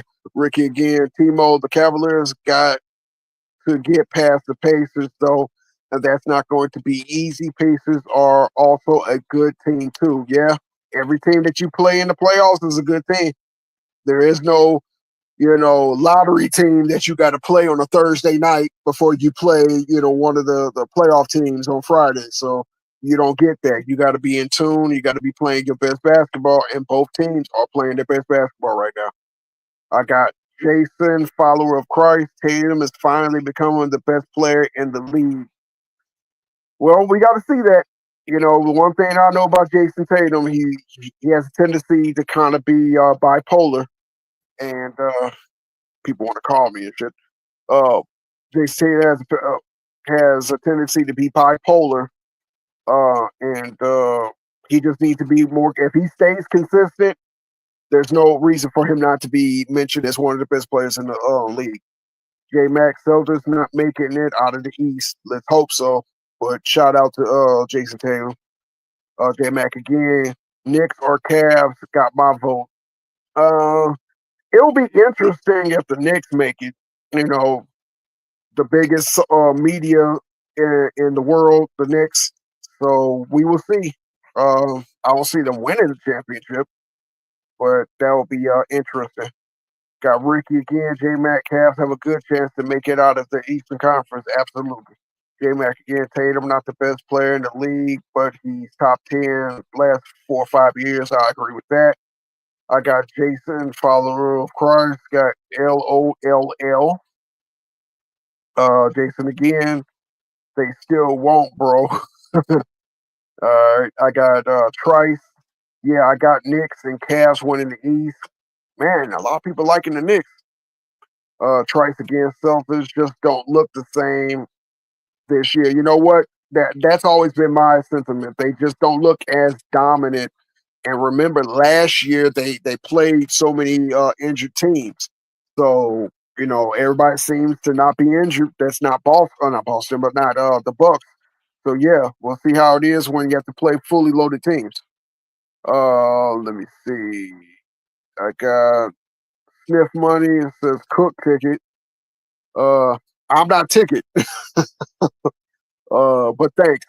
I got J Mac again at Ricky, like Donovan Mitchell. Yeah, Donovan Mitchell, he just needs to stay healthy, stay focused. Uh, I'm rooting for him. J Mac says I'm rooting for Donovan Mitchell too. Gizmo, let's get on. Let's get it on, he says. Yep, just like a good boxing match. Got Trayvon again. Just imagine if Kobe Bryant was still alive watching LeBron games and doing everything that he was discussed on this podcast. Wow. Yeah, I don't think that will go over very well. I think Kobe, if he was still alive, the first person he would talk to about that will be his big brother Mike. Mike will talk to him and tell him how he feels, and then Kobe being the type of person he will, I can see Kobe trying to have a one-on-one with LeBron, but LeBron and him was never really that close. So I don't see LeBron actually listening to Kobe, but Kobe will try to do that. I can see that. Ricky again, it says J Mac. Yeah, I want to see Mitchell win the NBA Finals. He's a great player overall. Yeah, I agree with that. Gizmo, Jordan would have had 5 hands slapping his grill, still going up. Absolutely, Jordan was that type of person. He ain't gonna let you disrespect him, and he ain't gonna disrespect his teammates. And to see somebody doing that, he would have an issue with. I'm glad Kobe hasn't had to see what LeBron has done to the Lakers. Yep, Kobe. Well, there'll be some issues. J Mac, big homie. I'm 37. I started watching in '92. I remember watching Penny lose to MJ. Penny was my favorite player in the '90s. I remember Zoe V. Uh, Zoe V. Pat Ewing. Mm, I remember Zoe 5. Oh, okay. All right. I think you mean to choose. Pat Ewing, John Starks, Isaiah Ryder. Look, I'm 43, just 6 years older than you, but I start watching a year after you start watching. I remember Penny very fondly. I liked his game. I was saddened with the knee injury, started to turn him into the player that he ended up becoming, a role player. but he had so much potential, him and Grant Hill. And I used to watch a lot of those Eastern Conference games. They used to be on TBS and TNT, where you were able to expose your fan base to every team in the league. You know, there was a time where Toronto Raptors and Vancouver Grizzlies, who were expansion teams and not very good, got some shine, and we was able to still see that. That's how we knew who Big Country was. That's how when Big Country wasn't there no more, that's how we knew what Abdul Rahim was. You know, and yeah, Zoe for me, and we're talking about Alonzo Mourning. Zoe for me, he let people get him out of out of the game mentally too fast. You know, he had a lot of mental breakdowns in the playoffs, and that's why those Miami Heat teams end up losing. That Miami Heat team was the second team to lose to an 8 seed, and that was on Zoe's watch. And I think after that, that's when he got traded. That's when they blew it up. But yeah, John Starks was always a good hustle player. Isaiah Ryder was a very good. He was shorter than Jordan. He was like 6'4", not 6'6". But Jordan used to say Isaiah Ryder and Mitch Richmond was his hardest matchups because they used to put him in the post and they used to try to use Jordan's moves on him. And sometimes it worked. They may not have won the game, but they made Jordan work for it, and Jordan always respected that. I got Michael H. Hopefully LeBron retires so that Lucas, Eric can begin in LA. We will have to see. That will be it. That's what I think what true Laker fans want. But we got to see if the top brass is brain dead or if they're actually going to listen to their fan base. Got Trice again. It says, I doubt if Kobe was still alive that Bron Wood made all of these moves to tear down the Lakers. I don't see it. Me neither. I don't see that. I got Nelson Charles, East St. Louis. That's the hood, absolutely. Um, there's a Chinese restaurant off of I want to say either it is State Street. Best fried rice ever. They actually have this called East Side fried rice. And you know, if you're familiar with any type of fried rice, you have, you know, the plain, the shrimp, the ham, the beef, the chicken, and then you have the special fried rice that has all the meats in it. This East Side fried rice, and I'm not even a crab fan. They put all of that in there and they put crab in there. And I guarantee you, if you like that type of thing, it's the best. And it's dark skinned, it's like Johnny Gill colored. It's great. They put it in big boxes. My man, Sean Gray, man, he rest in peace. He's the one that put me on to that spot. And I used to live not live. I used to work not too far away from East St. Louis, Illinois. So on our lunch break, we just ride up there, get 2 boxes of rice, and then go stop off at Popeyes, get a 10-piece, and then go back to work, and then just enjoy the rest of the evening eating rice and chicken. But that don't have nothing to do with basketball. But when he said East St. Louis, I just brought that back. J Mac, victory smash, absolutely. Jordan ain't human. Gizmo, look, the way he played makes you think he wasn't human. You know, Jason, follower of Christ. I'll take Giannis to my Celtics. No, if Giannis goes to the Celtics, I will not support him ever again. No, no, the Celtics don't need Giannis. They got a good foundation. They got a good core, and things seem to be working right as it is now. He doesn't need to go to the Celtics. Gizmo again, he's God pretending to be human. I know that's what Larry Bird said, but you know, no man is God. I know everybody got on my case when I called JJ Redick Jesus Christ, but I was being tongue in cheek. But I take it back. We don't play with God or Jesus.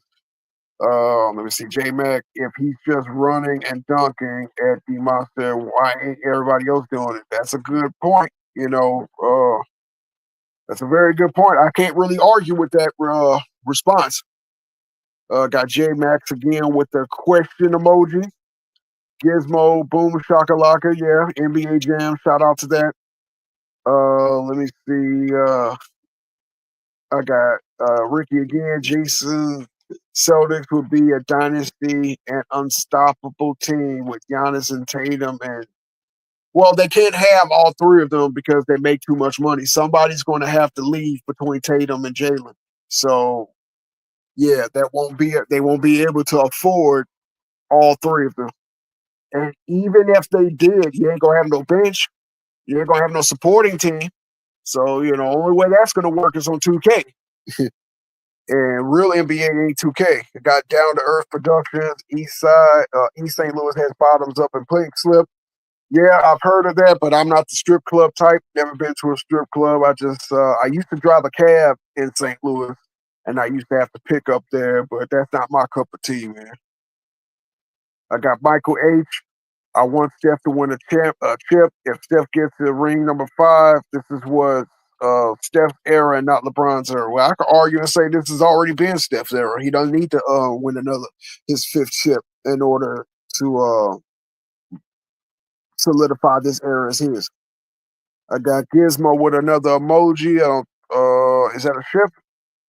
Oh no, that's I think looks like he's biting his nails. And then I got Ricky again. Bye, guys. I gotta go. Shout out to you, Ricky Sports, fanatic guy. Cool chatting with you in the chat. Gizmo gives him a fist. Got Ozzy. Or is that Ozzy? Zuzi? As a Warriors fan, I would love Nuggets to win a chip, all because of Russ and the adversity he faced. Yeah, I would love to see Russ win a chip. And it says, how old Curry now? 19? Nah, he's 37.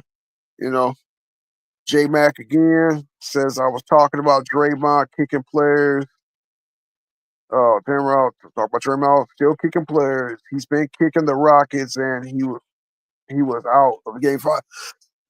Okay, now I see what you're talking about. You're clarifying that last comment. Yeah, if Draymond don't get a hold on himself, yeah, now I see what you're talking about. Yeah, he can cost them this playoff series, but he also can cost his coach his job too, because if they choke that 3-1 lead, it's going to be over for him and for Kerr. Robert Alston, James don't need the money. Why ruin the game? He's a joke. At the All-Star game, Thomas called him out about the jersey warming up. There's a dress code. Next, we have to watch sagging pants. Look, everything you said was was cooked. You cooked in that comment. From what a lot of people have said, since LeBron James can't get it his way, he might as well just destroy the league as it is. And, he comes off like a pestilent child that needs to have everything his way. So, yeah.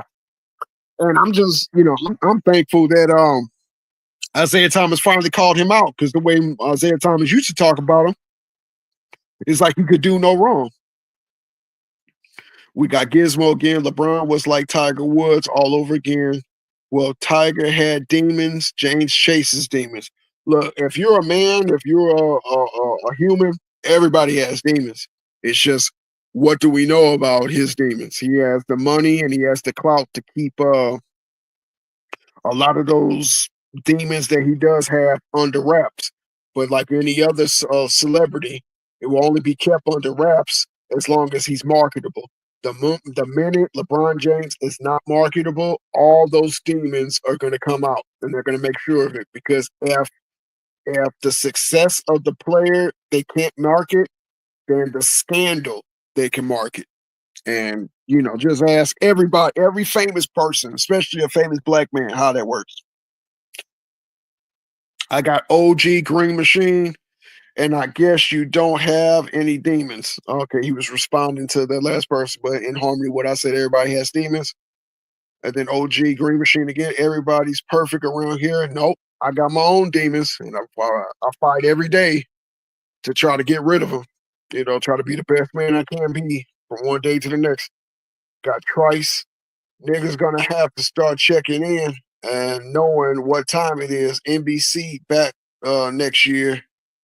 Ain't no goofies welcomed in on NBC. Well, NBC should have never lost the contract to begin with. They had the best presentation, and the best play-by-play. They had everything was the best at NBC. So I'm glad it's coming back.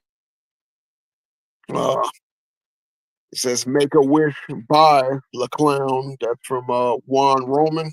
Got Gizmo. Says, man, I was just messing. I would love to be Tiger Woods. I don't want to be Tiger Woods. Like to have his money, but I don't want to be Tiger Woods. We see got J Mac. Says Aunt Ricky, Devon, a baller, and like DeAndre Hunter and Garland. Cavs just got a good team. I'm rooting for them or the Knicks to make it. That's a fair point. That's a fair point. Let me see. OG Green Machine. I can go full speed for 7 minutes. When you're older, stamina is the issue, and there's no dodging it. Absolutely.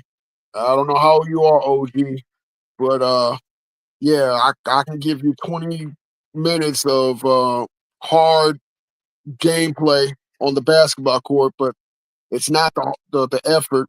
It's the next day when I'm feeling like 30 dudes just jumped me in the alley by a dumpster. So there's that. Let me see. I got East Warren says if I was Bron, I would have went to the Golden State Warriors and got his 5th ring with Steph. Fuck it. Look, Steph don't want him over there, or he would have been over there. That will mess up. That will actually finish both their legacies. They're both competing to who has the legacy. So if they team up together, none of them can say who had the legacy because they played with each other in the same legacy. I got East Warren. It says JJ should be fired playing the that small ball lineup, not playing the bench. Absolutely, but he's going to get a pass because he's JJ. And the person I'm gonna be really, really, really pissed off with because he's already showing that he's doing it. Stephen A. is making a pass for JJ that he didn't make for any other coach. Remember, this is the same man. This Stephen A. Smith is the same man that went on live TV every year that the Bengals lost or didn't make the playoffs and was lobbying that Marvin Lewis lose his job. He was saying the Bengals should fire Marvin Lewis, and they eventually fired Marvin Lewis. He will get you to the playoffs. He will just struggle. So, if you're saying that's supposed to happen to Marvin Lewis, why are you not saying that's supposed to happen to JJ Redick? I don't understand. It makes no sense. We got East Warren again. Bron finna leave LA and go to Dallas. Yeah, some people are saying that. But we will see. Man, I hate time. I got Gizmo again. It says, man, I hate time. Is that okay? That's what the problem is. Man, I hate time. Okay. That's what the problem is. You're gonna have to clarify that, Gizmo. I got East Warren again. Bron finna leave LA, go there to play with Kyrie and AD. I don't think AD wants to play with LeBron James after what happened. I definitely don't think Kyrie wants to play with LeBron James after the Cleveland experiment. Even though they may have made up, I don't think they want to play with him again because they know what it's like to watch LeBron James receive all the credit and all the blame goes to them. Gizmo says, we invented it. Who did it? I don't know if you're responding to someone else, but I need you to clarify that, Gizmo. OG Green, JJ Redick is putting a guy who never raced a car in the Indy 500. It's unthinkable, and now we know what it's like to watch a disaster. I think we've been watching a disaster for the last 6 years in LA. It's been one disaster after another, after another, after another. But I agree with your sentiment. I agree wholeheartedly. I got Deshaun Hickman, or Dewan Hickman, I'm sorry. Bron going to go back to Cleveland. Cleveland don't want him back. They got a great thing going on. And if they win the championship or if they get close to the championship, they don't want Bron back. Because remember, he tried to take credit for what they're doing now. If that's how he truly felt, he should have stayed in Cleveland, and he would have been part of it now. But he didn't want to do that. East Side, I'm sorry, East Warren says Brown should have stayed in the East. Facts. SM Scott, let me see. It says, I don't know what that meant. I can't even read it. I got King Kachi, Wolves in 5. Yeah, yep, they put him out in 5. John Payton, KFC, need for SPP. Okay. He's warned the Knicks not going nowhere. They too exhausted. Well, we see if the Pistons take them to Game 7, and even if they win, let me see what. Oh, they will have to play the Celtics, I think. So yeah, while the Celtics are resting, the Knicks are in a damn dogfight. Payton, KFC, Need for Speed, Jubilee, Wolves in 5. Okay, cool. Now I understand what you were saying. Because that first message didn't make any sense. Yeah. Man, just 2 weeks ago, Shannon Sharp was at the top of the game. Now look at him.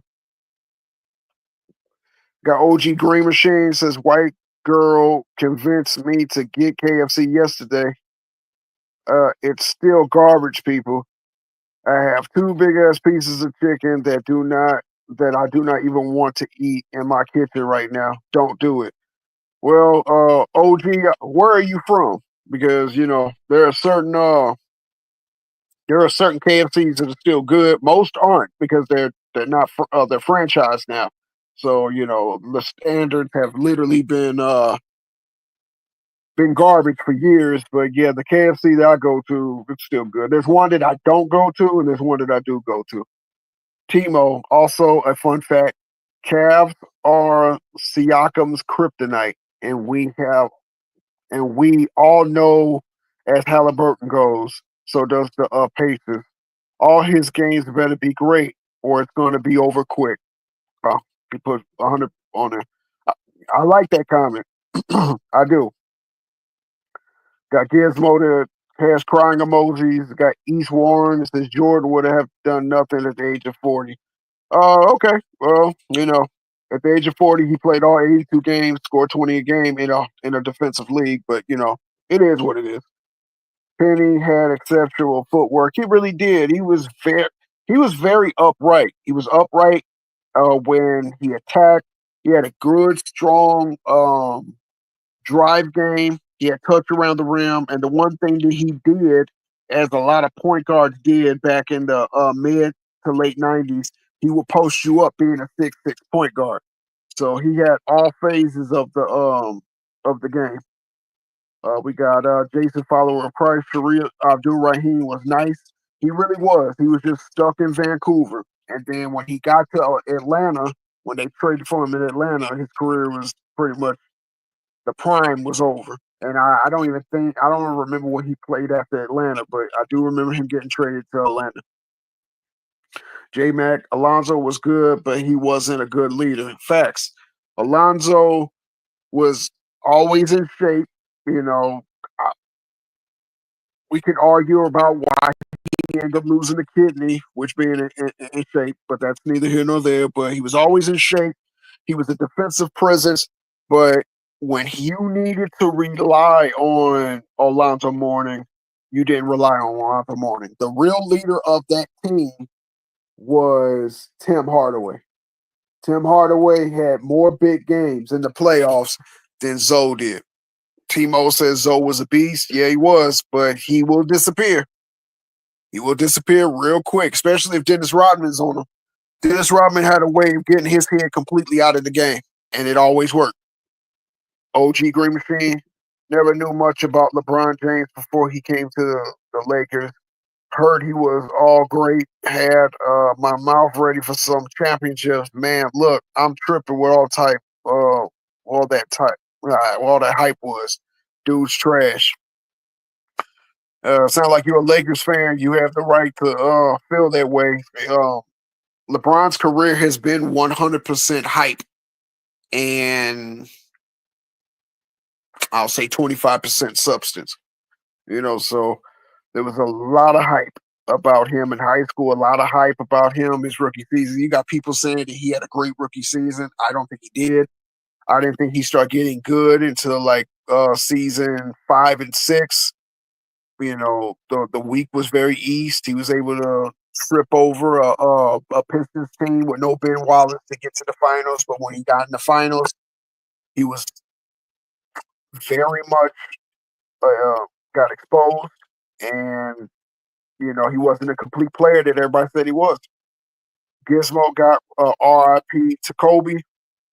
We got J Max and Isaiah Ryder was raw business, missed them kind of guards. Yeah, J.R. Ryder, and I spoke about this before on the podcast. J.R. Ryder had all the potential to be one of those good guards, but J.R. Ryder, along with a couple of other guards in the 90s, their attitude was trash. J.R. Ryder, started off with the Minnesota Timberwolves, got himself traded out of there, went to the Trailblazers. He started being famous for the Trailblazers, and then he got himself out of the Trailblazers on a contract dispute in the middle of the season, and he got traded to Atlanta. Yeah, he did get traded to Atlanta. Uh, didn't stay long in Atlanta. Got into some issues with practice, playing time, all this other stuff, and then he was kind of blackballed. Then the Lakers picked him up off the bench. Phil Jackson picked him up just to be size, and I think that had to be the year they lost because Isaiah Ryder didn't get a ring. And we know those first 3 years with Phil Jackson, they three-peated. They lost to San Antonio in the fourth year, went back to the finals that fifth year and lost. So yeah, Isaiah Ryder, his attitude is the reason why he didn't have a Hall of Fame career. But the kid could play. He could play really, really well. He can get hot really, really, really well. He was the first player in the dunk contest to do the East Bay dunk, which is what we know nowadays is the between the leg dunk. He's the first player to do that, and he made it famous. He did it. Kobe did it. That was actually during the 90s were like a staple in the dunk contest. You had to go between the legs, and we could thank J.L. Ryder for that. You got Timo at OG Green Machine, laughing emojis, KFC, only good for their sides. Audio, I used to work at KFC. I worked at two KFC, one back home in St. Louis that's not there no more, and then one in Illinois. And even though they're the last place that still makes homemade biscuits, I think Hardee's does too, and maybe Chick-fil-A. But what sides are good at KFC? Now they brought those fries. Those fries are pretty good, I gotta admit. But macaroni and cheese is questionable depending on where you go get the macaroni and cheese. But I don't know any good sides that the KFC actually has. I got J Mac that says long live Mamba. Yeah, long live Mamba. I got Ants 100 Will. Luca is horrible at defending. He will never win a title. And he has 100 and he has 2 fire emojis. Unless Luca makes some changes to the way he goes about his off season, I don't see him winning a championship. I got Baby Boy 23 says, "Yo, OG, can Ticket drop the link?" Ticket's probably on another stream because whenever the season comes to an end on certain people that he ain't messing with, he goes all out. So you gotta wait for Ticket to come back. That OG says, "Nah, man, macaroni and cheese literally tasted like sadness and failure." I felt homeless eating KFC mac and cheese. Damn, that's strong. Shit. Wow. You took your belt off and whooped mac and cheese ass on that take. I got J Mac says I love fried rice growing up. Uh, on shrimp fried rice. Look, I could never get into shrimp fried rice. Now I know what you're probably going to say. Did you eat special fried rice because it had shrimp in it? Shrimp fried rice is one thing, but putting shrimp inside fried rice with everything else, you taste less shrimp and more everything else. So I could eat special fried rice or east side fried rice, but I can't really get into shrimp fried rice. I know a lot of people in my family love shrimp fried rice, but I couldn't really get into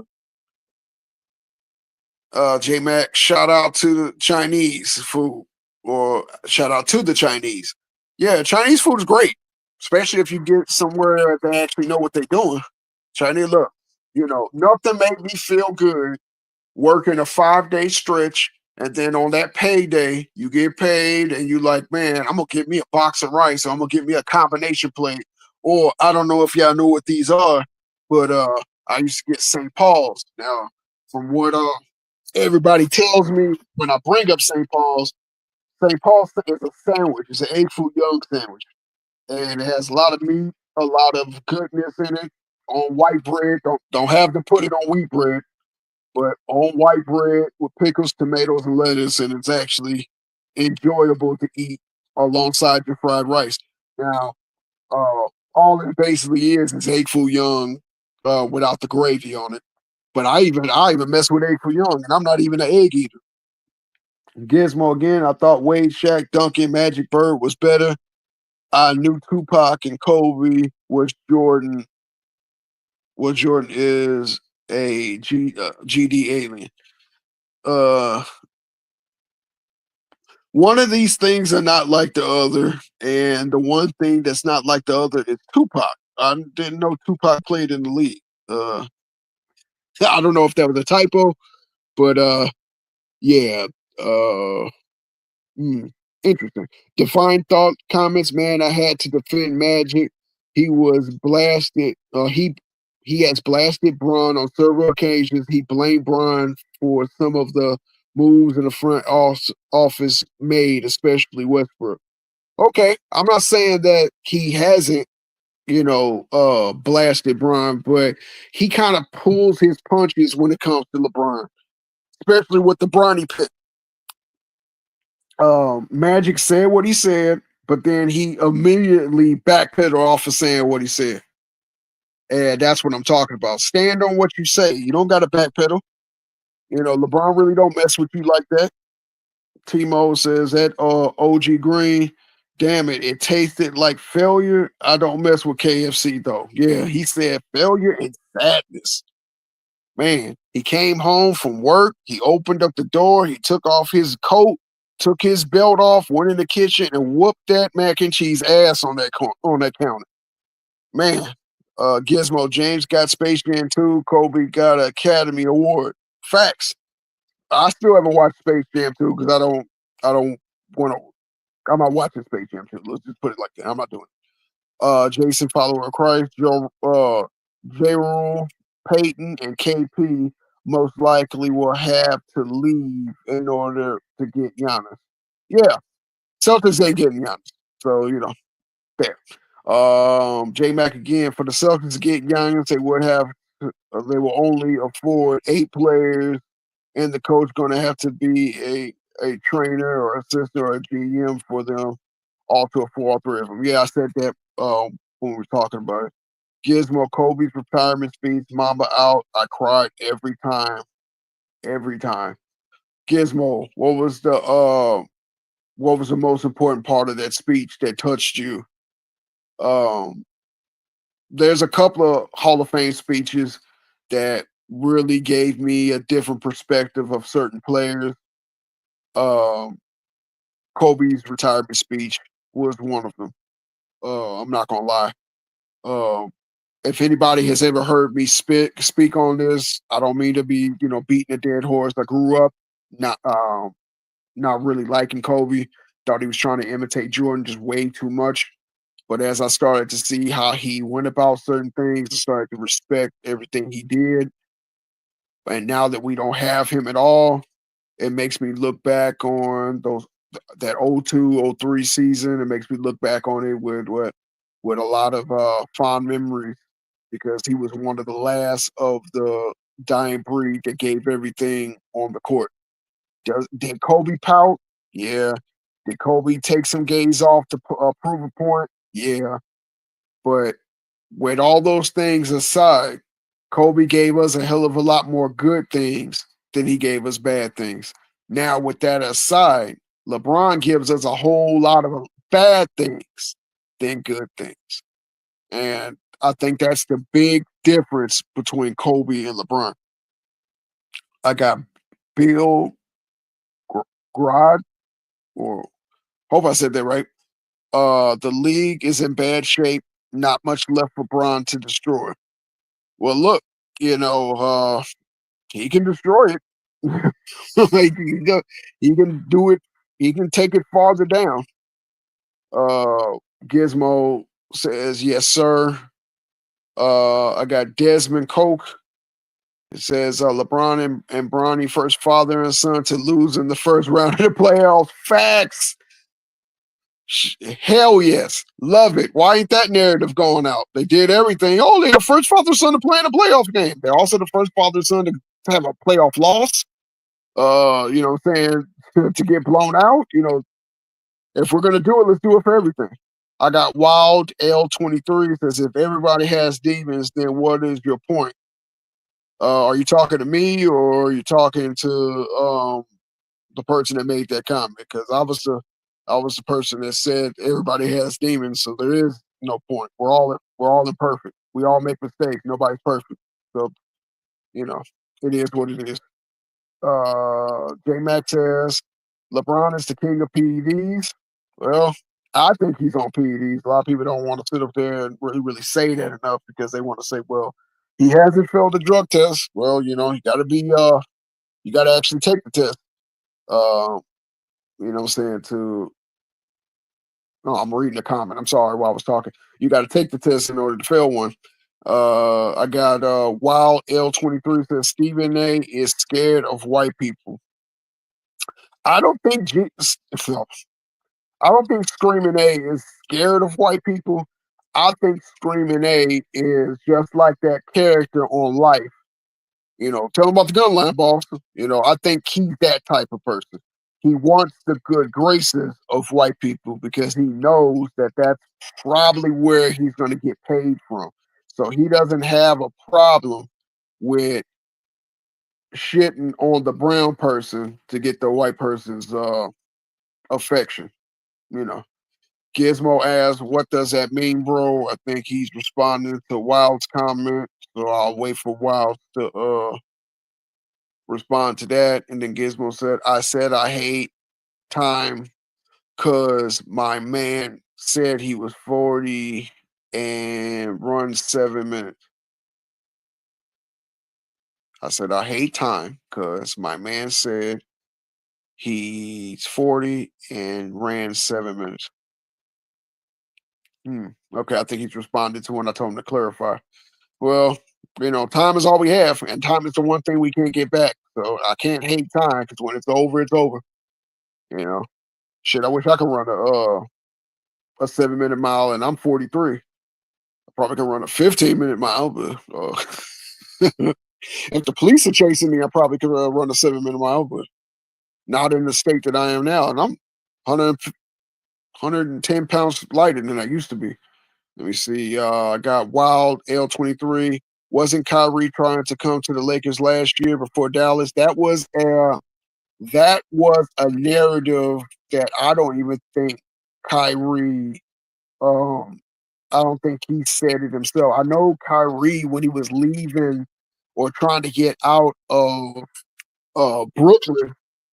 The consensus was he was going to go to the Lakers, trade AD for Kyrie, but again. Kyrie and LeBron playing together.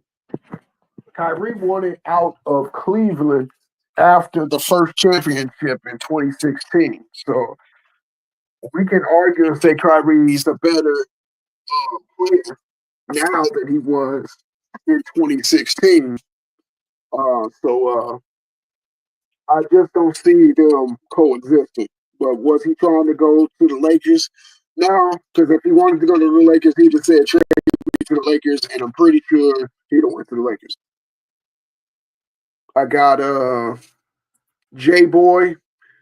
It says today is a good day for basketball. That bum LeBron, King Duck, James is gone, but watch BSPN still talk about LeBron and watch LeBron show up to a playoff game to take all the spotlight. Absolutely, we said that before.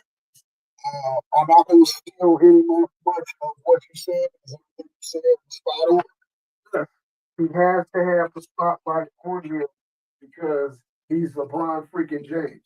He's not going to start his treatment that he seems to care about. He's not going to start his treatment or get some time, some rest because he's 40 and get ready for the off season to get ready for next season. He's not going to do that. He's going to parade around like the celebrity he is, and he's going to try to get all that love on him. And people, well, what's LeBron going to do next year? He literally loves that. I got Gizmo. I'm from Chicago. It's a Jordan thing. I'm sorry. I'm not from Chicago, but you want to know something? I was in the Midwest, and it is a Jordan thing. It's always been a Jordan thing. I got SS Finesse that says Lakers in 5 in Cancun. Absolutely. I got Johnny. It says Reeves played like shit. Of course he did. AR-15, they were sitting up here saying he's him and he's this and he's that. He's the best third option.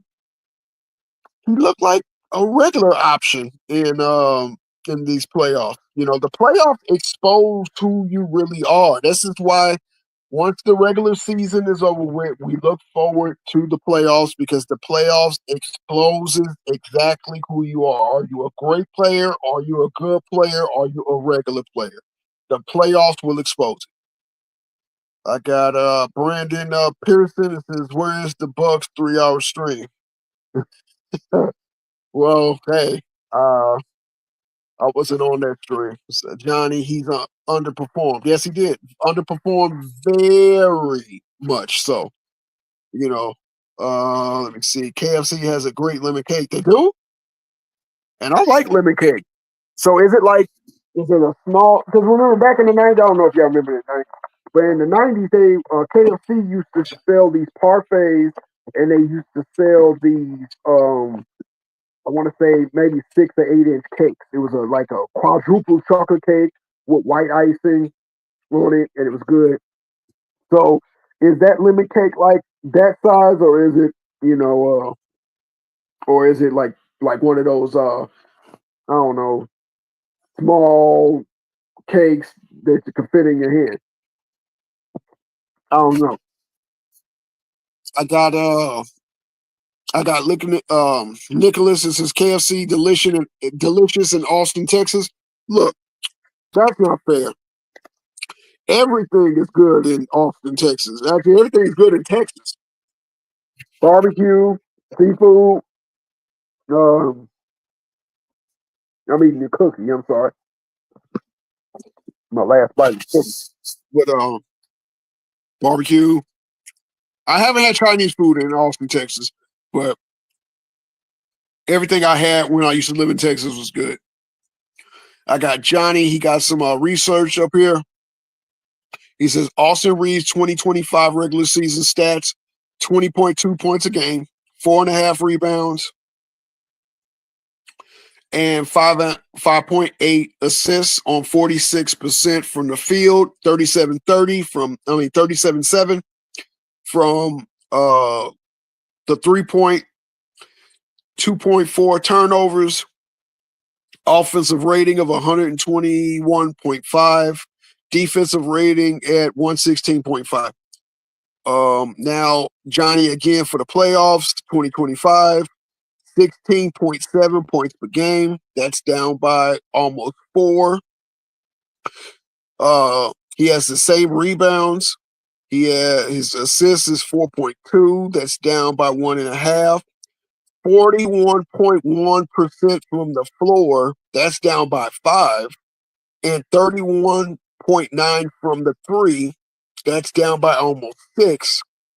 His turnovers went up 2.8. Offensive rating was 100.4. That's down by 21. And his defensive rating was 120.2. So his defensive rating climbed by almost 4. And his offensive rating went down by 21. Damn, you can't win like that. Underperform is an understatement, Johnny. Was he even in the series if he played like that? Man, that's horrible numbers. But he's supposed to be the best third option. I got OG again. I have A&W next to KFC, so I had a root beer float. Of course, you had a root beer float. Root beer float's the shit. You know, I know I got excited about that, but I like root beer floats. That was pretty good, but KFC can't get the chicken right. not can't. I think coming. Wait, me into another. I think you misspelled that last sentence, sir. But yeah, A&W is still good. Matter of fact, they got good corn dog nuggets. And A&W has a very underrated double cheeseburger. Very good. I think it's the Papa Burger. Not sure. But yeah, usually the A&Ws are next to well, they're all the Yum brands. So if they put it next to a KFC, it will either be next to a KFC, Taco Bell, or Long John Silver's. But yeah, I miss A&W. Austin Reeves needs to stay with Luka. That's a future backcourt that can be dangerous. Yeah, if they learn how to play defense, Nicholas.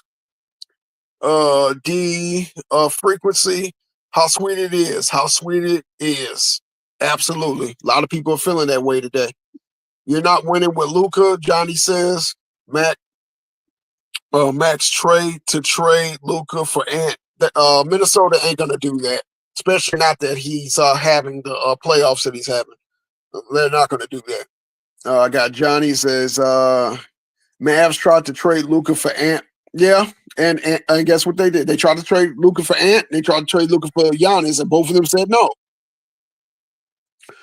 Raw content says the Lakers are a joke. I don't disagree with that. I got D frequency again. Luka paid to restore Kobe's mural. Rather, that should have been LeBron, that snake. Well, you know what? If that's true, I give Luka a little bit more leadway because that shows me that he's not a narcissist. Goodbye, LeBron. Enjoy your retirement. It looks like it says Mad Dog Jax. Let's see if he does retire. We'll see. Hopefully he does, but we see. J Max said, yeah, them dudes was hella cocky back then.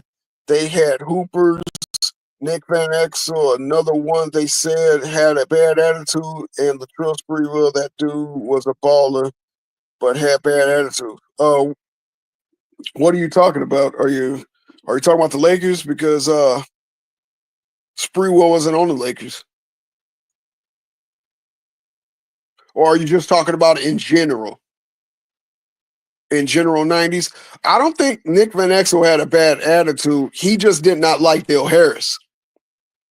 He did not like how Dale Harris tried to put a restraint on him. And Nick Van Exel was a very, very good point guard.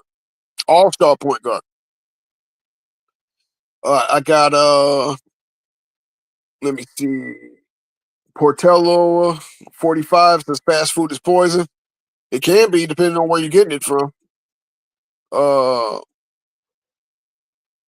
got Johnny that says I guess that was that.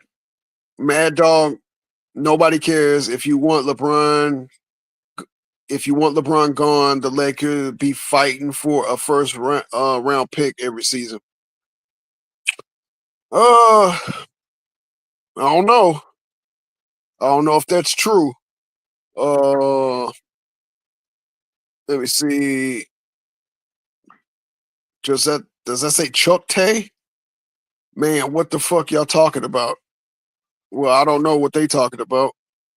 I got M Shan. It says how special rice with an egg in it is the best. Yeah, depending on where you get it from. I don't know where you from, but there's only a few places in St. Louis you can actually get good rice from. And a lot of times it's where there's projects and burnt down buildings are.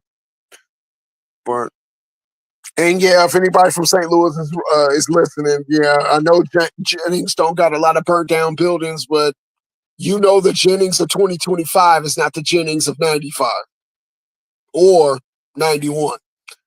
Let me see who else I got. J Mac, A-Fu Young vegetable fried rice with gravy. I can't be mad at that, J Mac. I've gotten vegetable A-Fu Young with gravy, and sometimes I have to get the extra gravy, and then I put a lot of the cayenne pepper in it because I like it spicy.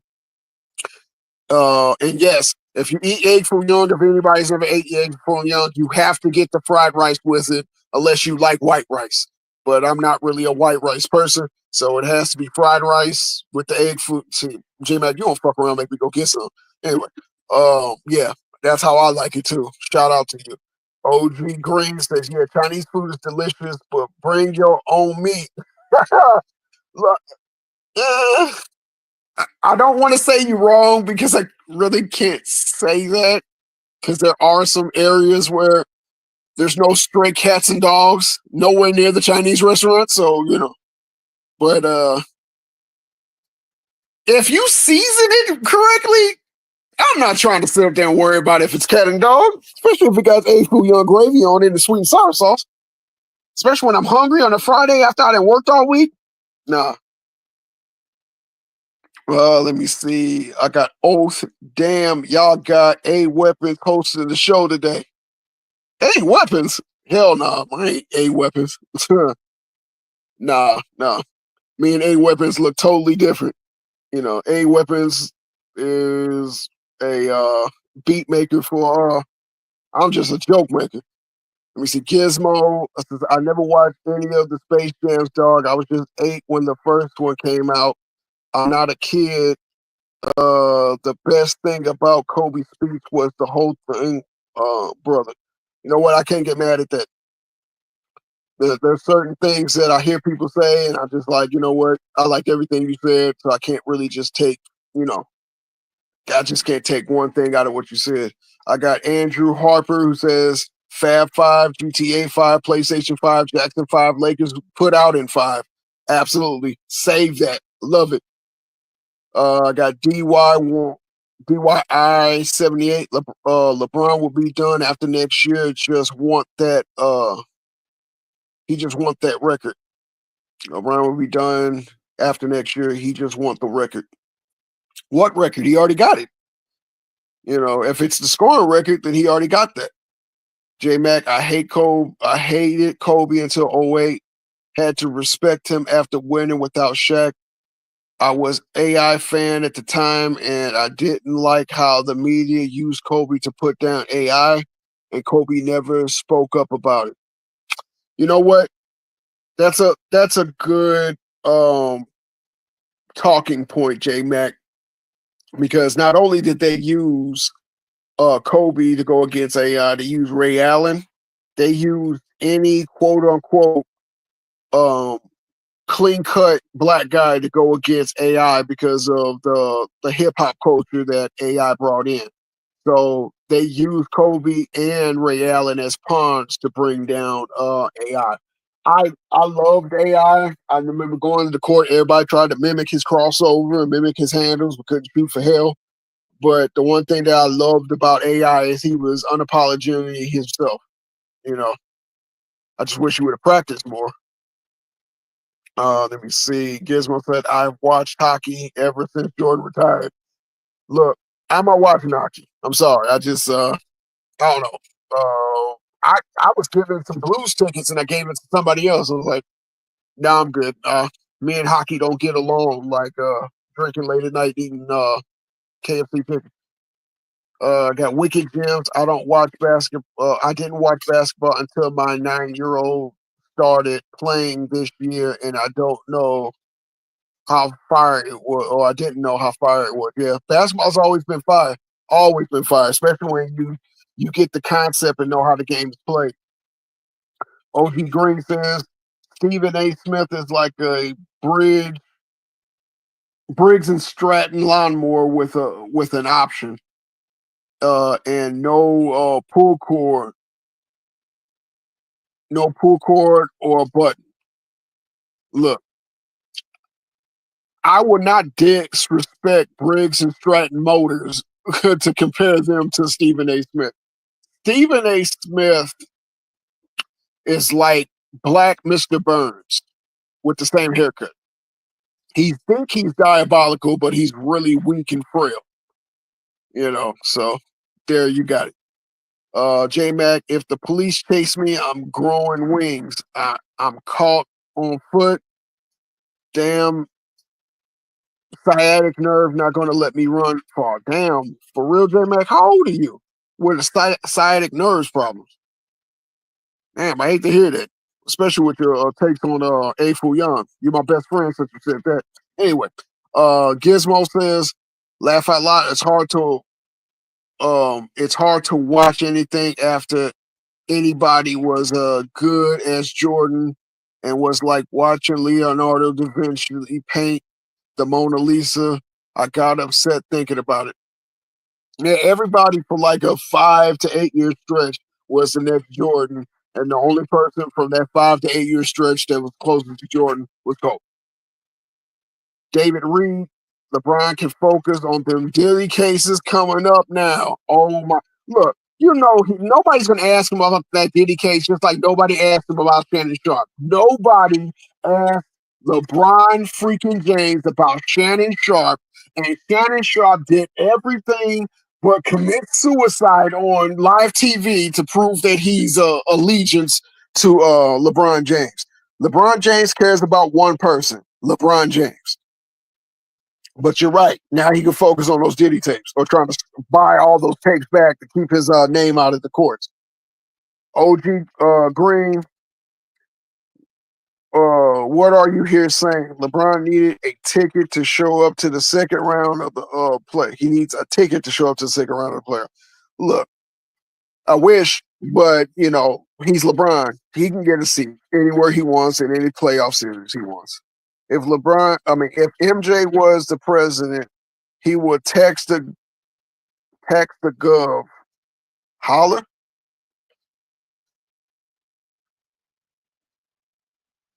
Wait, if Michael Jordan was president, we'd text the gov, holler.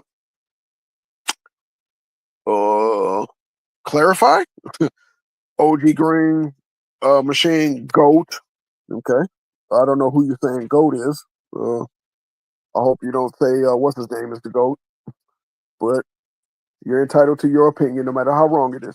Let me see. OG, I'm just playing. OG Green Machine. I think I've scored as many points in the second round of the NBA playoffs as LeBron James for like 3 consecutive years. He's got to score more points than do in the second round. Yeah, everybody scored more points than he has in the second round the last couple of years. Got Gizmo again. Nobody ever made me interested in sports more than Michael Jordan, and it never happened again. I gotta go. I'm going to Popeye's Chicken. You better not go to Popeye's Chicken and not have enough for the people on the stream. And when I say the people on the stream, I mean me. If you go to Popeye's, are you getting strips or are you getting bone-in chicken? Before you leave, you got to answer that question, Gizmo. M. Shan says A&W burgers are average. We have one neighbor in a KFC. It must be a regional thing. I got Kawabina. Hope I said your name right. If I didn't, I apologize.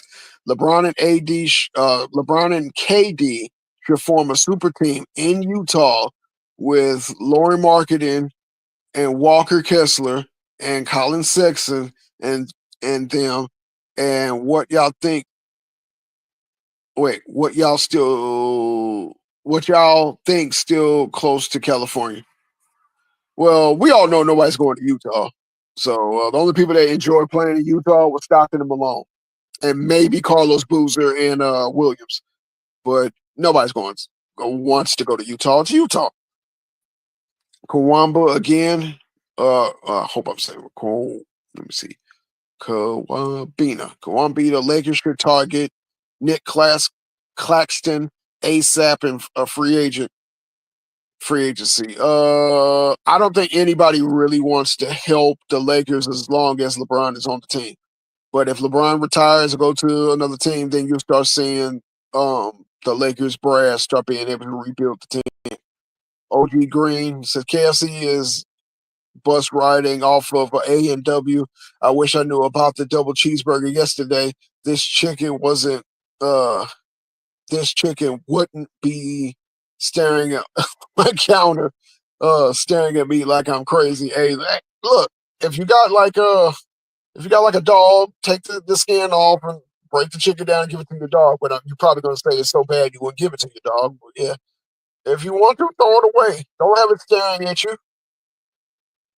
David Reed, Lakers might try and get Giannis to pair with Luka. Only if LeBron's not there. I don't see Giannis wanting to play with LeBron. I don't see that because he watched AD play with LeBron and everything was AD's fault. 9/11, Hurricane Katrina, Lakers getting knocked out the playoffs was all AD's fault, according to LeBron James fans. And, OG Green again, Lakers Nation should organize if we all kick in $5, LeBron will leave. Y'all know how he likes money. Well, in theory, we could give him at least $145 million to leave. No, I would never give nobody $145 million to leave. I got Jamel Bugs. Lakers can't afford to get Giannis unless they dump LeBron. Yeah, that's what I said. I got E4, E5, E4, E5, F4. You stupid for that. FWAP. This dude corny. Here's a tomato. I don't know who you're talking about, but okay. M. Shan and David Reed not happening. Giannis does not want to play with LeBron. Yeah, I just said that. Yeah, I don't see that ever happening.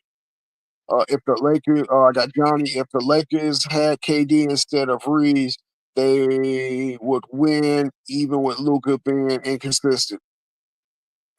You're gonna. Then where would you play KD?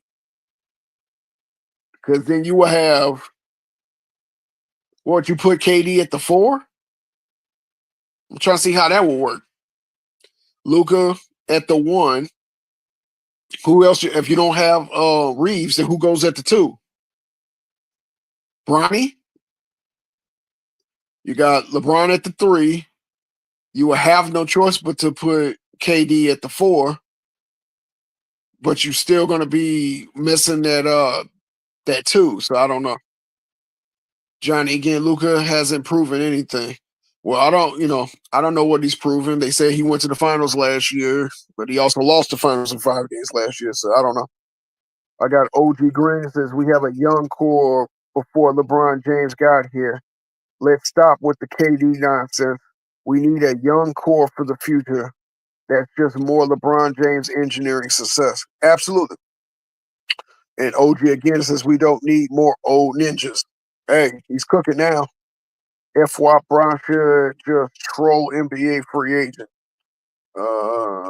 Okay, I guess. David Reed, M. Shan, they getting LeBron up out of here. Yeah, real Laker fans, yeah, that seems to be the one thing y'all really, really want. I got DYI 78. Most seasons played recorded. Oh, most seasons played record. Okay, now I understand that last comment. So he wants most seasons played, and that will be his 23rd year running the wearing number 23. I see how the narrative builds itself. Well played, DYI 78. Jay Strong, we see now who won that ring in 2016. Luka with Kyrie goes to the final. Luka with LeBron goes to Barcelona vacation early. True. KD, my foot. Yeah, this is OG Green again. KD, my foot. Yeah, let's get another old ninja with the balding spot. Laker Nations is very young now. They want the future, not old fools. Yeah, if this playoff series have taught you anything, it's taught you that they need to get younger and they need to actually have bigs to play these teams. Going small is not going to work. M. Chan says, I don't know about that, but time will tell. Giannis is staying in Milwaukee.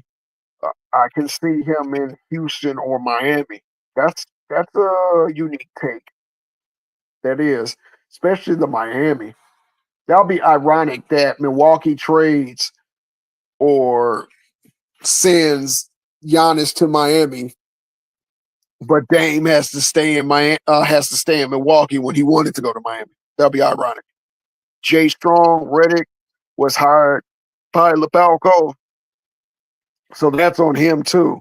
Not just JJ. No, sorry, not just Redick's racist ass.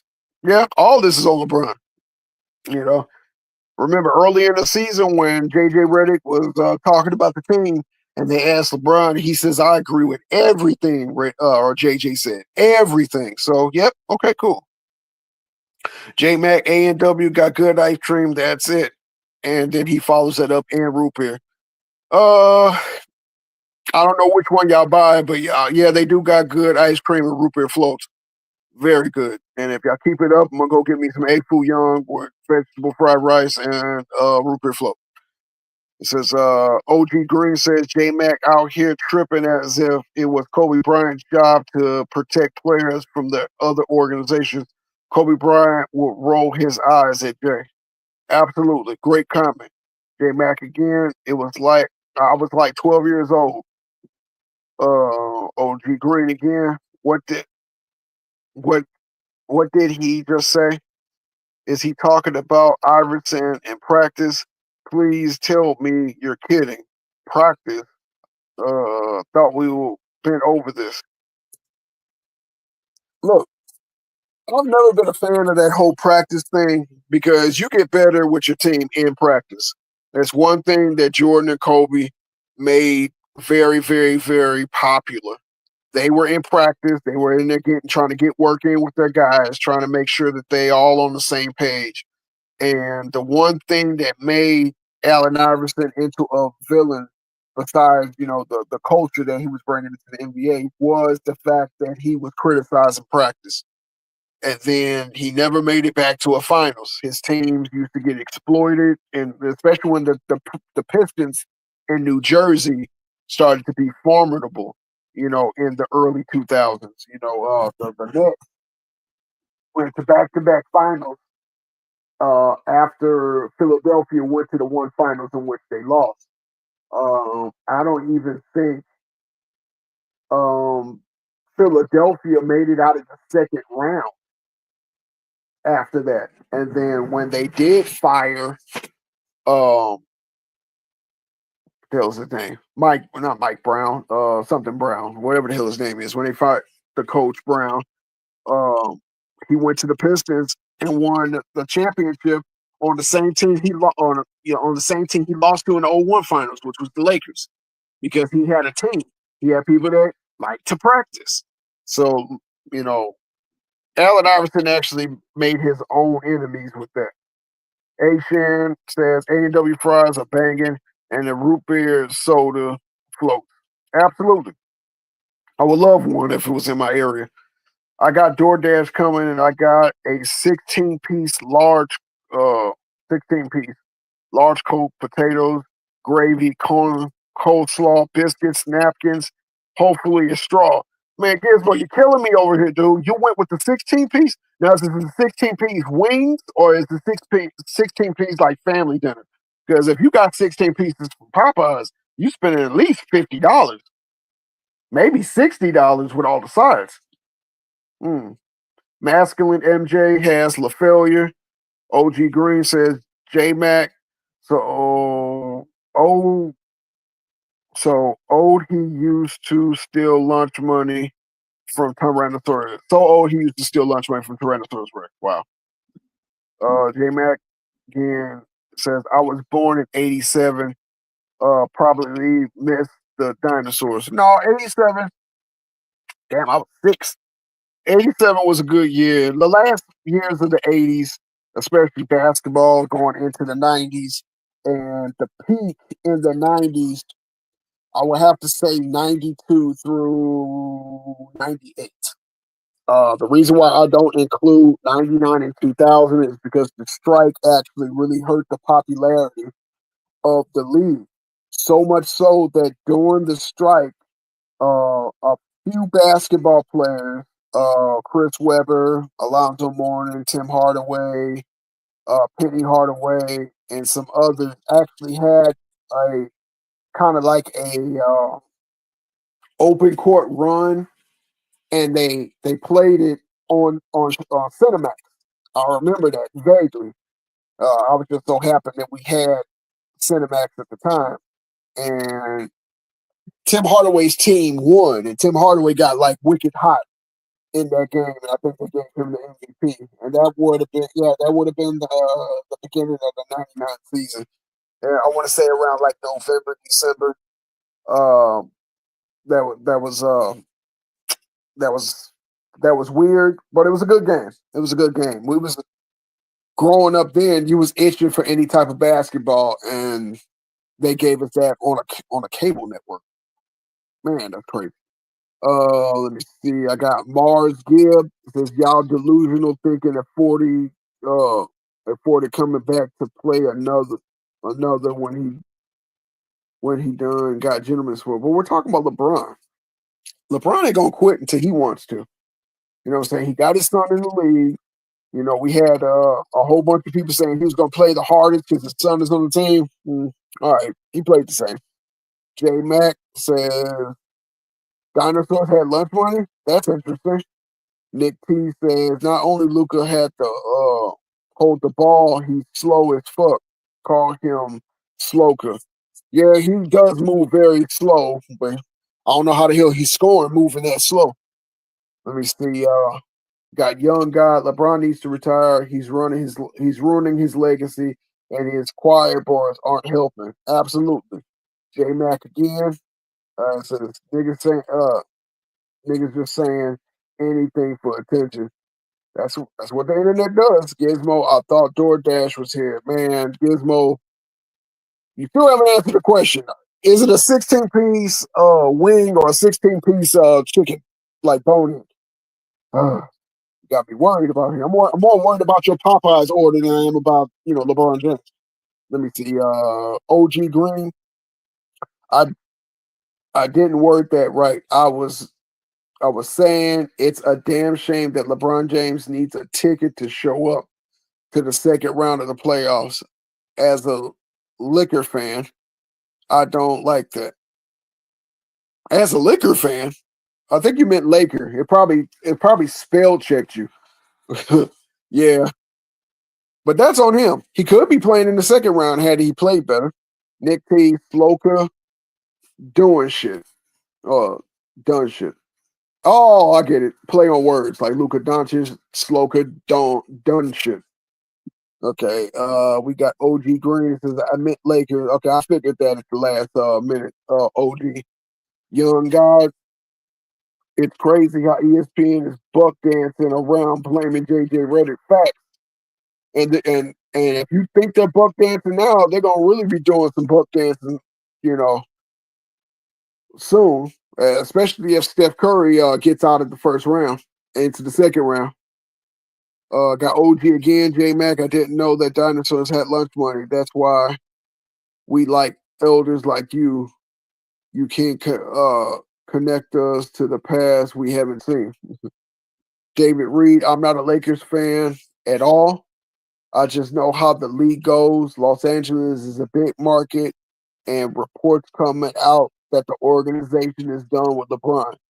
There's also reports that Giannis wants out. I haven't heard reports that Giannis wants out, but I believe what you're saying about the Lakers being done with LeBron because I think that trade for Luka was that first sound that they're done with LeBron, and they got to say that they're done with LeBron if they want Luka to resign.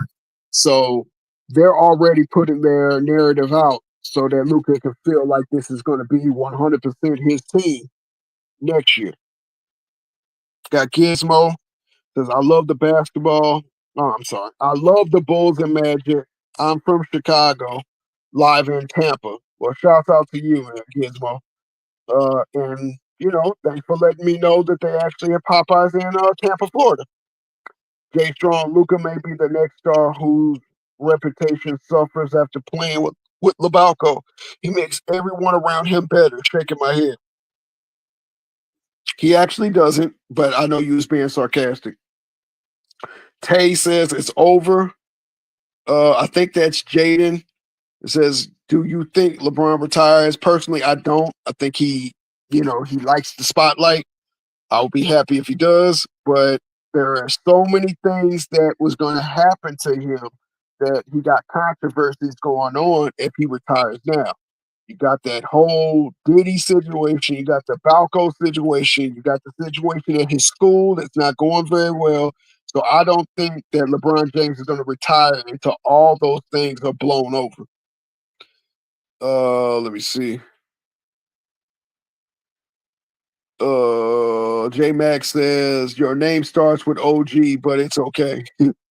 OG says, I love my elders, J Mac. It's all in fun, brother. Yeah, we're just, in the chat, we're just teasing each other. Ain't nothing to be real serious about. I got Cobra Joe says, if Connect stays with Fakers, his career is done. I'm glad you brought up Dalton Connect, because why didn't he get some playing time? I don't understand that. Young guy Stephen A is the happiest man in America. Why you say that, young guy? M. Shan, top 5 players in the 90s outside of Jordan. Who you got? Okay, top 5 players outside of Jordan in the 90s. Now, for clarification, do you want me to go from 90 to 99, or do you want me to stay in a pocket? I don't think.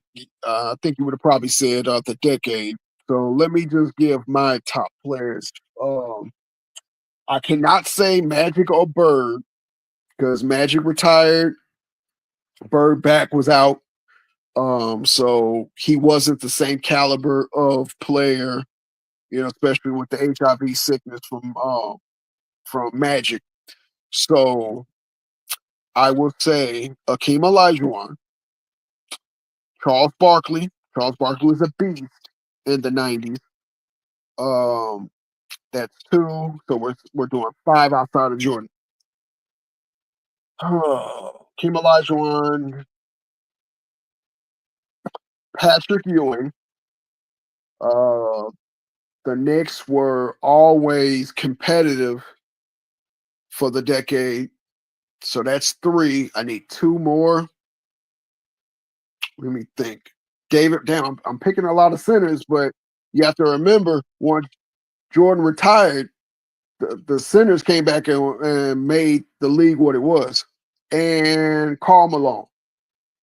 So again, Olajuwon, David Robinson, and I'm not putting this in a particular order, but Olajuwon, Robinson, Barkley, Malone, and what did I say the 5th was? Patrick Ewing. Those were, I would say, the 5 from the 90s outside of Jordan. And yes, I didn't pick Shaq because Shaq didn't start winning until the 2000s.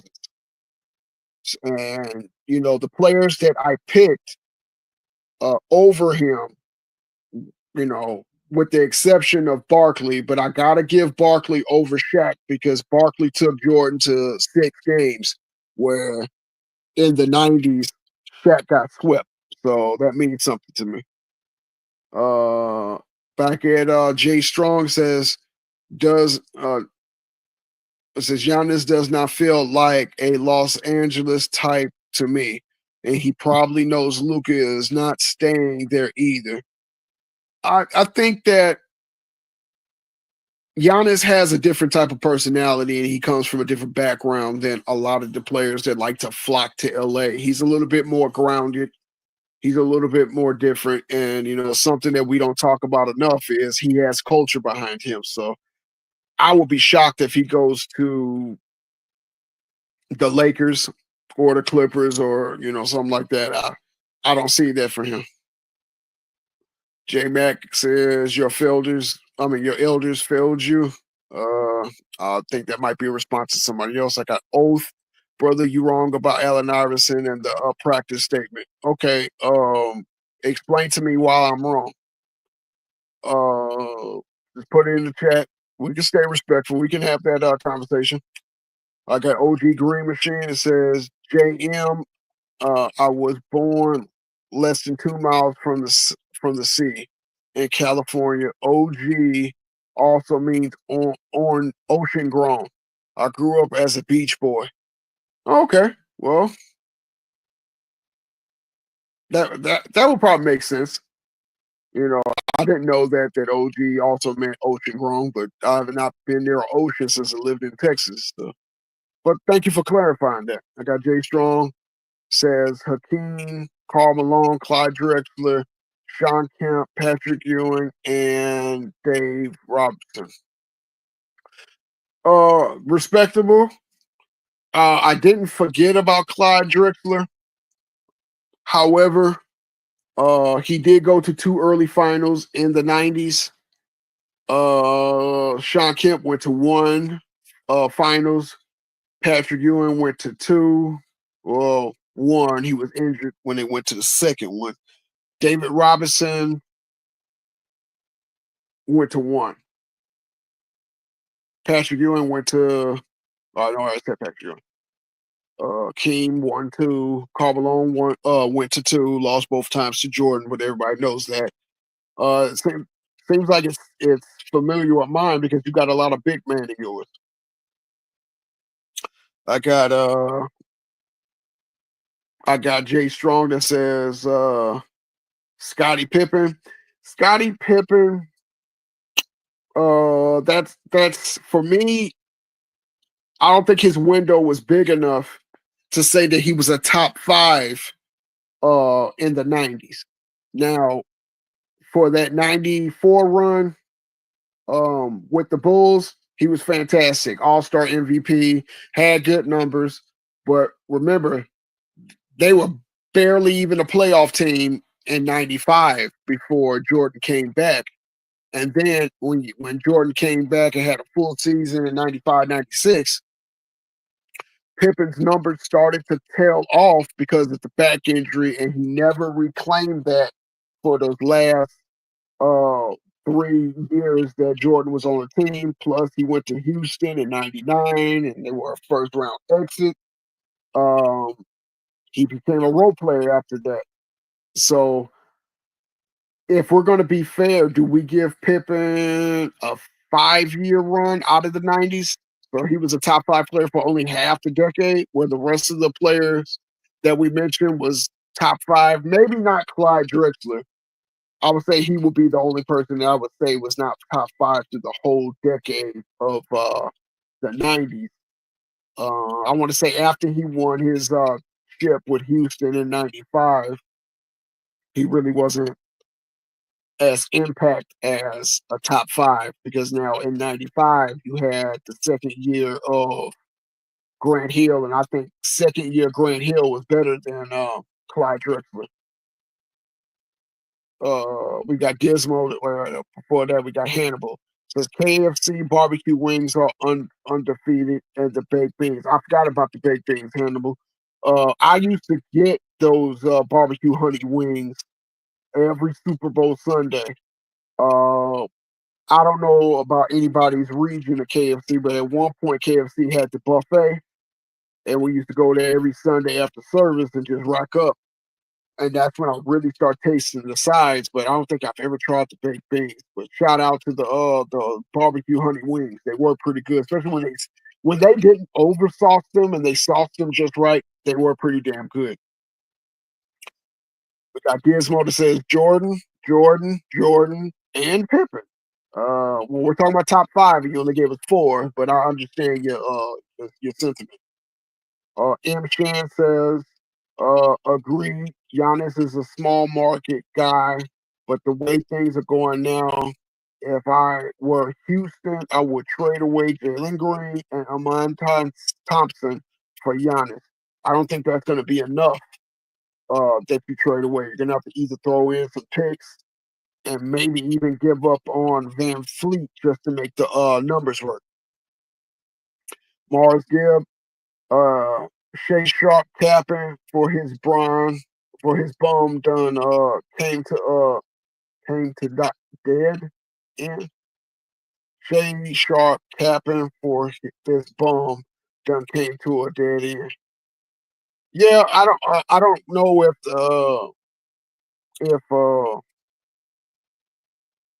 wait, hold on. I don't know if Shea Sharp's been saying anything. I haven't been keeping up with him since he hasn't been on Undisputed, but I'll surf the internet and see what he's actually saying. Jay Strong said Grant Hill before the injury might have been second best player after Jordan. That is facts.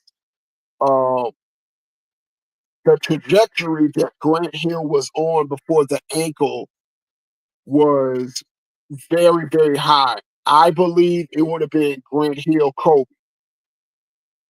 Grant Hill, Kobe, Shaq. What else? No, I'll leave it there. Grant Hill, Kobe, Shaq. Because he was adding, Grant Hill was adding so much to his bag after year 3, 4, and 5 that he was just awesome. He was LeBron before LeBron, just a better decision maker. And he didn't shoot that many threes. Got J Mac again. It says they implemented the 3-point line in the NCAA in 87, I think, or 86. I got to look into that. I know in the NBA was 79, but I really didn't know about the NCAA. The one person I do will know is T. Price. You know, all things college basketball. He's like the Bible. Gizmo Wings, man, I got a turkey from Popeyes, and it's not Thanksgiving. That's interesting. 16-piece turkey. I'm gonna have to definitely figure that one out. J Max said or 83.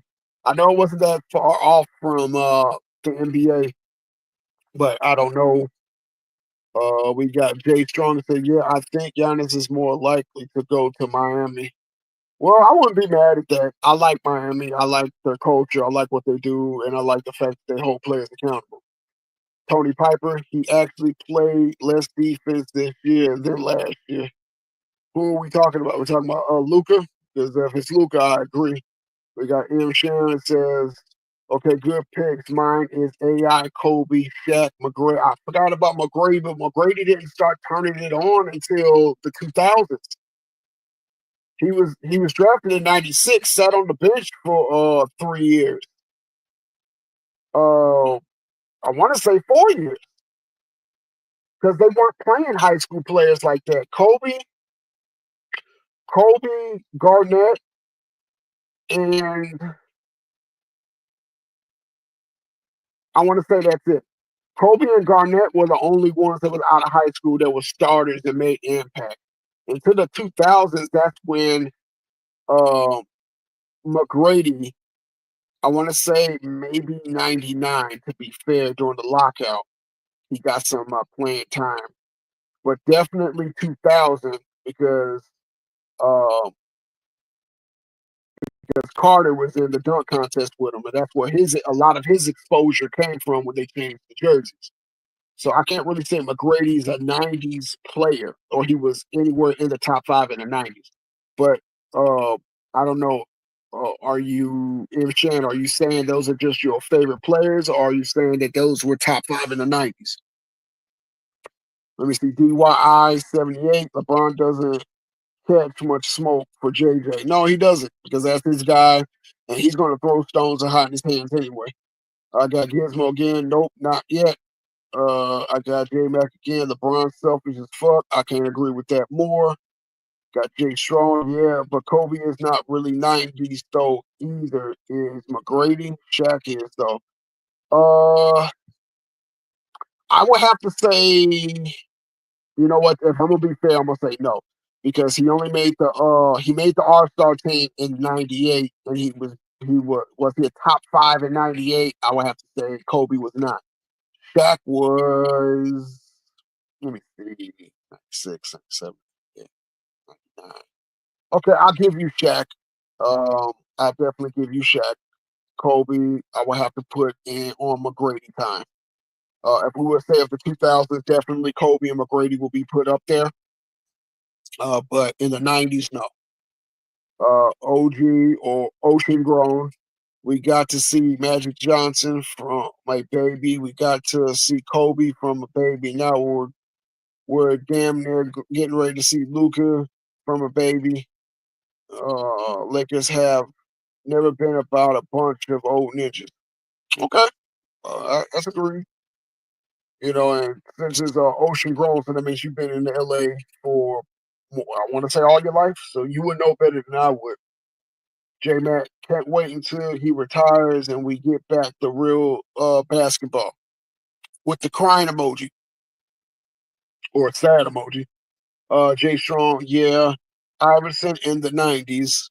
Uh, okay, I can give you that. Because he was from his rookie season on, and his rookie season was 96, 97. So yeah. J Max said Popeyes everywhere. Yeah, but not good Popeyes are everywhere. M. Sharon, Jay Strong. If he doesn't go to the Heat, who are you giving? Like, if he does go to the Heat, who are you giving up? They have to give up a king's ransom. Well, you can trade Andrew Wiggins. I think you can give up. I think you can give up Anabayu, and he can go to Milwaukee.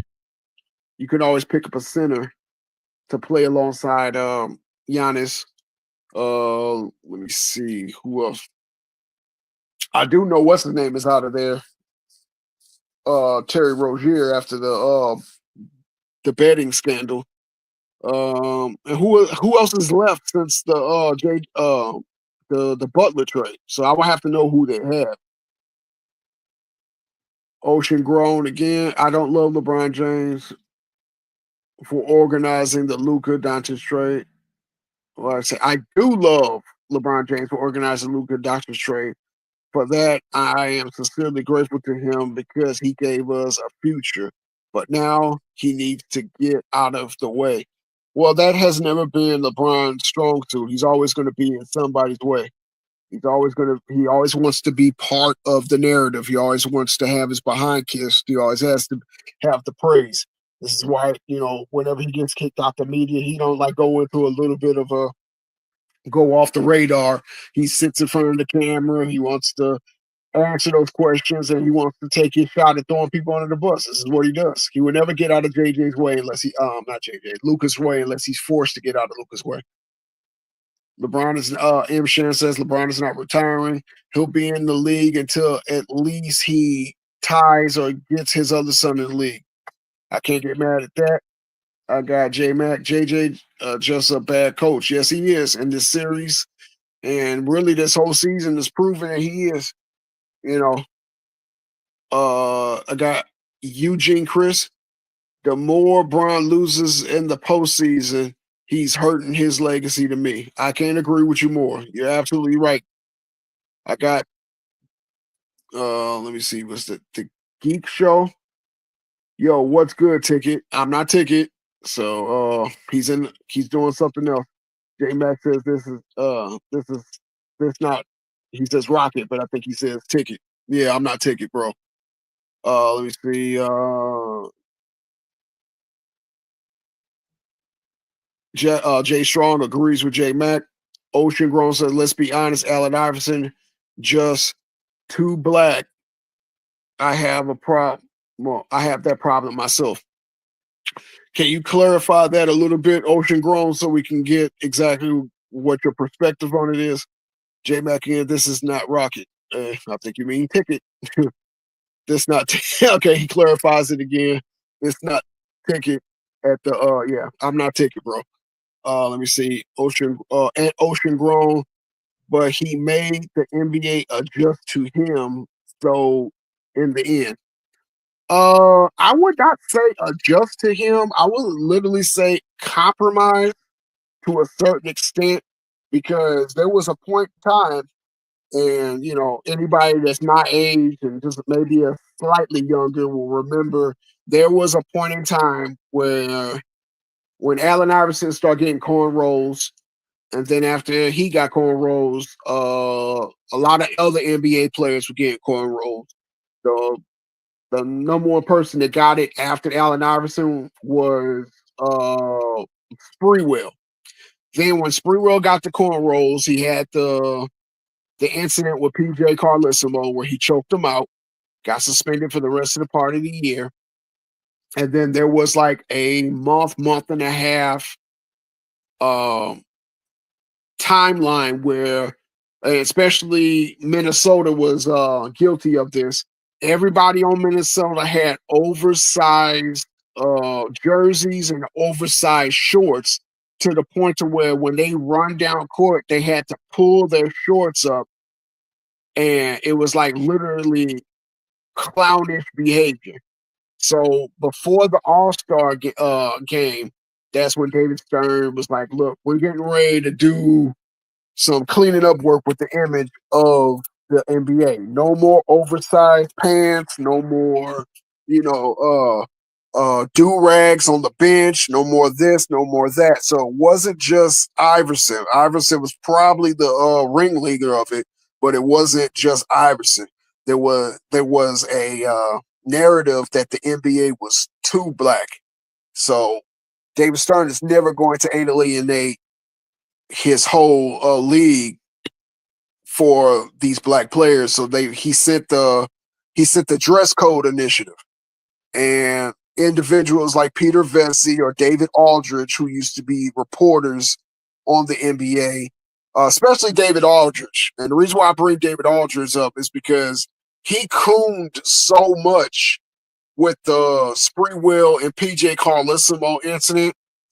Not all of the information was out after it happened, and David Aldridge was on like NBA TV, NBA Tonight. Those were television programs. NBA Tonight was literally, it was like after 10:30, recapped all the games from the day, and it was pretty cool. You had Chris Carter's brother, real life brother, Butch Carter, that was hosting there. Did a fantastic job.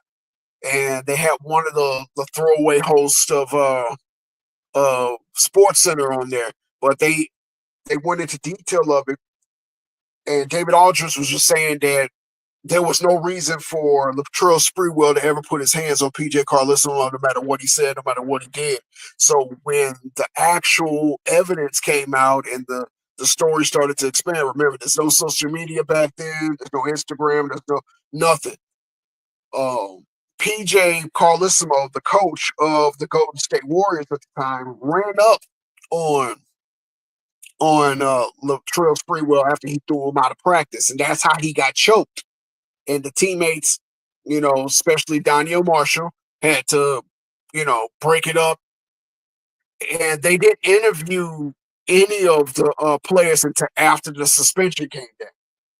So David Aldridge was literally making Latrell Sprewell out to be like this like thug ass nigga. And that would have been Sprewell's career year because he got off to like this scorching hot start. Of course, it was the Golden State Warriors at the time and they weren't winning. But Sprewell was literally like bidding for a career year until that incident happened. And then they traded him the next year. But yeah. Peter Vesey, David Aldridge, a young Scoop Henderson, a young I want to call him Brunson because he looks like it. That light skinned dude that Ticket be getting into it with. Chris Broussard. Yeah, they were all young and just barely in the media at the time, and they were literally cooning it up over that situation. Back to the comments. Let me see. Where am I? I got Eugene Chris. It says Giannis for Towns and Bridges. Some picks to go to New York. That'll be interesting. I got Geek Soul says I just realized it after the message. I got Big Sites. This loss for my pussy ass LeBron James and JJ Redick is revenge for Coach Darvin Ham and the rookie that they picked over Olivari. You know what? I can't get mad at that. There was a lot of bad juju that they did early in the year, and I think this loss kind of like puts that all together. You would have thought that according to the narrative that JJ Redick was like this 10-year Hall of Fame coach, that LeBron James was all about the team, and then you have Bronny James that was like this lottery pick that was ready to just plug and play, and all of that got exposed this year. I got Ocean Green again. It says, "What's that you have to do with Jay? What does that have to do with Jay Strong? I am who I am because of my culture, and you telling me have to change is genocide. I'm proud of Iverson. Wait. That's what you have to. What does that have to do? What? That's what you have to do, Jay Strong. Okay, I read that wrong. I am who I am because of my culture, and you're telling me I have to change is genocide. I'm proud of it. Well, I don't think that's genocide. I think that's a poor choice of words. We all know what genocide is, but you can stay who you are. But this is the thing that people don't seem to understand. It's every place that you go work at, every place, you have to abide by their rules of code and conduct. And if they have a dress code, it's not like they're paying you $7.25 an hour. They are paying you millions. So if they have a dress code and they're like, hey, we don't want you doing this, that, and other. If you want to do that on your own time, go right ahead. But while you representing the NBA, you can't do this. How are they wrong? They're paying your salary. You're not paying theirs. You know what I'm saying? So, but to say genocide, I disagree with that. Hey, Mac, Giannis turned into Milwaukee Ninja.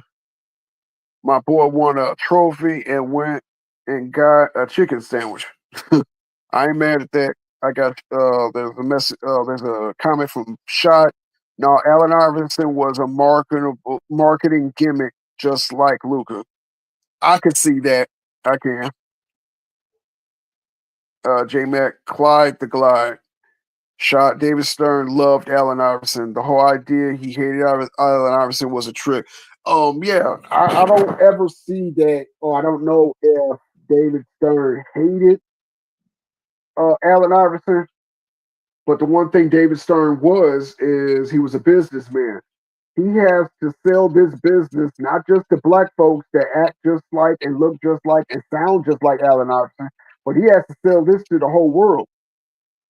Now that part of the culture brought more eyes into the NBA, but you have two offsets types of personality. You got Jordan, who's on his way out, but after every game, he's suited and booted. After every game, he's talking to the media and he's professional. And then you have the Allen Iverson side where he's a little bit more unpolished. He's unapologetic. He's going to do things his way. So, but it's still a business. You're still working for billionaires.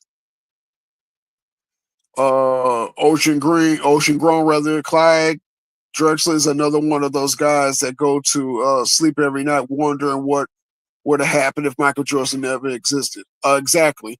Yeah. And you can even tell whenever they bring up Clyde the Glide, my bad, and Michael Jordan, Clyde is still, he's still bitter. He didn't outplay Michael in '92. He didn't even outplay the Bad Boy Pistons in '90. You know what I'm saying? So he's the only one that has to worry about that. You can't worry about that with another person. Shot again. AI and Luca are the same gimmick. Build around a flawed player to make them competitive. Yeah, I can't really argue with that. You had to get the right people around Allen Iverson for him to win. Karl Malone went to 3 finals. Yes, he went to 3 finals, but he went to 2 in the '90s and he went to 1 in the 2000s. Clyde Drexler, highly underrated. I wouldn't say highly underrated. I think he's rated right where he is. You know, he had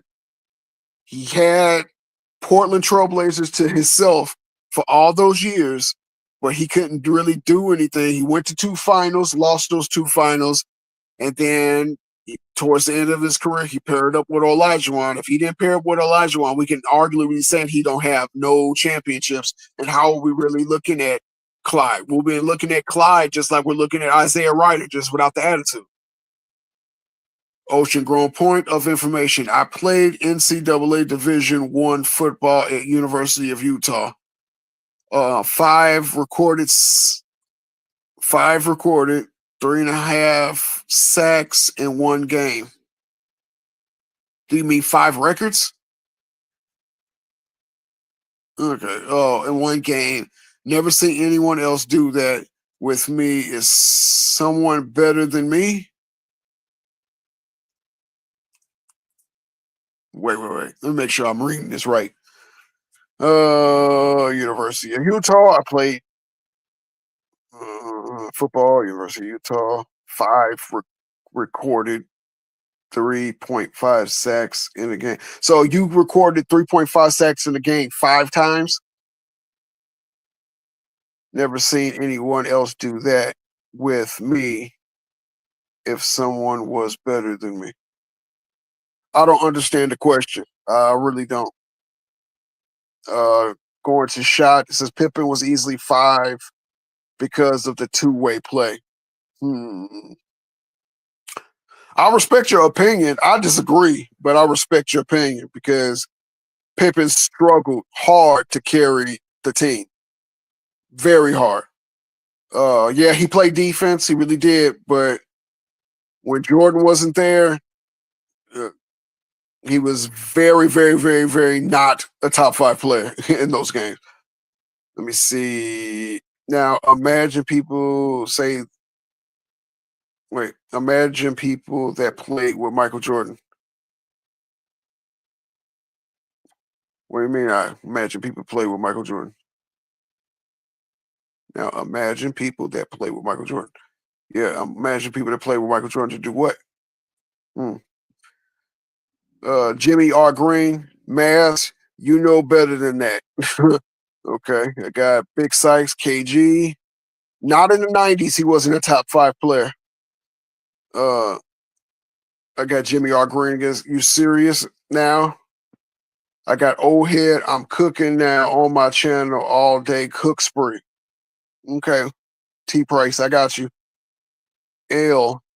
He often forgets that played with a lot of supremely great players to outshine someone who is that great.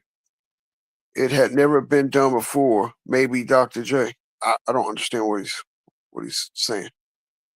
Let me see. Jimmy R. Green. He's a bum. Don't know who you're talking about. Michael Jordan made supremely great players look pedestrian. Nobody ever done that and never will do it again. Okay, so is that why, Ocean Grown, is that why you made the comparison to yourself in college, saying that it was basically very, very easy for yourself? Because if you're saying that, I get your point. Jimmy R. Green says Moss is not on the stream anymore. He's been gone for like a couple hours now. Shot Rocker shouldn't tinker with anything. Their main problem is X's and O's. You know what? I agree with that. I would not try to get rid of that core just because they may want to get a KD or somebody else. Let me see. Arshay says LeBron is a joke. I think we all can agree with that, unless you're a LeBron fan. Jimmy R. Green says impactful. Laughing, my laugh out loud. Shot says, nah, Braun is a nice player. The GM stuff is where he takes a hit. I can agree with that. That's being fair. So I can agree with that. Got Frop again. It says Jordan, Kawhi, Giannis, Wemby. I don't know. Is that your top players? Is got Hunter Gray. Yeah, Grant Hill was nasty before that injury. Absolutely. Big Sykes. Thompson needs to stay. Thompson needs to stay. Green needs more discipline. I'll go and get a Euro or one of the those guys played off that Olympic team from Africa that almost beat the U.S. That's a good point. Never thought of it like that. Let me see. I got Jay Strong again. Ed Hunter Gray. He had everything, all the moves. Both of his parents were great athletes. If you talk about Grant Hill, yes. I do know that his father was a football player. And you can see if Grant Hill wanted to play football, he could have easily been a linebacker. No, he was too skinny. He would have to be a receiver. Yeah. Or I don't think there's any 6'7" cornerback, so he would have to just be a receiver. Let me see. Shots says prime Grant Hill was dope, but not that impactful. I would have said that he was impactful, but we got to keep in mind he didn't have a very, very, very, very strong team around him. Why the playoff series that he tore up his ankle, which was the 97-98 season. He had Lindsey Hunter, he had Jerry Crackhouse, he played the 3, he had Terry Mills at the 4, and he had Theo Ratliff at the center. Those are not Hall of Fame players, okay? And they were the 4 or 5 seed. I think it was against Atlanta, if I'm not mistaken. And he played his heart out, twisted his ankle in game 2, played on it.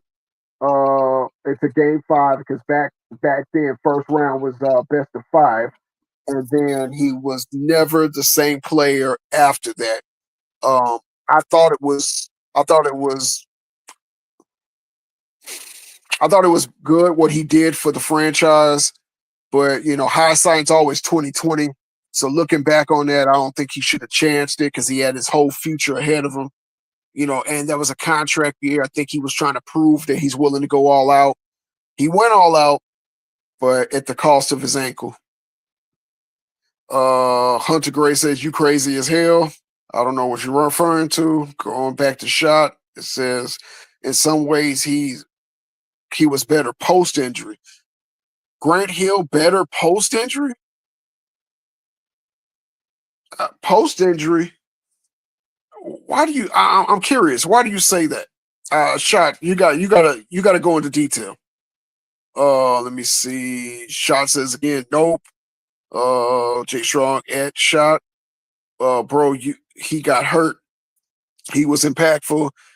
Just was not on a great team yet. Exactly. Me and Jay Strong agree.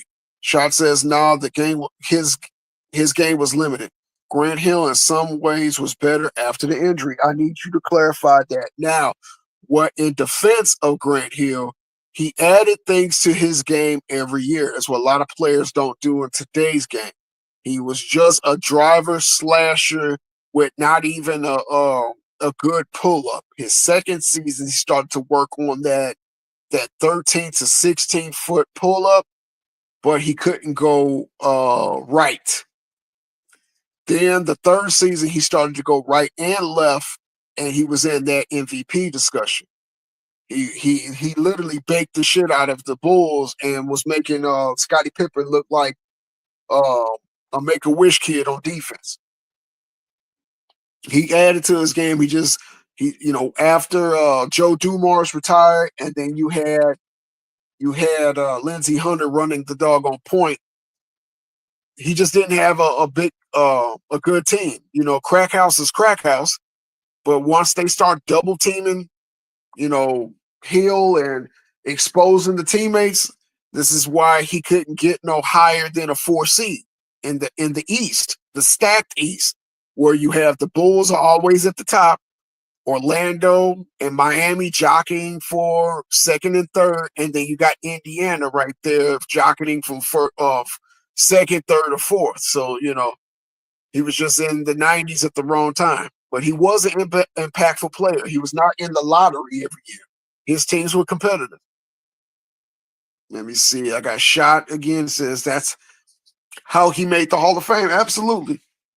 He was so impactful that those first 4 years, not the Orlando or the Phoenix years or the Clippers years, those first 4 years that he was in the league was so impactful that it got him in the Hall of Fame.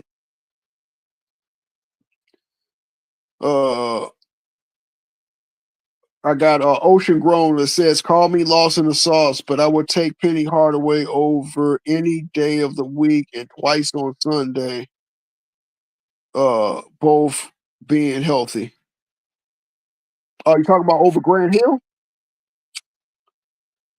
I respect that take. I'm not gonna say anything about it. Penny and Grant Hill similar. One was more of a point guard, obviously Penny. The one thing that Penny had hands and shoulders above Grant Hill was his perimeter game. They both was good at getting players involved. They both ran their offenses. Penny got downhill better than Hill, but Hill had a very good half court game. I can't take that away from Hill. His game was less flashy, but in the same ways better after the foot injury. I will have to look into that because there's not a lot of footage out there of post foot injury Grant Hill. Man, Grant Hill before the foot injury is killing everybody. He was putting up triple doubles like a mofo. Absolutely, Hunter Gray. I agree with that. At shot, dude, stop it. He was average compared to what he was before the foot injury. Thank you. I don't know what he's talking about. This is, Grant Hill was a walking 25, 12, and 12 before the foot injury. He was third in the league in scoring in 97, if I got that correctly. I'm just going off the memory, but I remember he was like 26, a little over 26, 9 and 9. Let me see. Ocean Grown, Bold being healthy. I think you mean both being healthy. Grant Hill can't do anything with Penny Hardaway. I think they are like offsetting penalties. I don't think they could do anything with each other. They're just going to offset each other. But they both have very good polished games. But if you take Penny over Grant Hill, I'm not going to argue with you on that. Shot said he had stats, but wasn't that impact. I guess you mean impactful. When you have a team in the 4 seed or 5 seed in a loaded East in the 90s, you're impactful. Just saying. Shot again. He was a much smarter player afterwards. Yeah, okay. That's cool. I'm not gonna argue with that. Usually, the older you get, the better you see things. But 90s Hill was that guy. Hunter Gray. Exactly. Completely different players when he got injured. Yes, absolutely. Jay Strong, Penny was a bad boy, but G Hill was better. I can't argue with that. That's these are two players that are very, very similar.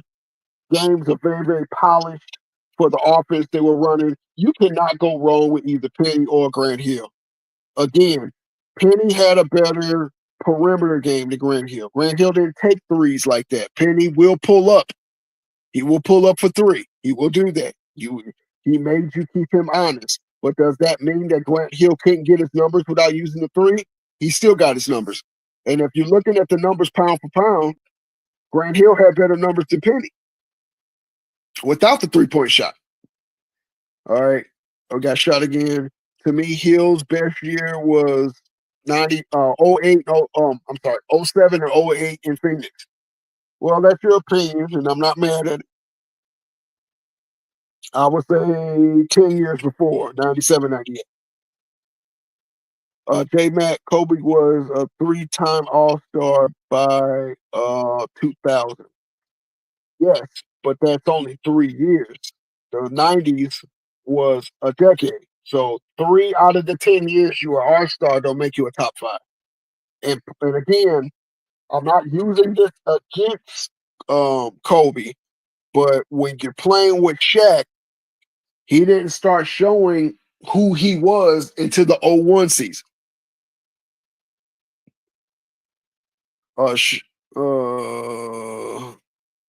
Shot says not Detroit. Athletic Prime. Okay.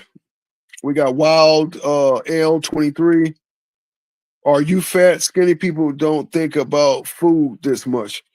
I'm not fat, but I like food. So I don't know what that has to do with anything. Let me see. If all you know about Grant Hill is his prime, then you really know him. I'm not saying that the only thing I know about him is his prime. It's just what I've seen out of him. You know what I'm saying? Those are the years that stick out the most. Because if he was really that impactful and a better player on that 07, 08 Suns team, don't you think that impact would have got them to the finals? Just saying. Let me see. Jay Strong, J Mac. That was when only fans voted. So yeah, that's a fair point. Only fans did select Kobe Bryant into the because that's how he got in as a second-year player, if I'm not mistaken. Because they had 4 Lakers on that All-Star team. Nick Van Exel, his only All-Star selection. Eddie Jones, Shaq, of course, and then Kobe Bryant coming off the bench. Let me see. And then, if I'm not mistaken, he played in the sophomore rookie game. So yeah, that would have been his second year. So that's would have been 97, 98, which would have been his second year. Let me see. Hunter Gray. Grant Hill was putting up triple doubles like a mofo every time they played the Bulls. Grant Hill destroyed Pippen. Absolutely. Absolutely. Santa Claus says, "What's up, Ticket?" This is not Ticket, but what's up to you? Greetings. Jay Strong says, Grant Hill never had a prime. He got injured. Was still improving. I can see how you can make that point. Shot says triple doubles overrated. I don't know. In that time, I don't think triple doubles were overrated because they were happening organically. It wasn't like everybody was just going after the triple doubles. The way Penny and Grant Hill ran that offense was so similar to the way Magic Johnson ran his offense with the Showtime Lakers. They will get the rebound and start the break, and a lot of their assists and rebounds came into transition, trying to get the jump on the full court press or trying to get the jump on the defense. So that's where, it's very, very, very difficult to say that in that time, triple doubles were overrated. Let me see. Shot again says late Phoenix Grant Hill was very, efficient, a better defender, smarter, better spacer, etc. Okay, that's nice, and you're probably correct.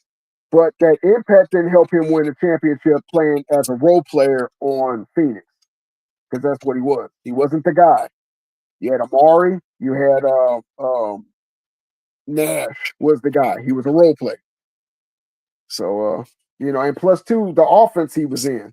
because he wasn't the same when he went to the Clippers.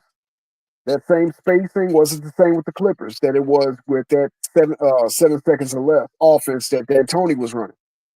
So, because that same 7 second or less made Joe Johnson who he was, made Quentin Richardson who he was, made a lot of people who they was. Boris Diaw. Nobody knew who the hell Boris Diaw was when he was drafted by Atlanta until he went to Phoenix.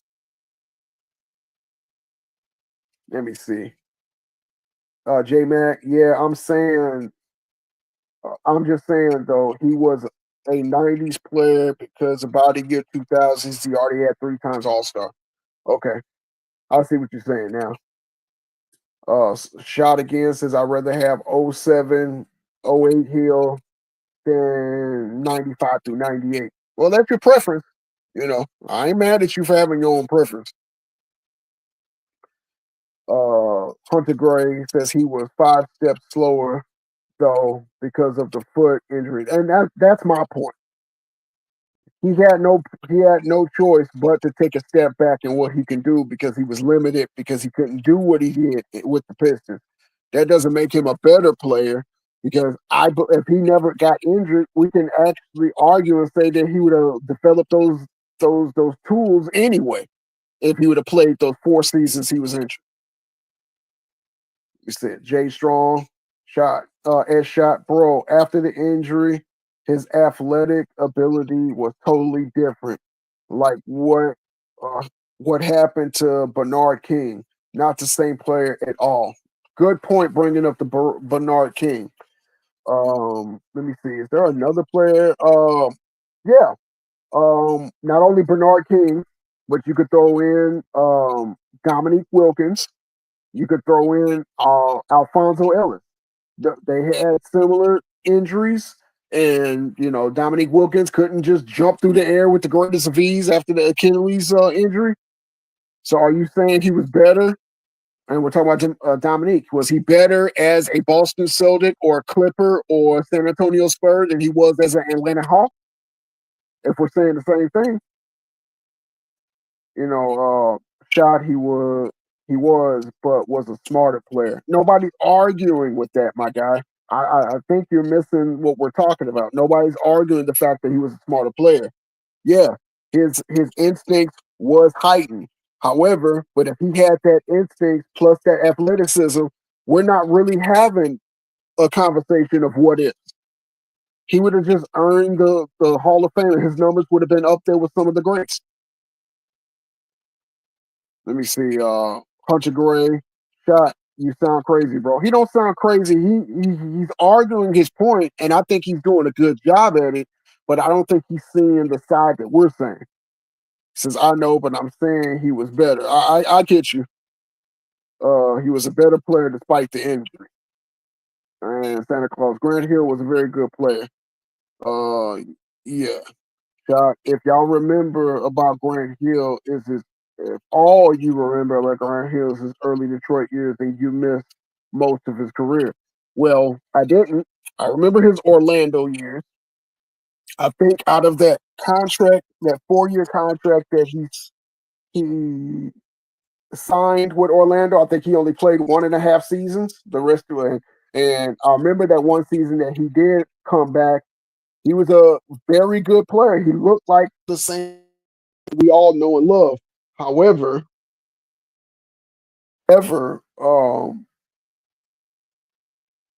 you can see how limited he was. And remember, he had Tracy McGrady alongside of him to take a lot of the pressure off. Now, who do you think is better? And I'm pretty sure they're all going to answer the same thing. Who do you think is better, Tracy McGrady or Jerry Krackhouse? I'm pretty sure that the unanimous decision will be Tracy McGrady. Let me see. Shot again. So, no, I don't sound crazy. I'm just talking the entire career and post-injury years later. Yes, we understand that. Santa Claus says the Lakers were horrible in the fourth quarters. Absolutely. The Lakers were very horrible in the fourth quarter. You got to give credit or blame to the coach for not making those adjustments. Remember, he sat up there and said, there's always a narrative. Yes, there's a trend. Doc Rivers don't make any adjustments. When are you going to take accountability? So, yes, JJ, when are you going to take accountability? When are you going to sit up there and say, I didn't know what I was doing. I made some poor choices. We lost because of it. LeBron James, when are you going to take accountability? When you're going to take accountability of the fact that you had poor shot management, you didn't play on both sides of the ball in game 4. I'm sorry, not in game 4, in game 5, and you just kind of, you kind of just let the loss happen. Let me see. Jay Strong says, I see your point, but I can't consider Kobe a 90s guy. That's what I'm saying as well. Kobe is that dude. He was literally growing up right before our eyes, but a 90s player, even though he was drafted in 96, we really didn't see who Kobe was until 98, and then he didn't fully break out into 2001. Kobe was a 90s guy in the 90s. He felt very 90s at that time. Well, he was trying to emulate Jordan. So, Jordan was a 90s guy, so, the only difference is from his rookie season, we're talking about Jordan, he proved who he was. 28 points a game, rookie year, dropping 50 40s on people, second season, dropping 63 in the playoffs. Third season, dropping 37 for the whole season, dropping 50, 60, 40s, 45s, 49s. Yeah. And that was just his third season. Kobe was not doing that in 98, 99. He was doing that in 2000, 2001. Let me see. Nick Van Exel, Eddie Jones, Kobe was a short-lived but iconic squad. Yes, they was. I agree with that 100%. K-Lo, hope I said it right, Ticket, said you don't, or Ticket said he don't need a farewell tour, said get him out of here. Yeah, nobody cares about your farewell tour. I really don't. The gift that the league gave you is having you be play with your son. Then the entire universe shifted once Lakers changed their roster up. We entered the alt eras. After the playoff failures, to Utah, I want to say both years, the Lakers lost to Utah. And one of those years was the famous Kobe for 3 air balls, back-to-back Kobe for 3 air balls. And the second one was just, I do remember that Nick Van Exel got blocked on a play by Karl Malone in Utah. They needed, and Eddie Jones and Nick Van Exel got exposed those series. John Stockton abused Nick Van Exel all series long. So that you knew that Eddie Jones and Nick Van Exel's time was up. That following season, they traded Nick Van Exel to Denver. They traded Eddie Jones to Charlotte with Eldon Campbell for Glenn Rice. So now I think they signed Rick Fox because he was the small forward that came off the bench. So now you're deeper, you're bigger, and let me see what else. Derek Fisher was now the point guard. Then the following season, they got Ron Harper. Because the 99 season is when they had, what's his name? White dude with the rapist mustache. Kurt Rambis. They fired Dale Harris. Kurt Rambis was the interim coach for the 99 season, which ended shortly. Dennis Rodman played on the 99 team for a minute, and then he got released, and he finished the rest of the year with Dallas and everything. Then Phil Jackson came in, ran the triangle. They just was a totally different team than they was literally 2 years ago. And then they were off to the races. Won 67 games that first season. There was a chance that they could have got 70, but they went on a little miniature losing streak towards the middle of the season because they were literally on pace with the 72-10 Bulls at one point, the 2000 Lakers. So it was those were good times. I got J Max says that's a debate I have often. If we talking his prime, it's definitely 2000. Yes, Kobe's prime is his 2000. It's the 2000s. Um, this game was not what his game was not outstanding first couple of years though. He shot air balls versus the Bulls in a regular season game. Coach got fired and keeping him that game because he wasn't ready. The story behind that is Dale Harris used to coach Kobe Bryant's father, Jelly Bean Bryant. Dale Harris did not like Kobe's father. He put on the performance and everything when they drafted Kobe. Kobe was damn, keep forgetting his name. Kobe was who's that GM? The fucking emblem, the logo. Jerry West. Kobe was Jerry West's guy. Dale Harris had no intention on playing Kobe because in his mind, we already have Eddie Jones. So he just buried him on the bench. Now, Kobe took advantage of every opportunity that he had. Whenever Kobe came into the game, he came into the game to score. He didn't pass the ball. He had to showcase to everybody that was, seeing that there's this high school dude. He wasn't given the keys like LeBron was given the keys in Cleveland, a losing franchise. The Lakers were not a losing franchise. They were a franchise that was rebuilding to get championship runs. So for those 2 seasons, especially his rookie season, he will score 7.5 points in 7.5 minutes. So if you're keeping track at home, if you pay 36 minutes, that's literally 36 points a game. He was on pace to have a rookie of the year type of season. He probably would have made, let's just say for, S and G's, Kobe starts just like Allen Iverson starts, and they get the same amount of playing time. I can see them having another co-rookie of the year. It's not uncommon. It's happened twice. Grant Hill, Jason Kidd, Steve Francis, Elton Brand.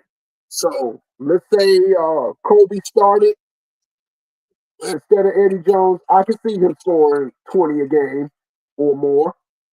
He was capable of that. I could see there being a co-rookie of the year with him and Allen Iverson. I could see that. But Dale Harris was not trying at all to let Kobe shine. You could argue and say that Dale Harris was keeping him down. Only put him in blowouts, they're blowing the team out, or they're getting blown out.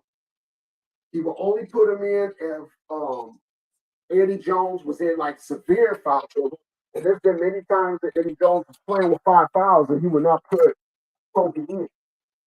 He was making it very, very, very apparent that he did not want to play Kobe. So then you got the playoffs. Kobe had the ball to take that shot. Eddie Jones wasn't taking that shot. Kobe. He said that's the best thing that would happen to him in his career. Why? Because that made him get in the gym. That made him practice. That made him get better at his craft. So I'm not mad at Kobe. I'm not mad at Kobe at all. Bill Hayward was a very good coach. Of course, he was living off his glory days with the Milwaukee Bucks and the Dallas Mavericks. That's how he got the job. And I thought they didn't give him enough time to shine as a coach, but Orlando,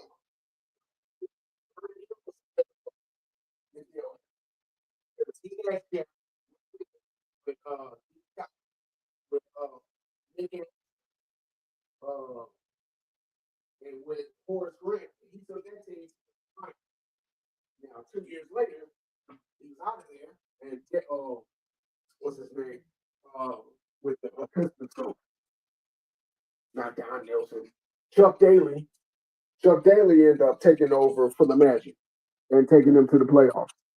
And he got fired, and then next thing you know, Doc Rivers came in, and the rest is history. But yeah, Dale Harris held Kobe back intentionally, so we can play just like we played a what if game with Grant Hill. We could play the what if game with Kobe Bryant. What if Dale Harris did play him, and he did get meaningful minutes? You could have spelled equally because Kobe could have played the three as well, so you can make him a combo guard. What if you spell Eddie Jones and Kobe? Kobe could have got, let's say he don't get 20 points a game.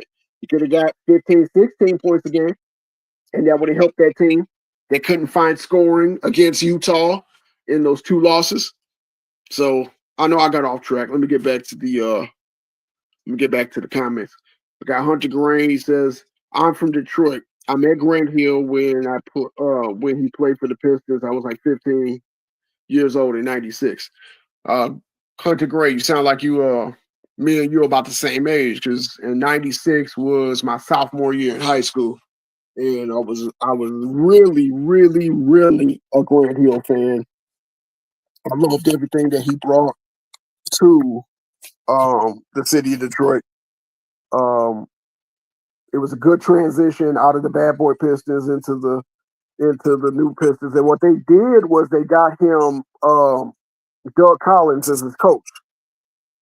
They had Grant Hill running that same offense that Jordan ran in 87, 88, 89. And he was doing a fantastic job with it. The only difference is he wasn't as athletic as Mike.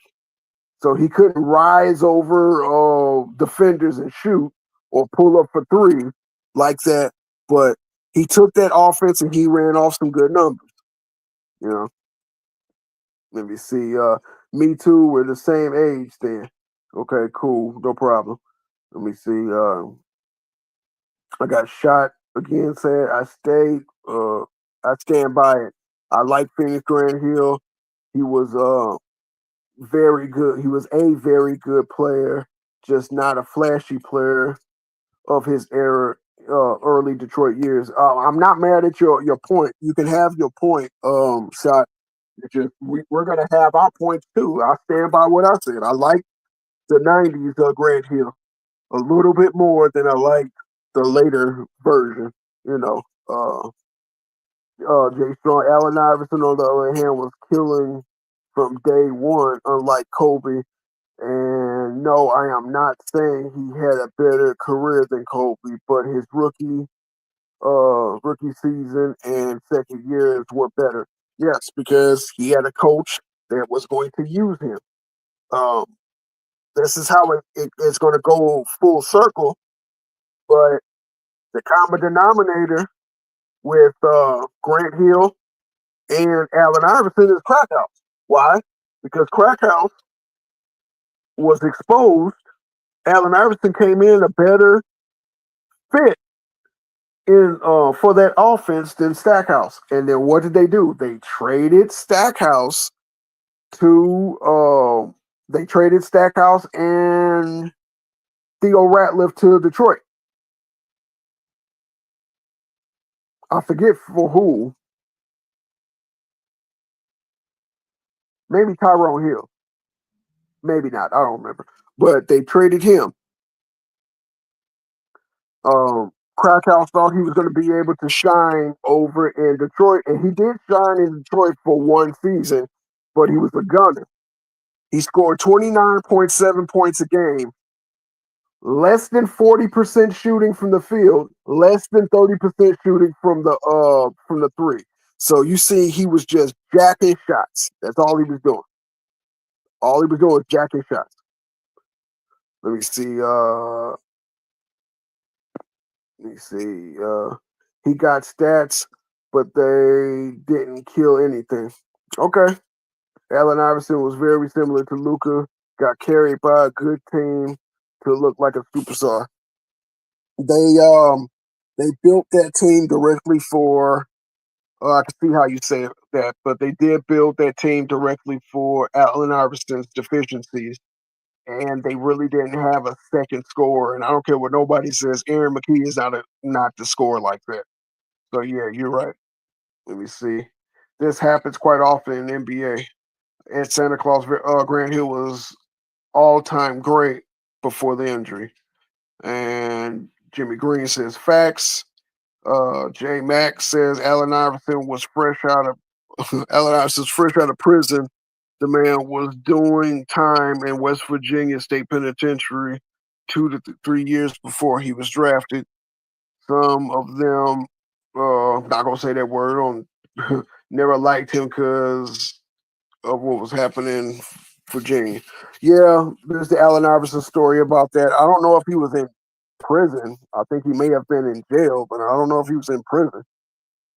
Hey guys, I'm back. Ricky Sports Fanatic. Hey, what's up, man? Good to have you back. Latrell could ball. That's why he stayed in. Latrell could ball. That's why he stayed in the league after Golden State, Milwaukee, legend.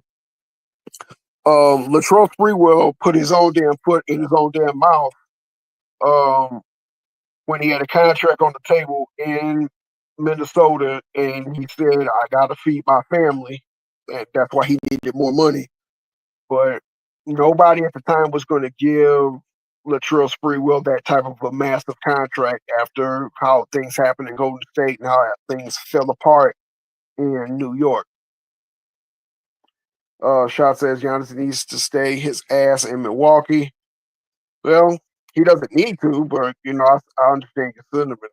Jay Strong says, "Yeah, I remember Latrell and Allen Houston, Larry Johnson with the Knicks. That was a good team. Yep, that was a good team, but they didn't do anything after the lockout season. They didn't do anything. That's how everybody knew that was kind of a fluke. The grass ain't greener. Retire there, get his statue." Then he could be a coach about 30 years after. I don't think Giannis is that type of dude. I just don't. Again, he seems a bit cultured than what we experience over here in the West. You got J Mac. We need Cat, Jillian McHale, and Josh Hart for Gian. No, they ain't gonna do that. They ain't gonna do that. I definitely don't see them doing that. Shot Knicks are doing fine. Why mess up a good team? Exactly, Shot. I agree 100%. The lockout Knicks was fire that year. They lost to San Antonio with rookie Tim Duncan. Tim Duncan was not a rookie in '99. He was already playing his second season. He got drafted in '97, number one overall pick. Uh, Houston would be a Allen Houston would be a top 50 player, but I think he hurt his back and never been the same. Allen Houston was that guy, but Allen Houston, the type of physicality that he played, he was never going to have a long career. But I've always liked Allen Houston. He was that dude. That wasn't his rookie year, his second year, his rookie year. They lost to the Jazz. Thank you for clarifying that, Shaq. Shock, but I literally just said that. Spurs lost to the Jazz his rookie year. Then second year, they faced the Knicks in the finals. Absolutely. Let's not forget about that Memorial Day shot by Sean Elliott, where he was tiptoeing. And I never liked Sean Elliott either, but he was tiptoeing along the 3-point line, and they beat Portland that year with that. But I was literally rooting against San Antonio. I never liked San Antonio. I didn't like that court. I didn't like Sean Elliott. I didn't like Avery Johnson. I didn't like who did I like on that team? Nobody. Okay. Let me see. No Robinson last year was second ship in 0203. Oh, my bad. It was 99 when he was drafted in 98. He actually was drafted in 97, but that's okay. I think David played 4 more years. Was it Duncan drafted in 98? He was drafted in 97. Yeah, because everybody was tanking for that 97 draft pick. Wait, hold on. Let me make sure I got this right. 96 was the Allen Iverson draft, number 1.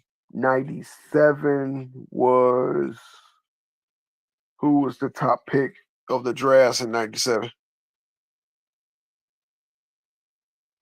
Man, my memory escapes me. I want to say it was Duncan in 97. Then 98 would have been who? 98, 99, 2000. Was 98 over with Candy? Was that the 98 draft? I don't know.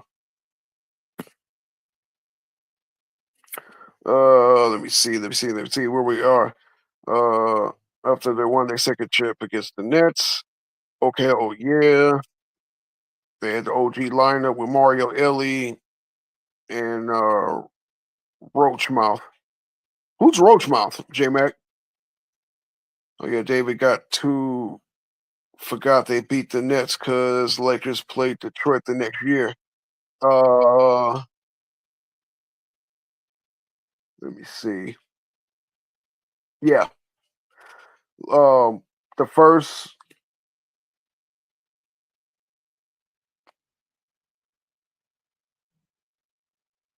Wait. Did the Spurs win? I don't think the Spurs won back to back. They won in 99. The Lakers went on their run.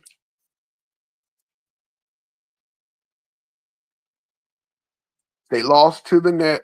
They lost to the Spurs. The Spurs ended their quest for a four-peat. That's when Kobe was crying on the sideline. I remember that. So that would have been 03. They beat the Nets. That'd have been the second one. Then 04. Yeah. 04, the Lakers are back in the finals with that super team, lost to the Pistons. Then 05.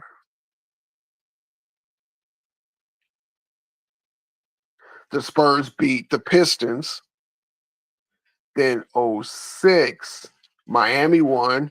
Then 07, they beat LeBron. Okay, now that makes sense. Okay, cool. All right, I had to scramble my brain a little bit. Now, where am I at? J Max says that no, Clyde was better than Isaiah Ryder. I said, yeah. Well, I'm not denying that Clyde was better than Isaiah Ryder, but I'm just saying if he didn't win the championship, he would have been considered like Isaiah Ryder, not the same, not Isaiah Ryder. Just all the talent, no ring. He didn't deserve a ring. He played like shit. I wonder who we are talking about. Kenyon wasn't that good. He was young, and yeah, Kenyon Martin. I followed his whole career, Cincinnati Bearcats. That's when I realized who he was. I wanted to go to Cincinnati, so I followed that. But yeah, he was definitely unpolished, especially the way Byron Scott used him for the Nets. Kenyon had lateral definition of average per 15, same like JJ Redick. Wow. Wilds 23 says, "What are you? What you doing? Saying LeBron had a bad rookie season? You're definitely slow. The best rookie average about 18 a game. Rookies about 10, and bottom rookies about 5 or 6. Uh, wait. LeBron averaged 20 at 28. What are you talking about? 20 at 28 years old. I think you mean 18 years old. I'm not slow. When you take that many shots and you shoot the way he shot as a 6'8" 2 guard, you can't tell me that he had a good. I don't give a damn if you think I'm slow. You can. I don't know what you want. He corrected it in the next comment, but he did not have a great rookie season. You can miss me on that. He was on a terrible team where he could shoot as much as he wanted and was nowhere near the playoffs. So stop it. Stop it. Clyde is vastly distanced between. I'm not saying he ain't. Yeah, I agree with that, but I'm just saying. Divine Unity, Go Celtics. J-Mac, I'm not saying he was KG. Just wanted him to win a ring. Wonder who he's talking about. Let's see. You say LeBron had a bad rookie year. I know Ticket disagrees with you. You say LeBron had a bad rookie year. I know Ticket disagrees with you. I don't know if Ticket would disagree with me or not, but from my eyes, he had a bad rookie season. You are the type of individual that comes in with so much athleticism and you barely shoot 40% from the field. Barely. Stop it. I don't know how that's great. How is that great? I'm trying to figure that out. How is shooting under 40% or shooting just at the line for 40%? Keep this in mind.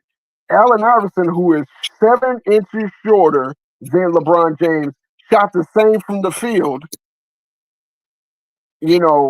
outside of his MVP season. And he's 7 inches shorter than him. So how is somebody who's 7 inches taller than him had a great season? Stop it. Stop it. Damn dude's just reading the chat laugh out loud. Well, I don't know what am I supposed to, you want me to get off the panel? Let me see. This food said LeBron James had a bad look. I'll keep repeating that shit. Carmelo had a better rookie season. Absolutely. Between the competition, he was on a winning team, made the playoffs. Yeah, come on now. Won rookie of the month every month and didn't win the rookie of the year. He said, I would never have seen an 18-year-old come in average in 20 just right away except LeBron. Nobody was allowed at 18 to have the keys to the car to do that. So, I don't know what you're trying to say, but your thinking is flawed. You got let me tell you, I guess there's a point there he coming in killing at 18, but I think Melo had a big year. Was he killing at 18? Right. Was he in there killing at 18? I don't know. But it's all subjective. It's all our opinions. So what does that have to do with LeBron had a bad rookie year? The way you shoot, the way you take advantage of games, the way they dropped off from LeBron on some games and let him shoot themselves out of the game. How do you have a good rookie season shooting like that? I don't know what, just because you put up numbers. So numbers means everything. Numbers says everything for you. Because that's how a lot of LeBron James fans are brainwashed. They think just because you have the numbers, that means you had a successful season. You didn't. If you're shooting under 41% from the field total, that's not a good shooting split. I don't know. J Mac says, now I'm not saying that you said he had one of the best rookie seasons in history. I mean, where you get that info. He was good, but it wasn't the best in history. It was okay. It was okay. If you want to say it was the best for 18-year-old, go right ahead. But saying one of the best rookie seasons, no, it was all right. You did all that shot jacking, you didn't make the playoffs. I don't know. I don't know what you want me to say. That's my opinion. We all can have our own opinion. That's mine. I never said he had the best in history. Go back and read what I wrote. Okay, I'll do that. Let me go back and see exactly what you said.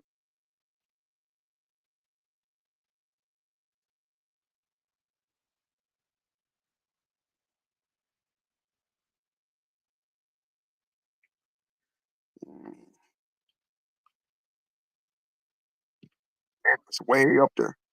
I'll be here all day. Let's just agree to disagree. Let's just agree to disagree. Let me go back because I then threw myself off.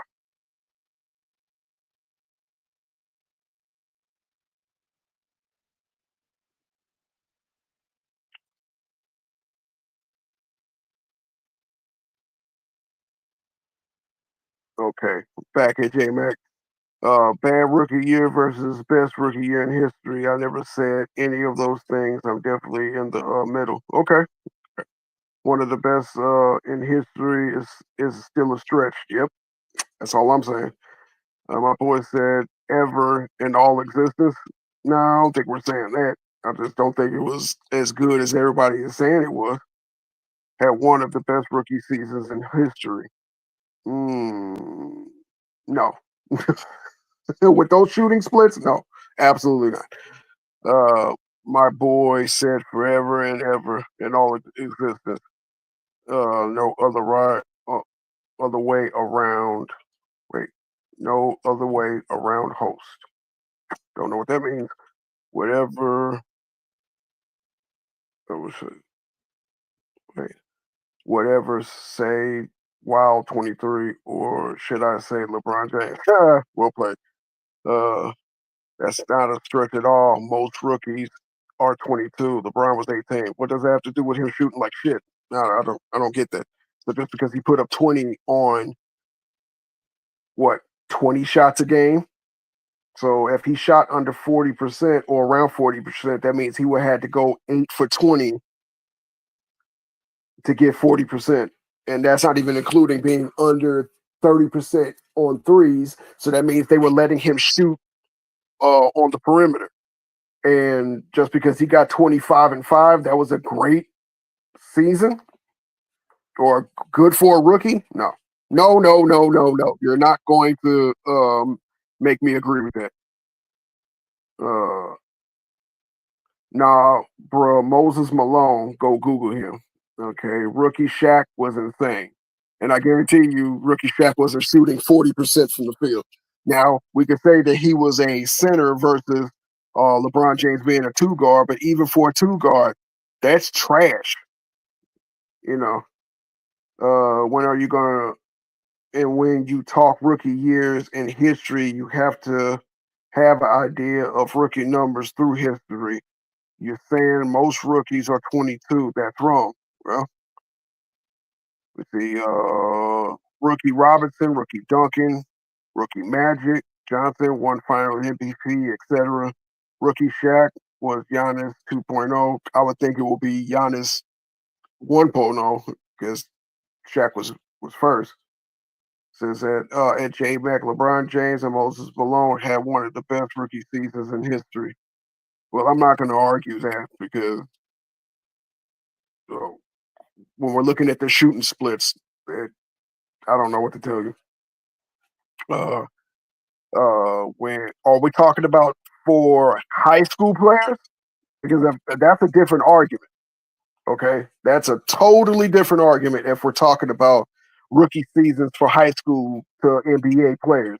But saying LeBron James had one of the best rookie seasons ever, and all I would have to do is compare that with 1980 for Michael Jordan, who was over 50% from the field, 28 points, 6 and 5. He didn't. He wasn't very good from the three. Just based off of that, that's better hands down than better hands down. And I would wait. Oh, I think Allen Iverson shot less than 40 or right around 40% in his rookie season. I would have to go back and double check. But even that, even though he won the rookie of the year, he wasn't really shooting very, very well. So I don't know what you want me to say, but I'm not going to agree with you that LeBron James had one of the greatest rookie seasons ever. No, I'm not going to agree with that. When will Pelinka finally get held accountable for all his mistakes? What do you mean? He got Luka to the Lakers. You know, he got what they wanted. You know, we're gonna blame Rob Pelinka, and I don't know. I think I will blame the ownership before I blame Rob Pelinka. Yeah, bro. And history is a stretch. Yes, J Mac. Pelinka is doing what Jenny wants. Yep, I agree 100%. Lakers won an all-time team, all white team. My bad. Lakers won an all white team. Do they go? I don't know. Oh, my bad. Kobe definitely not a top 5 90s player. I thought y'all was dating Kobe era. Oh, I think we kind of were, but weren't at the same time. How did LeBron have one of the best rookie seasons and he didn't make the playoffs in average 20? That's all I'm saying, but what the hell do I know? Rookies are not expected to carry the worst team in the league the previous year to the playoffs, dumbass. Well, I was under the impression that the Denver Nuggets were really bad. They got Carmelo Anthony, an NCAA champion, and they made the playoffs. They were literally saying that LeBron's impact will get them in the playoffs. I remember that. I was how old was I in 03? I was 22 in 03. I remember that vividly. They were predicted that LeBron was going to make the playoffs. So, you're wrong on that. When you draft that type of talent, you're expecting to challenge for a playoff berth. That's what you're expected to do. They moved a lot of stuff out of the way and gave him some help. You have to remember, as a rookie, he had Carlos Boozer on his damn team. As a rookie. So, I don't know. I don't know what you're trying to get us to say, but I'm not going to say it. Okay. Beware, them LeBarbie fans are an emotional wreck today. So heads up, if you work with them, may want to call off, wear a vest. Well, the guy talking about LeBron James had a bad rookie. He's still on this shit. The NBA says LeBron James had the 15th greatest. So 15th is one of the greatest? Not top 5, top 10, the 15th. Okay, get the fuck out of here with this. I'm not reading your goddamn comments anymore. Bad rookie year. Tim Jones said LeBron was the only 3 rookies to average 20 and a half and 25 and 5. Okay, yeah, but I'm talking about the shooting splits. That's what doesn't make it one of the best. That's nice. He averaged 25 and 5, but again, when you look at the shooting splits, he would have had to be shooting 8 for 20 every game to get the shooting splits that he's at. You can laugh your ass off all you want, Tim Jones. What is this dude yapping about? Well, okay, shut up and listen, and you'll hear. Let me see. About 30 minutes ago, I heard him say that LeBron James had a bad rookie year. I'm not lying. He actually said that. Yes, I did say that. About 5,000 guys have played in the NBA. LeBron's top 15. Okay, whatever. Whatever helps y'all go to sleep at night. Melo's supposed to win the rookie of the year, not LeBron, because this team actually made the playoffs and was more impactful than LeBron. But as long as he gets his 25 and 5 on a losing team, that's all that matters. Let me see. Let's go to some people that are not Redick fans. The Lakers should trade. The Lakers should have traded with the Hornets. The thing about that is the Lakers rescinded the trade. I don't know why. I think they thought that Mark Williams was injury prone, but for the most part, they rescinded the trade and they had to get Dalton Connect back. But I think it like I said before, high insight being 2020, whatever the case may be. Them trading for a center would have probably helped them in the long run, but they're the ones that rescinded the trade. I don't know why. Maybe they thought Jackson Hayes was going to be a better version of Mark Williams, but it's just the way it is. Let me see.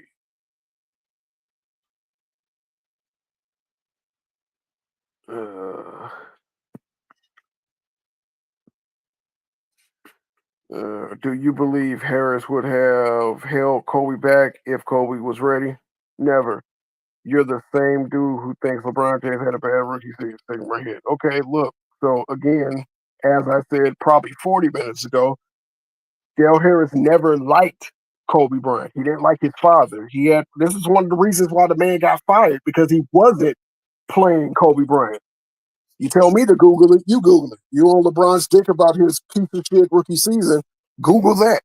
Dale Harris was intentionally not playing Kobe in games, not uh, putting him in when Eddie Jones was in foul trouble, and he was next on the depth chart.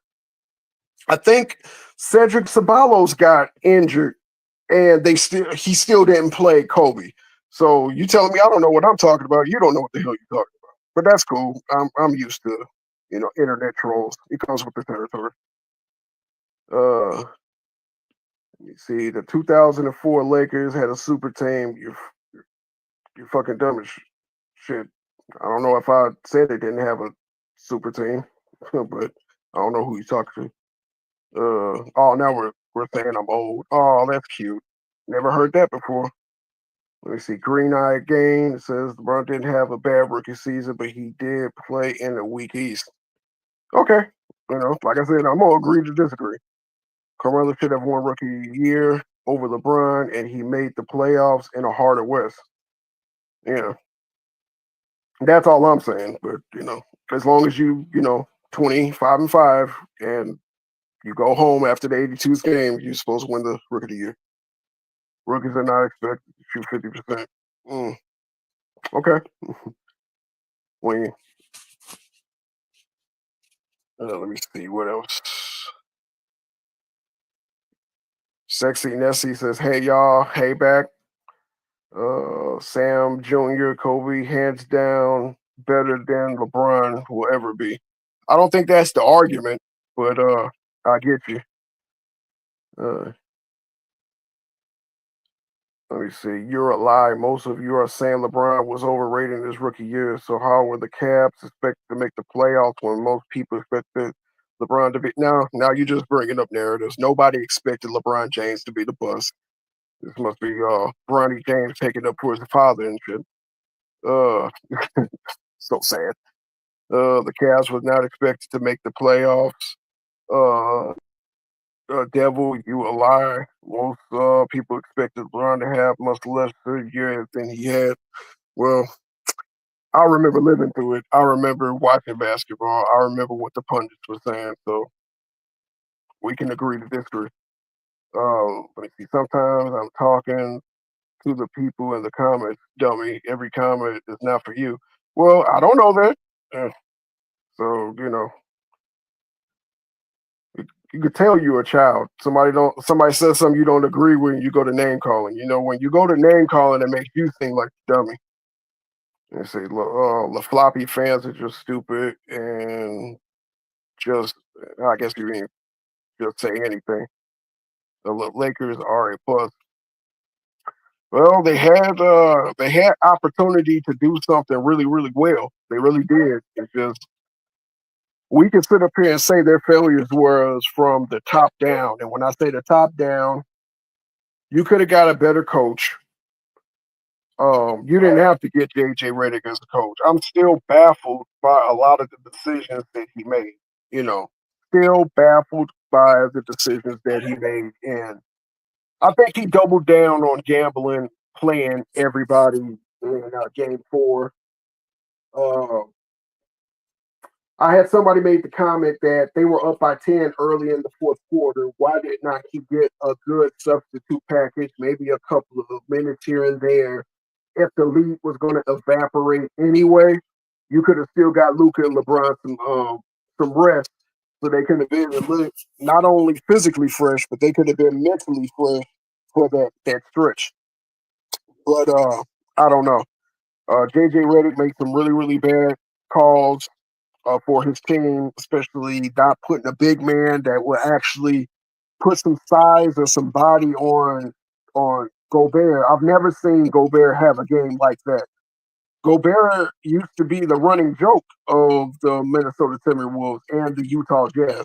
And they literally, in one game, turned Rudy Gobert from a joke to a legend.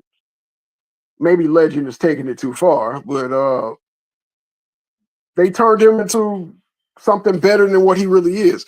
How many times have we watched Rudy Gobert get exposed over and over and over and over and over again on pick and roll setups? And you go to a small lineup where Rudy Gobert is like playing against high school students?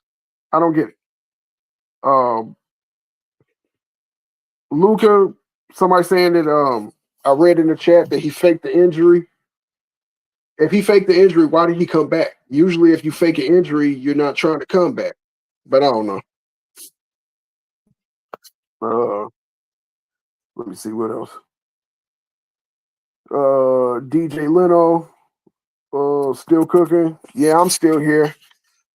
But I know the chat's probably gonna get happy. I'm gonna have to leave at 2:30, y'all. I really appreciate even the people that went against me, like Wild 23. Still love for you, man. We can agree to disagree. It's not personal. It's just all our opinion. But yeah, moving forward, I think they're gonna blow it up. If they blow it up and want to build around Luka, I think that's good. If they want to blow it up and build around LeBron, they're still going to get what they want to get. And the one thing that I don't think a lot of people are talking about is the fact that if LeBron stays and Luka go, would this attract more free agents or would this repel more free agents rather than having Luka there and build around or build around him? Sorry. Do you think that if it's Luka by himself, that will attract more people to LA? I don't know. Let me see. I got Spartan Honor. It says LeBarbie made the call to get Bronny. JJ and Luka played on the Lakers. It's LaFraud, the fraud who called the shots. Management follows whatever LeChoke demands. So the losses are actually on the flop. I can't get mad at that. Are you a Lakers fan? You know.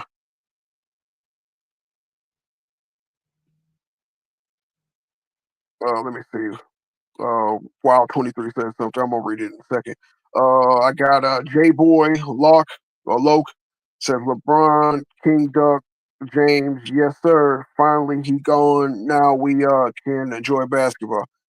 Wild 23 says ticket calls people names all day, so you can direct that insult to him.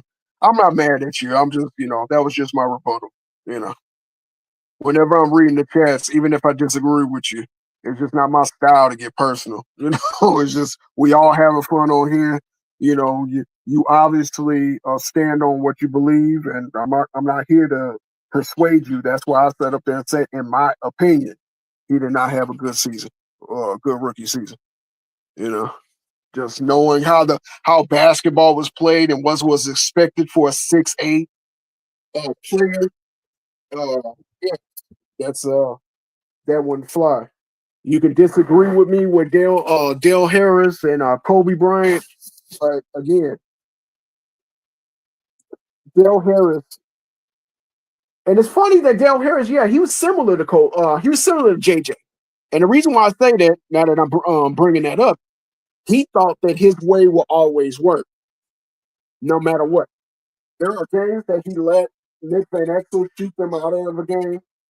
There are games that he stuck with lineups just a little bit too much, and I think that's why the Utah Jazz used to put them out in less than 5. Well, if they're in the first round, it'll be no, they always will usually meet in the second round. But yeah, Del Harris never really things just was what they was. So, he got himself fired. Kirk Rambis, he was a pushover.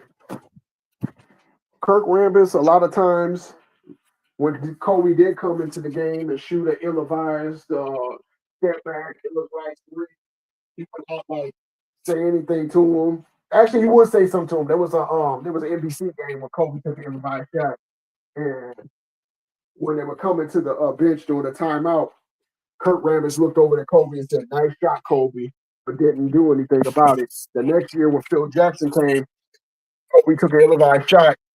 He stood up, whistled, and brought his ass to the bench and made him sit by him for about 5, 6, 7 minutes. So it's just those coaching styles. We got another comment from J Boy Loke. Watch LeBron James try to go to a Cavs or a someone playoff game. Yeah, we said that damn near 2 hours ago.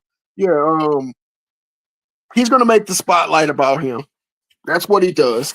That's who he is. You shouldn't be surprised at that. You know, there's nothing new under the sun. So it's like, dude, I wouldn't be surprised, especially in New York. You know, he's going to a New York if it makes it to Game 7. You know he's going to go to New York. You know he's going to Cleveland. That's a given. And I wouldn't be surprised if he goes to a Thunder OKC game. I wouldn't be surprised about that. You know, it was just a couple of weeks ago they were talking about Lakers in 5 if they play. You know, let me see. Wiles, you back up. It says, well, LeBron was a rookie of the year, so people smarter than you disagree with you. Well, okay. All right. But that's your point. You sticking to it. They don't have to be smarter than me. That's what they want. That's what they got. So I don't know what your point is. Where you want me to start crying? I'm not going to do that. I mean, what? Divorce my wife, beat my kids just because you have this opinion? It is what it is. So, yeah. Oh, see, LeBron stole Rookie of the Year from Carmelo. But hey, apparently people smarter than us realized that a rookie that was also 20, you know, I guess I don't have a stat in front of me, but he made the playoffs for 20 a game, best shooting splits, teams in the playoffs. He deserves the Rookie of the Year over LeBron James, who never won Rookie of the Month. But they're smarter than us, by the way, according to the Duke's limited knowledge.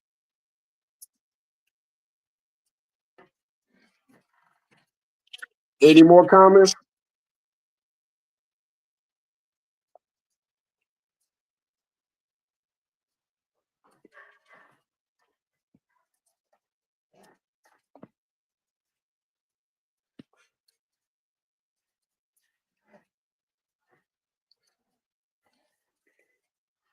Okay, cool, everybody. If there's no more comments coming in, I'm going to end the stream. I do appreciate everybody in the chat that had a voice, even if you disagree with me, even if we don't think the same. Bro, you're doing a great job on the panel. I appreciate that, Wicked Gems. I do appreciate that. You know, I thank Ticket for letting me come up here and cook. Shouts out to everybody who was on the panel, T. Price, Miles, that one young person that came on, even TT, even though I disagree with every damn thing he says. But I truly appreciate everybody. Everybody's pretty cool, chill, relax. I know a lot of people love basketball. I love basketball too. Let me see this couple of, while I was rambling, a couple of chats came in and says, can LeBron and Lasol leave the Lakers? That's what we need. And then Wild says it's impossible to win Rookie of the Year if you had a bad rookie season. Jesus Christ, this dude ain't letting this damn thing go. Okay, dude, okay, you win. You're right. You know, cool. You know, you're right. Everything you said was right. You know, Carmelo Anthony didn't deserve the Rookie of the Year. LeBron James had one of the greatest rookie seasons of all time. You know, water is wet, sky is blue. You know, so there you go. You got me to agree with you. Now, anyway, hey, smash the like button. Ticket works hard. He gets us content. You know, he lets us people like me come on here and cook. And I always enjoy it, even talking to the chat whenever I'm on here. So I appreciate everybody. But we're going to get ready and close this out again. Ticket, thank you again. Everybody, top and bottom, much love to you. And have a great, wonderful rest of your day.